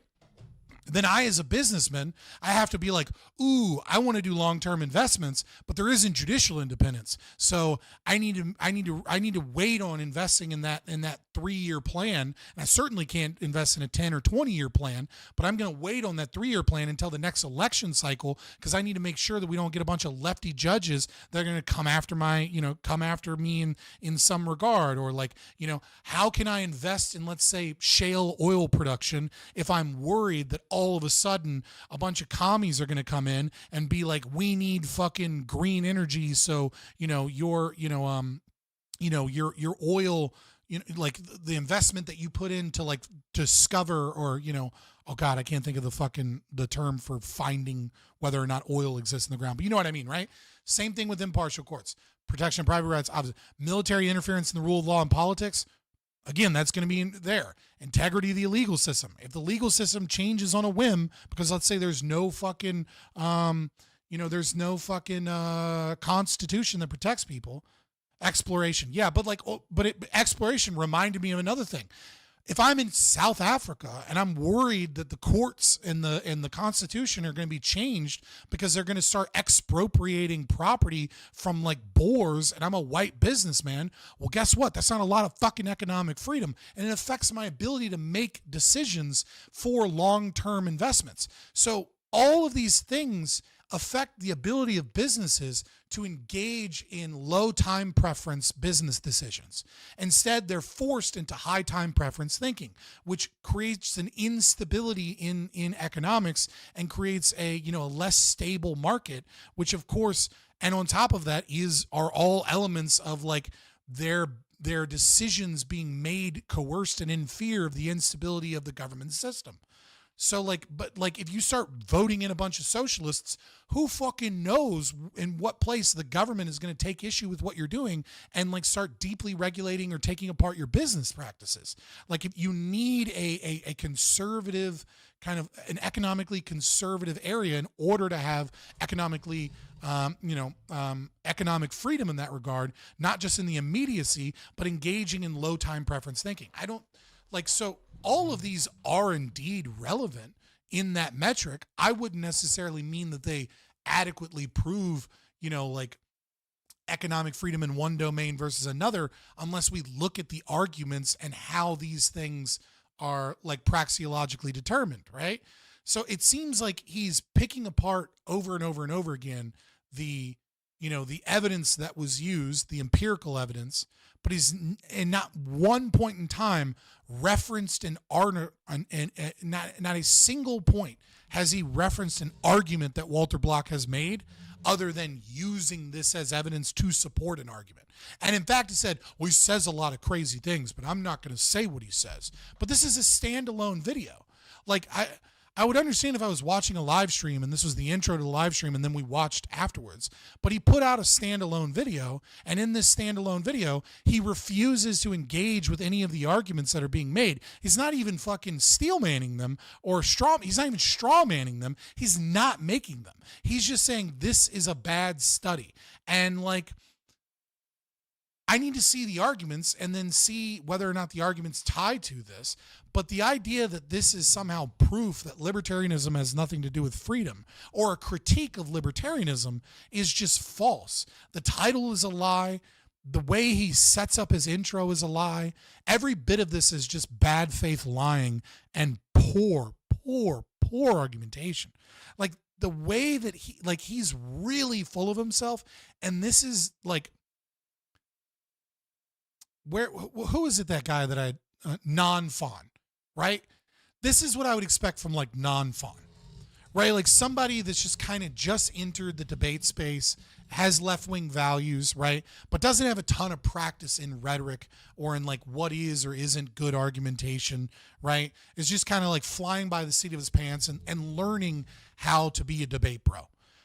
But unlike non-fawn, he's like really fucking impressed with his thinking. Non-fawn at least will be like, yeah, I don't know if I agree with that. Or non-fawn will be like, yeah, the data that I've seen has said this, you know, like this is just so dumb. With nationalization.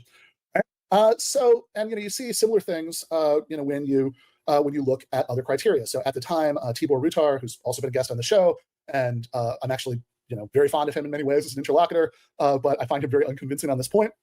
So he did a critique of the Jackman article on Chris Freeman's Substack that we might or might not have the graphic of, but in any case, it's a Tibor response. So it's called Economic Freedom Indexes Do Seem to Measure How Capitalist a Country Is, response to Ben Burgis. And I would say, I don't know if Tibor, you know, this was a guest post on somebody else's blog. I don't know if he wrote that title, but if he did, it's a very misleading title, right? Because I think even what he shows in there doesn't bear this out. He does a lot of, well, if you recombine the numbers to take out certain categories and subcategories, you still get broadly similar results, although even at that, when he's done messing with it, some of the results don't look that similar. But I think the bigger point, he's just kind of assuming that, okay, some of the Fraser categories are surely fine, right? So if we just take out the specific ones I criticized, then yeah, again, like this is a really, it feels like a big cope because he lost the debate. That's what it feels like. I haven't seen the debate, and I'm not super confident in Walter Block to defeat this guy because Walter Block is just such a sweet grandpa, and he like lets people bully, and he lets people like get away with axioms that are like completely untrue. But like we have been going over like this study from like 15 minutes to 25 minutes. So like a good almost a good third of this has been him refusing to engage in a single argument that Walter Block made and putting a standalone video saying libertarianism has nothing to do with freedom. And in said standalone video titled this way, where he's talking about opening arguments as to why libertarianism isn't that way, it has mostly been a masturbation of why socialism is good. Hasn't really contended with the libertarian understanding on rights. He's just like, he didn't even mention negative rights. He like alluded to them. When he brings up libertarianism for the first time, he's discussing free white labor from Abraham Lincoln, like Abraham Lincoln is some paragon of libertarianism. He mentions one libertarian argument, which he cherry-picked from a discussion on Sam Cedar with Yaron Brook, who, by the way, I have interviewed and has told me that libertarianism needs to fail because him and the Ayn Rand Institute don't see themselves as libertarians. They are objectivists and they follow Rand. So throughout this entire video so far, we're 25 minutes in, he has not referenced a single libertarian article, a single libertarian study, because this is clearly not a libertarian study, as much as he wants to try and say that it is. It's like a paleo-lib conservative organization that does research that is talking about economic freedom index, and it's just him spurging out about how this is a bad metric. And really, he has his arguments as to why it's a bad metric thus far have just been Trust me, bro, I do a great job in this Jacobin magazine at debunking this. And then so far, his best debunking has been, look at this list of things. Only one of this has anything to do with economic freedom. And it's very fucking obvious and clear that all of those things have an effect on whether or not businesses are able to make long-term decisions. I have never reacted to a leftist who presumably has like good debate chops and intellectual thought that has put forward a more disingenuous and bad faith and just economically illiterate, whilst simultaneously illiterate on what they're debating in 3 years of doing political reactions. In 3 years of doing debates and reactions and all these things, I've yet to see something this bad. I've debated people that are like dumb, right? Plenty of times. And I've debated bad faith people plenty of times. And I've been bad faith, especially on panels myself, plenty of times, right? Where it's like, fuck it, it's blood sports time. I'm just going to talk shit because like the conversation isn't at that point. It's not at that level, right? But never have I seen a standalone video that's critique. Like the best example I can, like even the fucking like the video where like the person plays a sim and like talks about anarcho-capitalism and like creates like a little city and like talks about like the water rights and the castle and like tries to say that like it's recreating like anarcho-feudalism or whatever. Even that has way more understanding of what is and isn't anarcho-capitalism, what is and isn't libertarianism, and like what we believe, and actually brings forward to bear some level of understanding of economic theory, like economies of scale and things like that. Like this is overwhelmingly just so bad. Do we need to introduce Burgis to Toyolo? I mean, I feel like he would get annoyed because Burgis is showcased a really big ego in like it seems like he's very married to how amazing his ideas are. Like he's constantly like laughing at other ideas, like I'm so amazing, you know. Whilst like every bit of this and the conversation about like the homeless and his idea that like, well, once the socialism kicks in, everyone will love and care about the homeless. And like, you know, because if you think like a socialist and you have good material conditions, you'll see it as a crisis and you'll immediately do everything you can to stop it. It's like, what the fuck have you done? Like, what are you talking about? Like, this is so bad. I thought he was actually going to talk about, like, based off of the title of this video, I thought he was going to talk about libertarian theory, libertarian axioms. And like, I thought he'd misrepresent it. You know, I thought that he'd get things wrong. You know, I thought that he would say things that are incorrect and like I could debunk it. But like, there's not even much to debunk here. It's just a fucking, it's like diarrhea of the mouth whilst patting himself on the back. Criticism is irrelevant, which I think misses the point of the criticism. What the criticism shows is that these are really dishonest hacks, right? They're just putting a bunch of different unrelated factors in the blender to get the results that they want.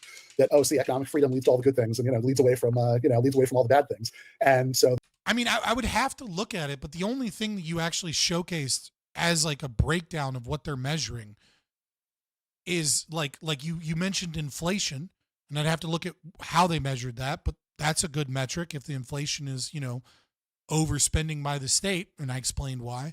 And then you brought up this list of things that you just showcase a complete lack of understanding of basic economic theory, especially from a libertarian perspective, and how Austrian economics view things, and high time preference versus low time preference, and the coercive effect of that. So, I mean, it's like, I kind of understand why he thinks that that's a hack or a biased thing, because he doesn't understand anything about Austrian economic theory, or he's pretending not to so that he can poison the well because he got dominated in a debate by Walter Block, which would be, let's be honest, kind of pathetic. And like so, I don't know, man. Like this is so bad. This I'm Jesus. Like it's almost headache inducing how bad this is. So they're more than happy to just stuff the bad things resulting into the blender with everything else, right? So if you look at the way that things are mixed together there, I mean, even if you look at the details of some of what he. So like, intelligent people that are well read can steelman their opposition. people have a hard time steel manning libertarianism because they don't have a lot of experience with libertarianism. And like, it's kind of unfair to expect the left to be able to steel man libertarianism as well as a libertarian can steel man the left. Because the left dominates cultural institutions, right? We see their cultural influence in Hollywood. We see them in social media. You know, if you're college educated, you were heavily indoctrinated in like critical theory and, you know, like left-wing economic thought, right? Even if you get like an economics degree, you'll get like one or two classes that might have some understanding of like Chicago school. And like I've heard from many people that have like gone through and gotten master's degrees in economics where like they never read any Hayek, they never read any Mises, they never read any of the predominant Austrians, you know, like they never read any Menger, right? So it's like, it's kind of unfair to expect them to be able to steel man us in the same degree that we can steel man them. Nevertheless, don't put out a video talking about how bad libertarianism is and, you know, in the title, and then never fucking discuss libertarianism and showcase that you know nothing about libertarianism. Like, it's okay to say, I'm not very familiar with libertarianism, but, you know, I believe in socialism. Let me debate, or let me have a conversation about why socialism is great. And let me look at, you know, here are my arguments. And I heard this argument, here why I think this specific argument that I heard is bad. But like, when you put out libertarianism has nothing to do with freedom, you're making an argument that you know enough about libertarianism to make that claim. And he clearly doesn't. He also clearly doesn't understand economics, and he's very, very, very good at poisoning the well, I guess, because he lost the debate, I'm guessing. I don't fucking know. But this has been, like, this is just such a, like, this isn't even a good hit piece, because hit pieces have a bunch of straw mans of what libertarianism is. He just has, like, allusions to straw men. Like, it's not even good as a hit piece because he's not good enough to make a hit piece. Like, he's not as good as a 23-year-old white blonde girl with a 102 IQ that just graduated with a communications degree at her local liberal arts college that is now writing magazine articles for some shit, like from some like shit publication. He cannot match the 23-year-old girl who just got a comms degree from college at a non-prestigious university with like a normal IQ. He cannot reach that level. If he tried for 10 years, he couldn't. Or this specific thing is him having a mental breakdown, and it is an extreme cope and is completely unrepresentative of the rest of his work, of which I'm not that familiar with. Those are the only two options here. I mean, like, there's always another way, you know, like maybe this is like a Nikado avocado fucking, you know what I mean? Like, he's going to come out and be like, I got you. I actually do understand what libertarianism is. I just wanted to see how many people in my audience would agree with this terrible argument. Let me actually defeat Ancaphit. I mean, like, there's a million other possibilities, but like, let's be honest, it's one of those two. He talks about in the article about regulation. Right, there's all sorts of things that are factored into the, like, oh, how much regulation is there, you know, size of government part of the Fraser rankings that have absolutely nothing to. Dude, you can't be bringing up obscure Austrians, right? Like Menger, Hayek, fucking Mises, like those are pretty much the big three as far as I can tell. I mean, like, you know what I mean? Like, you know, just like do with issues in dispute between social democrats and socialists in one camp, right? People who, in other words, either want sort of socialistic kind of reforms to capitalism or want to maybe start there but go. Hold on, I zoned out on his stupidity. Well, let me fucking get back to his fucking new argument. Right, there's all sorts of things that are factored into the, like, oh, how much regulation is there, you know, size of government part of the Fraser rankings that have absolutely nothing to do with issues in dispute between social democrats and socialists in one camp, right? People who, in other words, either want sort of socialistic kind of reforms to capitalism or want to maybe start there but go further, and on the other hand, neoliberals and libertarians. I mean, if there's more regulation of the economy, that's more socialist. I'd have to look at the metrics of this study, but like, if if it's measuring the amount of like, again, it's going to be difficult to determine, right? Like I can make 10 regulations that are less impactful than one, right? Like, so for example, I could like, let's talk about the housing, right? I could make a regulation on where houses can and can't be built. And then I could make another regulation on like, for however many square footage you have, you must have this many bathrooms, right? I could make a bunch of small regulations like that, right? Or like you can't use this type of wood in the flooring because, you know, it doesn't absorb lacquer or it doesn't last long enough or whatever bullshit I make up, right? And then I could have one regulation that says homes are not allowed to cost more than $400,000. Now, obviously, putting a price cap is going to be a severely more economically devastating regulation than like little shit like, you know, you have to have this amount of square footage with the bathroom and, you know, you can't have a, you know, apartment building built this, you know, many miles close to a school or some shit like that. Like obviously a price cap, that one regulation is going to be way more powerful. And that's the problem with empirics, right? But I mean, if you're utilizing if you're utilizing this data correctly and you're making a praxeological argument about the types of regulations, and then you're saying like, and this like evidence seems to show like what that does or like what's going on here, then that's perfectly fine to do. Again, I'd have to see how it's measured.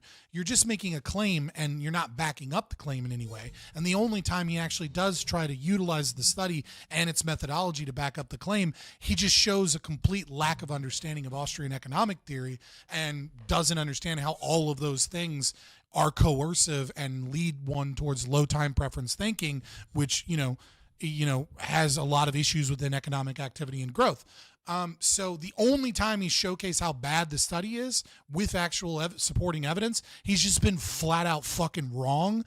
And so therefore I can't trust anything else he says about this study unless I go read the economic freedom index and like look at it. I'm pretty sure I'm going to find issues with it though, right? Because like anything that deals with behavioral economics or economic theory or the soft sciences, like there's always going to be bias that's present. And it's like, how do you value one thing over the other, right? Like how do we give a value of a price ceiling versus, you know, a square footage regulation? Like trying to mathematically calculate that is going to be bias because values are subjective, and what value is more like, to what degree one value is higher than the other is a subjective preference issue. And like empirics just don't establish causality, only praxeological understanding of economic theory does. But I don't know the how hard he's going on this. I don't know that I can trust it because he just says, hey guys, I totally debunked this in my Jacobin article. Trust me, bro. And then when he does try to do it live, he fails miserably. So a lot of that, in fact, Matt Brunig has done great stuff about this. A lot of that has to do with stuff like how hard it is to start a business, which, you know, if you really look into the details, it's like a lot of that's like how many forms you need to fill out, stuff like that. And so people say, yeah, that absolutely makes sure. So if it's more and more complex because there's more and more socialist regulation that is higher and higher barriers to entry where you need more and more money for lawyers to make sure that everything is going on. And so the socialist regulation causes an entry to a barrier to entry that requires money in order for you to make sure that you go through all these things and time.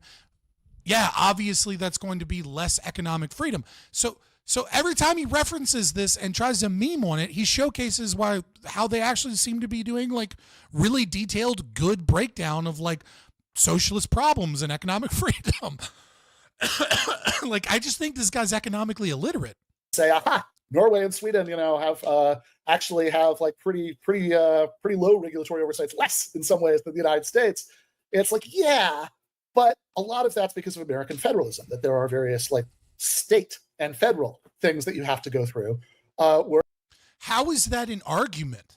How is that an argument to say, yes, I agree with you that there's more economic freedom in these countries because there's lower barrier to entry to get started in making your own business, and that there's less regulations, and therefore you can get it done in a quicker amount of time. There's less red tape, and you don't need to hire as many lawyers in order to make sure that you don't run afoul of the socialist state. But I agree with all of that, so you're right. But federalism exists, so America, dur.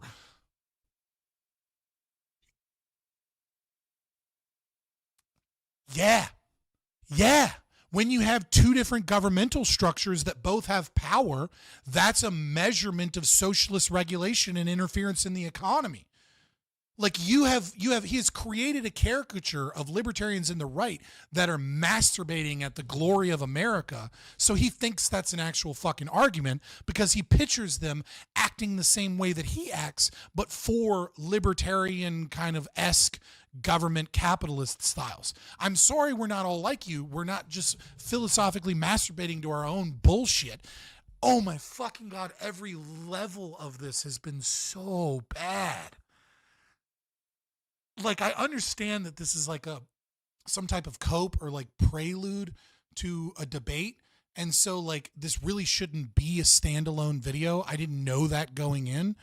But like, don't make a fucking standalone video saying libertarianism has nothing to do with freedom, and then you only mention one libertarian argument the entire fucking video up to 26 minutes, and it's Yaron Brook who's anti-libertarian and says libertarianism must fail. The other thing you do is try and shred a fucking, a study, which I'd have to look at to actually understand it, which, by the way, is something libertarians do because we don't value empiricism. We value praxeological understanding. And then every time you try to do that, you actually showcase somewhat decent methodology, but it's still just guesswork. That's how this shit is anyways. Like,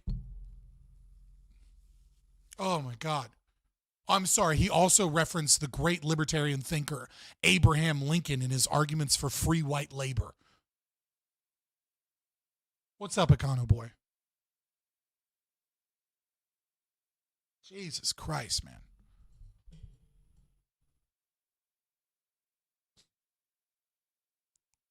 I don't even know that I ugh. Oh my God. Econo Boy, you should have more subscribers. Whoever Ben Burgis's subscribers are that are following him for economic understanding and advice, they need to go to you. Because at least you can fucking meet me in my idea. Like, if you were doing an internal critique of libertarianism, you'd at least fucking reference libertarian theories and ideas. Right? Like, you'd be like, here's why I don't think that's true. Here's my issues with the Austrian economic understanding of the boom and bust business cycle. Here's why I think, deflation is actually bad and the way they describe deflation is wrong. Like, at least there'd be a fucking debate, an argument or something. This is just like masturbation of stupidity. Well, I hate some poor people. Whereas some of these other countries they're being compared to, they're more centralized, which is in fact not something libertarians and conservatives have typically been fans of. They, those guys typically like federalism, decentralization, which leads you to more forms to fill out with more. Libertarians are fucking, oh my God. Libertarians, even if I'm being generous, and saying that like we want to include minarchists, we want to include paleo libertarians in this category of libertarian, right? Actual libertarians and libertarian philosophy and libertarian theorists and libertarians as defined by Rothbard are anarchists. We are obviously anti-federalist. But if you want to talk about like the limited government types and their like of federalism, you're mostly talking about Republicans with like some libertarian economic leanings. You're not talking about libertarians. But even if I grant you that, they don't want a fucking overlap between the federal government and the states where they both have authority in the same areas. What they want is they want the federal government to have like to have like the ability to control tariffs, the ability to control like trade deals, control the military, control peace treaties, control like federal law for like the FBI and terrorism and shit. And then they want the states to do all of the rest of that. It's not a balancing of powers where both of them have like the ability to get like where like you're not going to find a person that calls them a libertarian that is like a, you know, that is like, you know, pro libertarian party, but like sometimes votes conservative. That's like, you know what I really love? I really love HUD. I really love the Department of House and Urban Development. We really need the House of Urban Development. No, they're like, get rid of all that shit and let the states handle it. That's what they mean by federalism, not fucking having both fucking hands in the pot. Like, Jesus Christ, everything this guy says, if he even manages to make an argument, is just a pure caricature of libertarianism. It's not even a character of libertarianism because he doesn't even understand that there's a difference between libertarianism and like fucking paleo libs and minarchists. So it's not even that. He thinks we're all one category and probably thinks that like ANCAPs are like some fringe group that have nothing to do with libertarianism. And like thinks that like fucking Cato and Reason and Fraser Institute are like the hallmarks of libertarianism. No, these are fucking corporatist fucking Republicans that like, you know, lean economically for limited government. More places, and again, it has absolutely nothing to do with stuff like how wages are set, which in, you know, the Nordics has often been by sectoral bargaining, which is, you know, so you have like, you know, his idea of libertarianism is Ben Shapiro. Unironically, he really thinks that. Well, I mean, like, he certainly thinks Yaron Brook is a libertarian. And to be fair, Yaron Brook is way closer to libertarian than most people that call themselves libertarian, hilariously enough. Like, you know what I mean? Like, most people that call themselves libertarian are just fucking Republicans. Like, or they're limited government prags. But like, most of them are just Republicans. You know, big, powerful unions that bargain for wages on behalf of entire sectors of the economy, right, including non-members of the unions, and is, you know, every bit as intrusive in capitalist property rights in its own way as the minimum wage stuff. Wait, what is he talking about with union members? You know, so you have like, you know, big, powerful unions that bargain for wages on behalf of entire sectors are set, which in, you know, the Nordics has often. Yeah, okay, so you're talking about the Nordic model and unions. I mean, sure, whatever. Been by sectoral bargaining, which is, you know, so you have like, you know, big, powerful unions that bargain for wages on behalf of entire sectors of the economy, right, including non-members of the unions, and is, you know, every bit as intrusive in capitalist property rights in its own way as the minimum wage stuff. Yeah, it's really difficult to measure exactly how capitalist the nation's economy is because, again, like I said, value is subjective. So it's difficult to determine how intrusive one aspect is versus another aspect. It's why you shouldn't make arguments off of empirics. You should make arguments praxeologically. And then because you're talking to an empiricist, showcase empirics that then kind of back up that praxeological assertion and show examples of like why this tends to be a pattern that we see, but recognizing that like you came to like your argument should be praxeological. So, I think the idea, again, if you wanted to show, like, I think if the Fraser people were serious people, they would say they could argue for like specific policies leading to more of the good things and less of the bad things, and just show you like clean numbers for that. But all the numbers, even within the broad category, that's not what they're doing. So now he's just critiquing them on something that they're not doing. Like, the study is a determination to try and rank order you know, countries. Like that's a totally different fucking thing. They're mixing and matching all sorts of subcategories in a way that just make the whole thing meaningless mush, right? I don't see any reason to take any category or subcategory these people give us seriously. Yeah, but again, I almost want to go find this dude. Like, I'm not going to do it right now, but I almost want to find this dude arguing healthcare.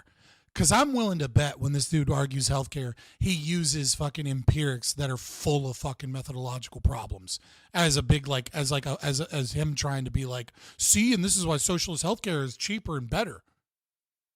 The other thing about freedom that I wanted to touch on, because it comes up in the debate, was about something I referred to a minute ago. That was Milton Friedman and Friedrich Hayek, who were two of the biggest leading lights of libertarianism in the late 20th century. Okay, libertarianism in the late 20th century.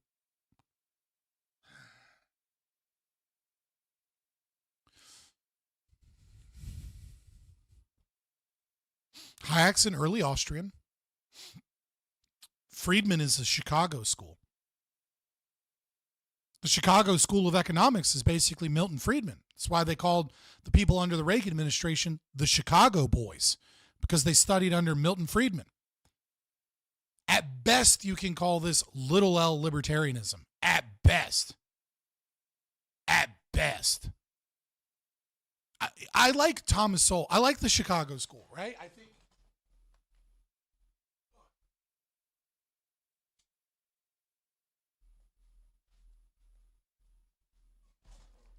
this is a fun fucking read. Get the audiobook if you don't want to, right? Like Basic Economics by Thomas Sowell. Great fucking book.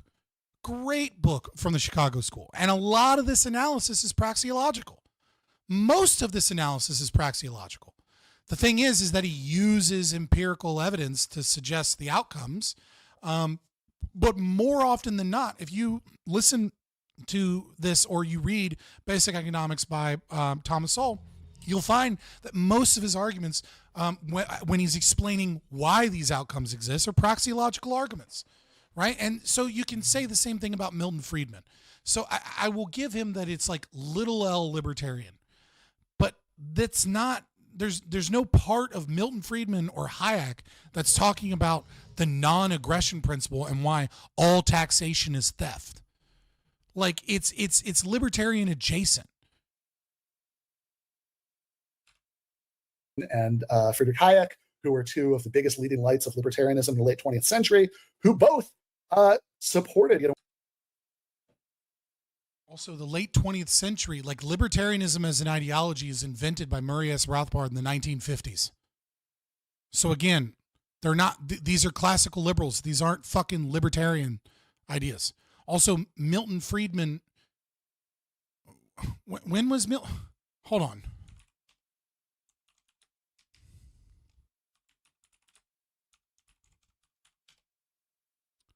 I want to get the right.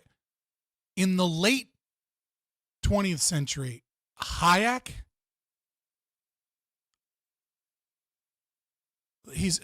is a leading light of libertarianism.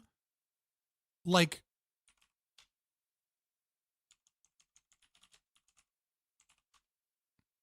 I'm really trying to understand what's happening, like what the fuck he's talking about here.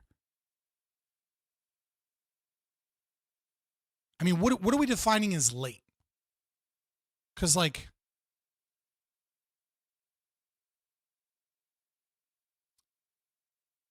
when is Road to Serfdom? What's the exact year for Road to Serfdom?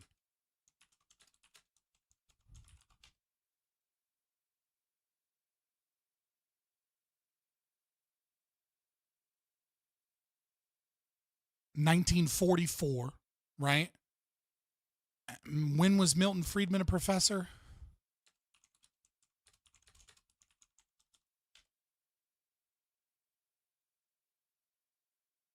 So he retired in 1977. So, like, I guess you could say that he was a leader of, like, libertarian and, like I just wanted to know, like, when he actually retired, right? Because, I mean, he starts being a professor in 1946, right? Like, in training the Chicago boys, you know, like, I guess what happened in the early 70s towards the end of his stuff.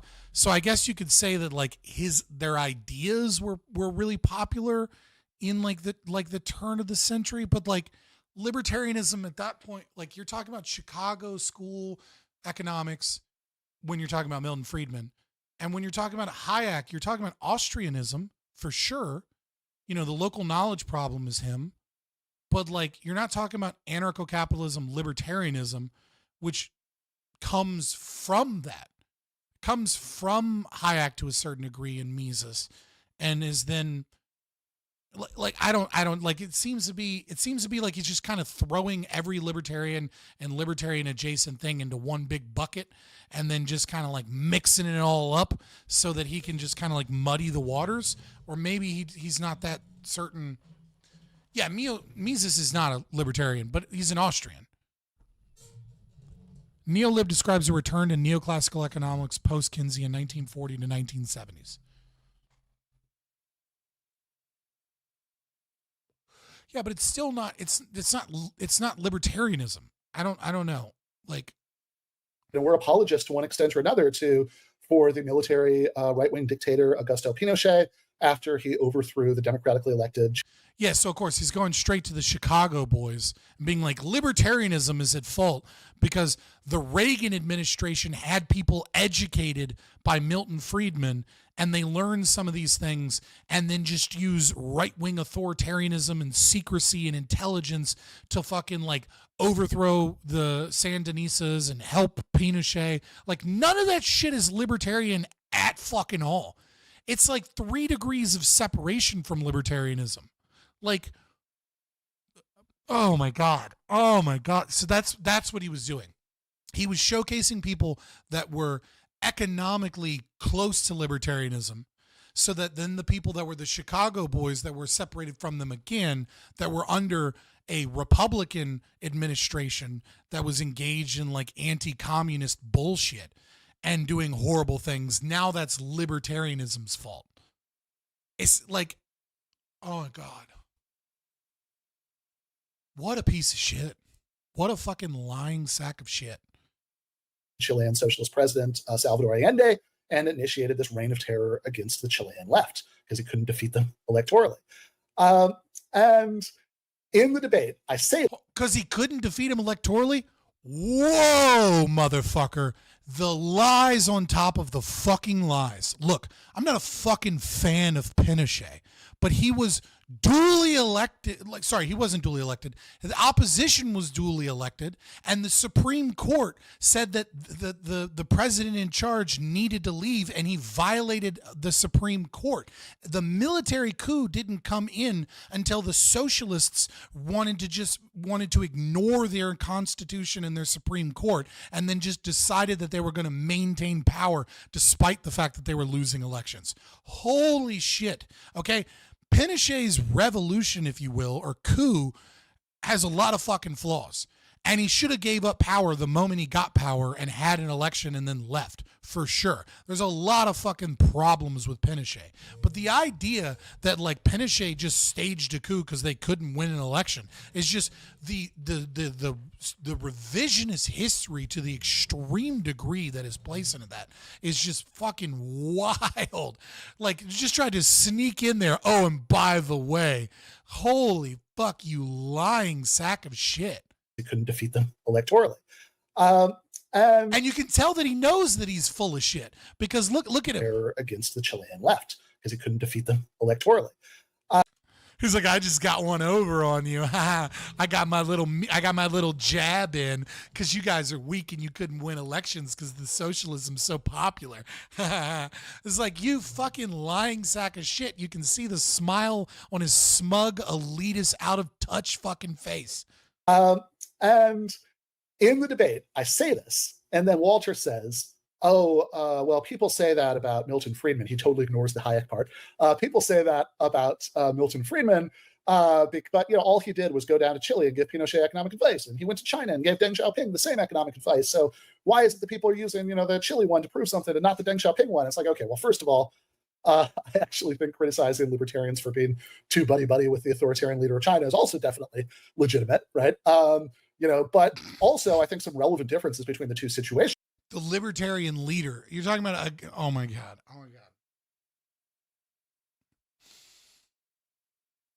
Whew.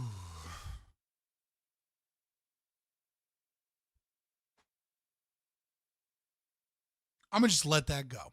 I'm gonna just let that. It's just such disingenuous bullshit about how libertarianism is anti-freedom when it's so disconnected from what libertarianism is. That I'm just gonna let that go. I'm fucking have your W, brother. Yep, a non-libertarian fucking went to an authoritarian state and said, here are some things you could do to be more economically free, and he did it to several authoritarian states. Therefore, he's all buddy-buddy with the right-wing authoritarians, and that's what he is. And that's what libertarianism is. It's all for, overthrowing countries and just, establishing fascism. That's totally what it is. Have you read a single fucking libertarian? I'm just curious. Are that Deng Xiaoping hadn't just overthrown a democratically elected government and initiated a bloody reign of terror against supporters of that government, right?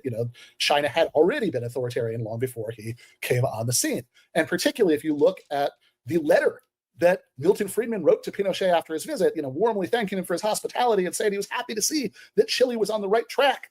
I think that does go beyond just, he'll just give economic advice to anybody. If Darth Vader asked him for economic advice, he'd give it. Say, thank you so much. You're such a great host. I'm so glad to see the country's on the right track. That sounds to me like actual Pinochet apologism. And that's just Friedman. The case is actually... Pinochet apologism is the new argument about how libertarianism is anti-freedom. First of all, Milton Friedman, not a libertarian. He literally established a school of economics that goes against the foundation of libertarianism, which is Austrian economic theory. So he gives economic advice to someone, and you know what? You're not wrong. Rothbard, right? If you wanted to make it an actual argument, right, you could talk about how Rothbard said that fascism saved Europe from communism, right? The idea being very, very simply, right, that the more economic freedom you have and the more property rights you have and the more your culture is not anti-life, that is better than the alternative, which is communism, right? If the country is headed towards communism, that's the wrong track. If the country is headed towards private property rights and capitalistic economies, that's the right track. See how simple that is? That's not Pinochet apologism. That's not saying Pinochet is a great leader or Pinochet is the greatest person ever. That means that someone who's trying to maintain networks and systems with authoritarian countries as a professor of economics that's involved in politics is doing just that. It's the same fucking criticism that the right has when Bernie Sanders had his anniversary in the USSR and talked about how bread lines were good once to fucking Fidel Castro. It's two can play at that game, but it's a dumb fucking game because it doesn't say anything about the arguments of libertarianism, the ideology of libertarianism, especially when you're talking about someone who is avidly an anti-libertarian as far as libertarianism is concerned. As far as the non-aggression principle is concerned, he's not a libertarian. He's a paleo-lib at best, or a small L libertarian if you want to give him that name. But again, if your critique is of, small L libertarianism, what's your alternative? And your alternative is fucking socialism? Actually way, way better. When you're critiquing him for the very things that socialists do. Pinochet apologism. You're finding the socialist elements of things that they do and being like, see how these are bad? Yeah, libertarians are sitting here going, agreed. And that's just Friedman. The case is actually way, way better for Hayek. So if... Hayek, again, not a fucking libertarian. He's a classical liberal. He's an Austrian, at least. The best thing to look at here, back in 2013, Corey Robin wrote something on his blog called the Hayek-Pinochet Connection. And in there, he goes into the details. And he says, no, this is actually not at all true, right? That all Hayek did was say Pinochet was better than Allende, and how bad is that? It's like, well, first of all, that would actually be very, very bad if Hayek was saying that the bloody military dictatorship who overthrew democracy in Chile and initiated a reign of terror against the Chilean left was better. Yeah, no, first of all, communism is the worst thing you can do to your country, first. Second of all, did he or did he not violate the Supreme Court? What instituted the coup, my guy? Your answer is, a coup occurred because they lost an election. Not true. That's not why. Now, you can obviously talk shit about Pinochet. I'm no fucking lover of Pinochet.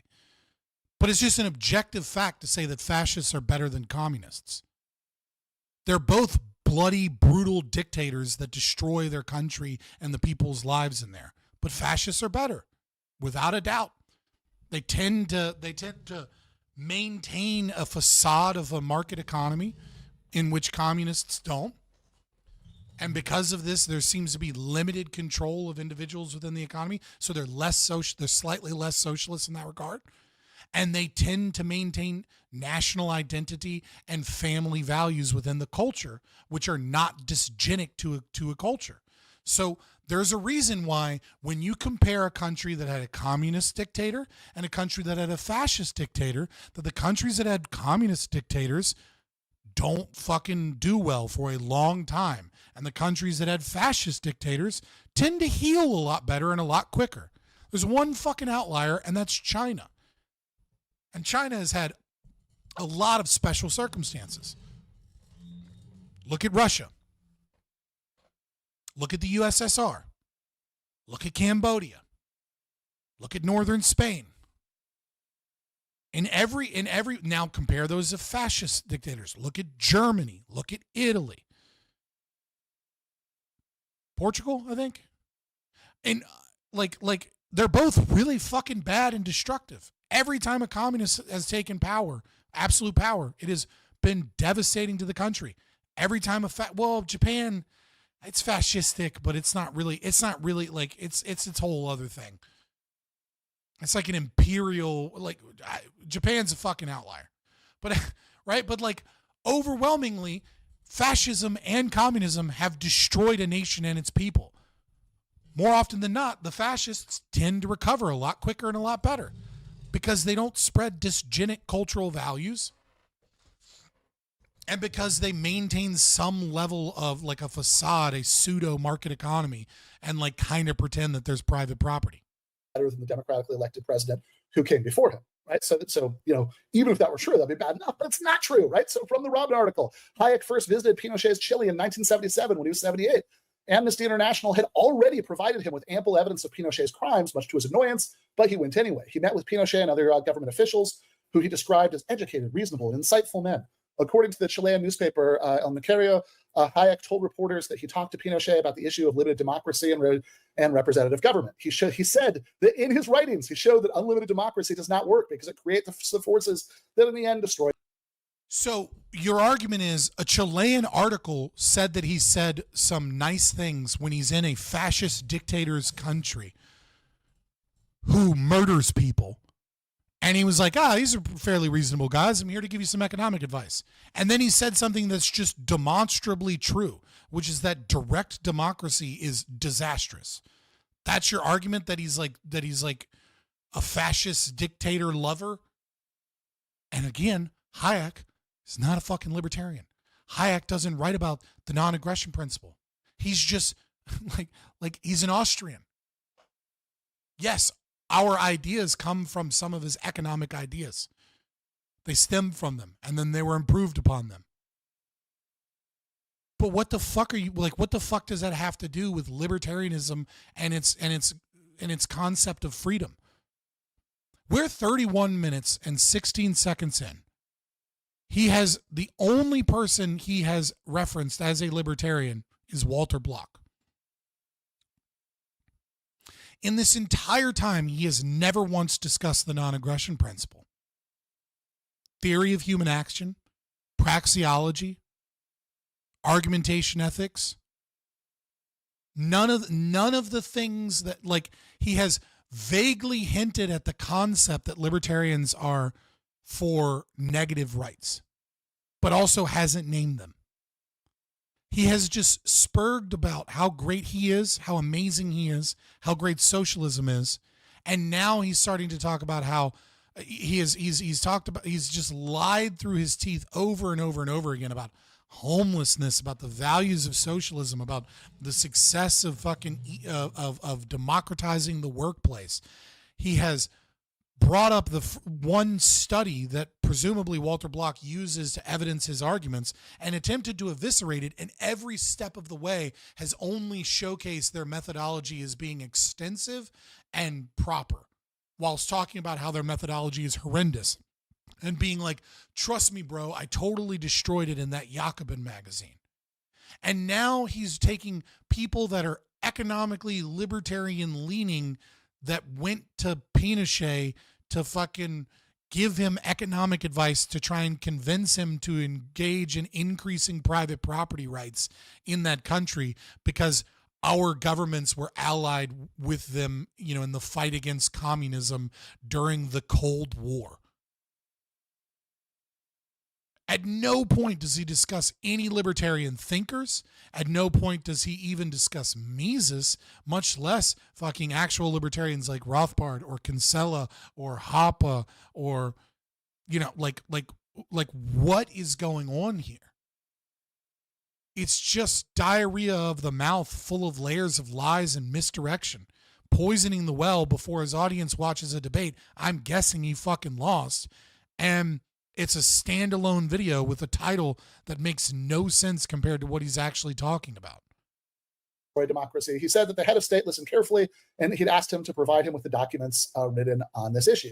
Hayek complied with the dictator's request. He had his secretary send a draft of what eventually became Chapter 17, a model constitution in the third volume of Hayek's Law, Legislation, and Liberty. The chapter includes a section on emergency powers, which defends dictatorships when the long-run preservation of a free society is threatened. Corey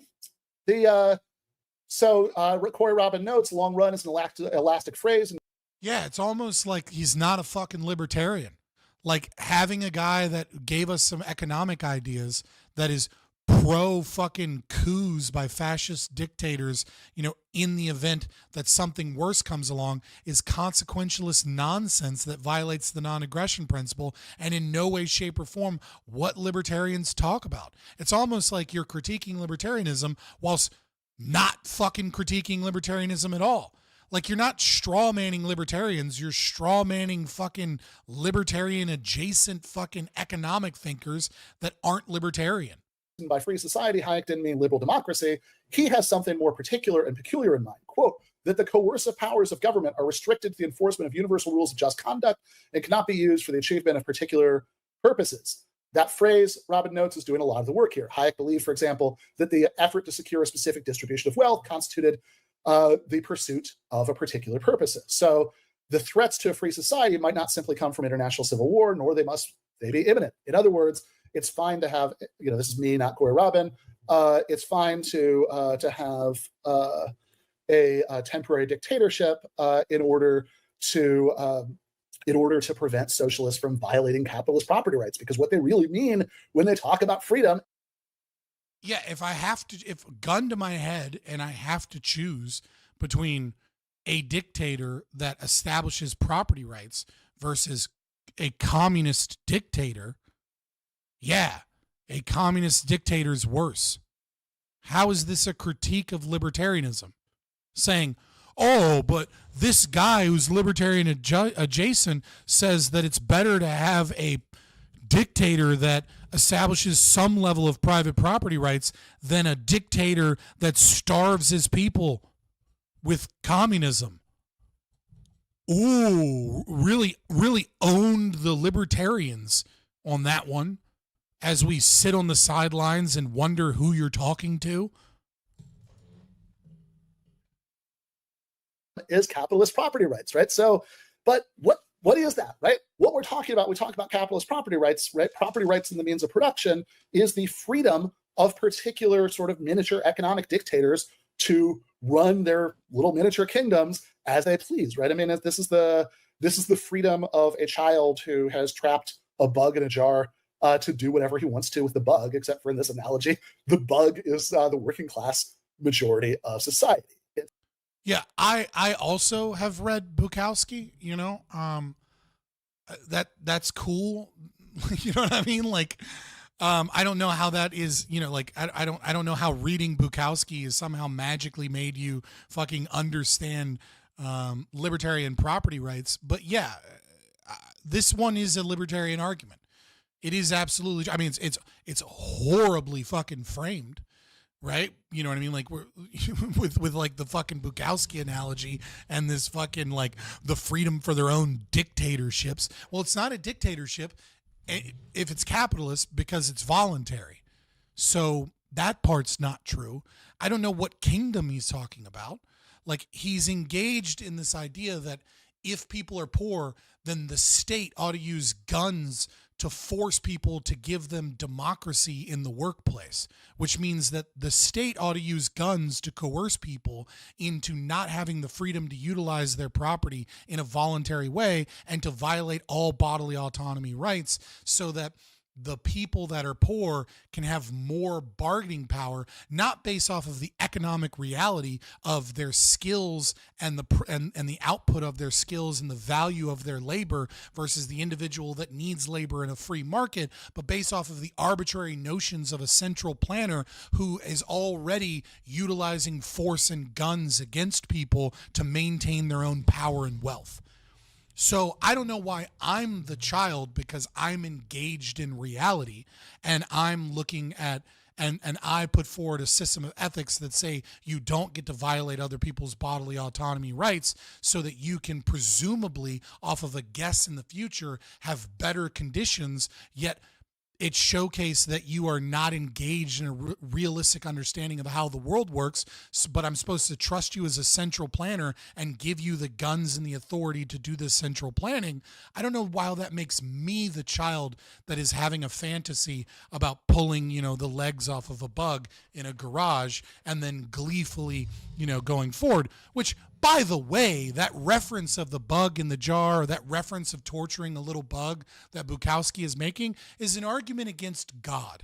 And it's an argument about how if someone is all powerful and how all loving and all good, that, it's an argument of it's multiple things. It's an argument against God, but it's also an argument about the evil individuals and how that individual, when they have that power, acts. But the idea that collectivization of this somehow gets rid of these tendencies is to say that by centralizing it is to put the power in the hands not of the people, but instead to put the power in the hands of the representatives that are evil in another domain, but to get rid of their power and their liberty to meaningfully fight back. It's you monopolizing that power into an entity that is also made up of power-seeking and corrupt people.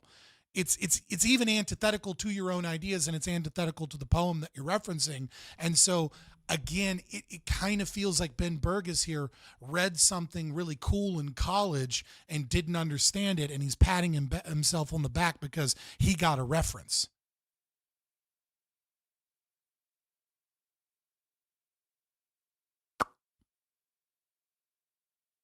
And so really I'm reminded of Modest Mouse lyrics here, right? If life were like Bukowski, and yeah, I know it's a pretty good read, but God, why'd you have to be? God, why'd you have to be such an asshole? That's all I can think of now. It's an absurd account of freedom. And the reason I'm really emphasizing this point, and this is the last thing I want to say here, is that this notion of what freedom is, right, fundamentally does not track what ordinary people care about when they think about freedom. And I think this goes from everything from the sort of long-term goals about. This might be the first true thing that he said, because people are philosophically illiterate, right? Right? I mean, like people do want handouts, right? Like that's the problem with democracy, right? Is that you have a whole bunch of people that are perfectly okay with utilizing might makes right and punishing other people and hating and resenting other people as a collective against, will and liberty, and that's why societies overwhelmingly over and over and over again have done this. Workers' control of means of production. Doesn't this guy have a PhD in philosophy? No fucking way. No fucking way this guy has a PhD in philosophy.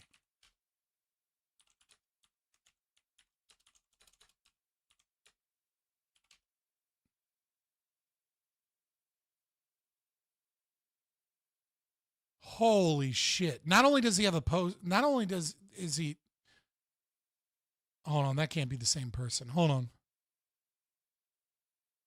Let me just look up his Wikipedia.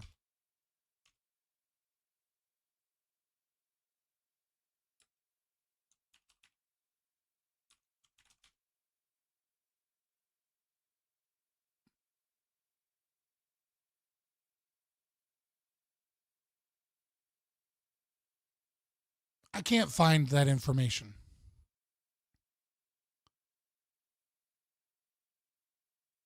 That would, sort of end this domination of the majority of society by a wealthy minority.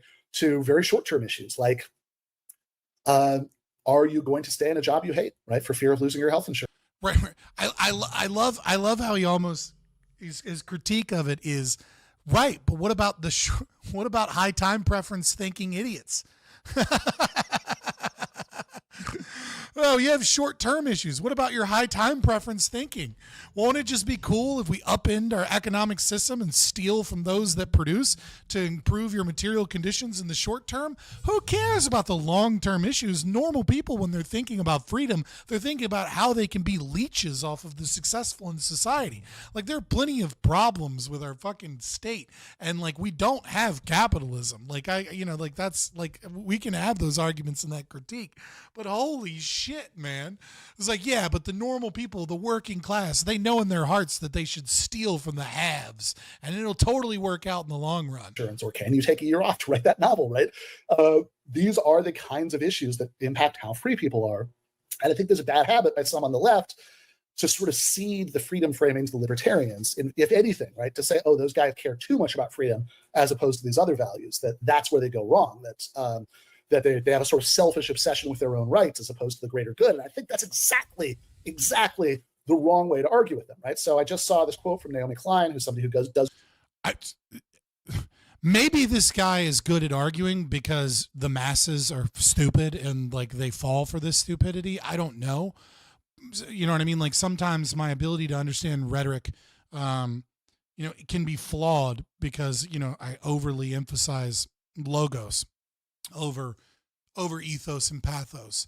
And I think that's just a bad habit of libertarians in general, is that we want to make the logical argument more than like the energeia and the pathos and, the appeal to emotions and things of that nature. But like, he might be right rhetorically, but he's absolutely wrong in the sense that we're wrong, or that the left is ceding something. Because it's very clear that we're the only people that ultimately care about negative rights. And you, Ben Burgis, and most of the people on the left hold these contradictions within yourself, which you should understand if apparently he's got a PhD in philosophy, this contradiction between rights. Like, either rights are universal freedoms that exist or they aren't. Okay. And so what he's really saying is that he doesn't believe in rights. And so if you don't believe in rights, you only believe in might makes right. Well, what's the logical conclusion of might makes right? I don't know. Maybe it's that Haitian Revolution that you think was such a great idea when they were chopping up women and children for the crime of being white. That thing that you said was like, it was so wonderful. I don't know. Maybe that's the logical conclusion of might makes right. But, I don't think that that's necessarily a good thing there, buddy. Does good work, but, I think people know I have some disagreements with her. But somebody quoted this in that panel I was on, that Jason and I were on at UC Irvine the other day, where Klein is talking about economic shock therapy, and she says that the neoliberals were carried it out. She accuses them of being utopians who are obsessed with this long-term vision of economic freedom and said, oh, we don't need grandiose visions of freedom or something like that, right? I think this is exactly the wrong way to argue against neoliberalism. Economic shock therapy was neoliberalism, right? Like, so you admit that it's neoliberalism, and you're like, that's not how you critique libertarianism. Well, correct. But in what fucking world are libertarians and neoliberals that instituted shock therapy in like Russia and Poland fucking the same people, dude? Apparently, Ben Burgis seems to think that libertarianism is everything I don't like and socialism is amazing.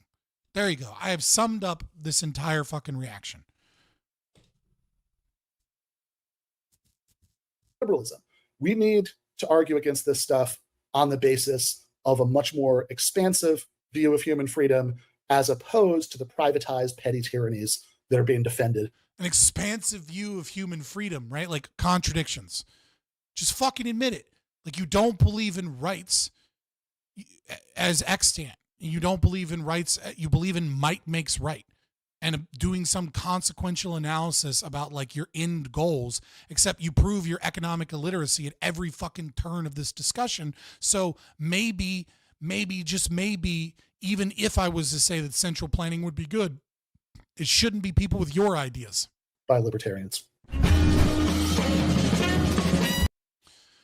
Oh my God. I knew very quickly when this started, and I was like 20 minutes in, and we were only 2 minutes into the reaction, that I was going to be fucking mad. Whew. My brain is just like melted right now. So, thank you guys so much. Go ahead and share this one. I don't normally say like, share, and subscribe. Go ahead and share this one. You know what I mean? Like, fuck Ben Burgis. Give me some clips. Like I said, I've only got one more week, so this Thursday, next Tuesday, and the following Thursday, where I'm picking up my son, and then after that, I will have a lot more free time to like post clips on YouTube, and like turn them into YouTube shorts, and potentially start streaming a little more regularly. We'll see. We'll see how it works. But I have the kids again this weekend. I doubled up on them because they were sick like a couple weekends ago. I'll be back tomorrow though. We talk to Grid One Motorsports about Red Pill culture war stuff. Should be fun. But like, share, subscribe. Definitely share this one. Consider joining the channel for only $3.99. Become a member. I always answer super chats, as you've seen here. And so I appreciate those as well. Follow me on Twitter. Follow the Discord. The Discord is how you're going to get the notifications, the go lives. Because even if you cut the notification bell, like my channel is, most people don't get the YouTube notifications on my channel, right? Like it is every single show that I do is demonetized, or sorry, ad limited. You know what I mean? Like the only money I make is off super chats and memberships, things like that. So I appreciate you guys and all the support that you give me. Hopefully I'll see you tomorrow. If you want to see me be toxic, see my shower thoughts, join the X, follow me on X or Twitter. And I'll see you guys tomorrow. That was like a brain-breaking level of stupidity, and it took me a couple hours to get through it. So yeah, I appreciate you guys. And I appreciate those people that are here for the long reaction streams. I feel like I'm one of the longest reactors. I mean, like, obviously I'm not as bad as like EFAP. You know what I mean? It's taking like fucking like 24 hours to get through a movie. But it takes me a while to get through shit. Tomorrow too. Yeah, I'll be here tomorrow. Talking to Grid One, and like we might do a little bit of reaction stuff before that stream. We'll figure out exactly what time I'm doing it, because I know he's on like Central Time. But yeah, guys, I'll see you tomorrow. Peace.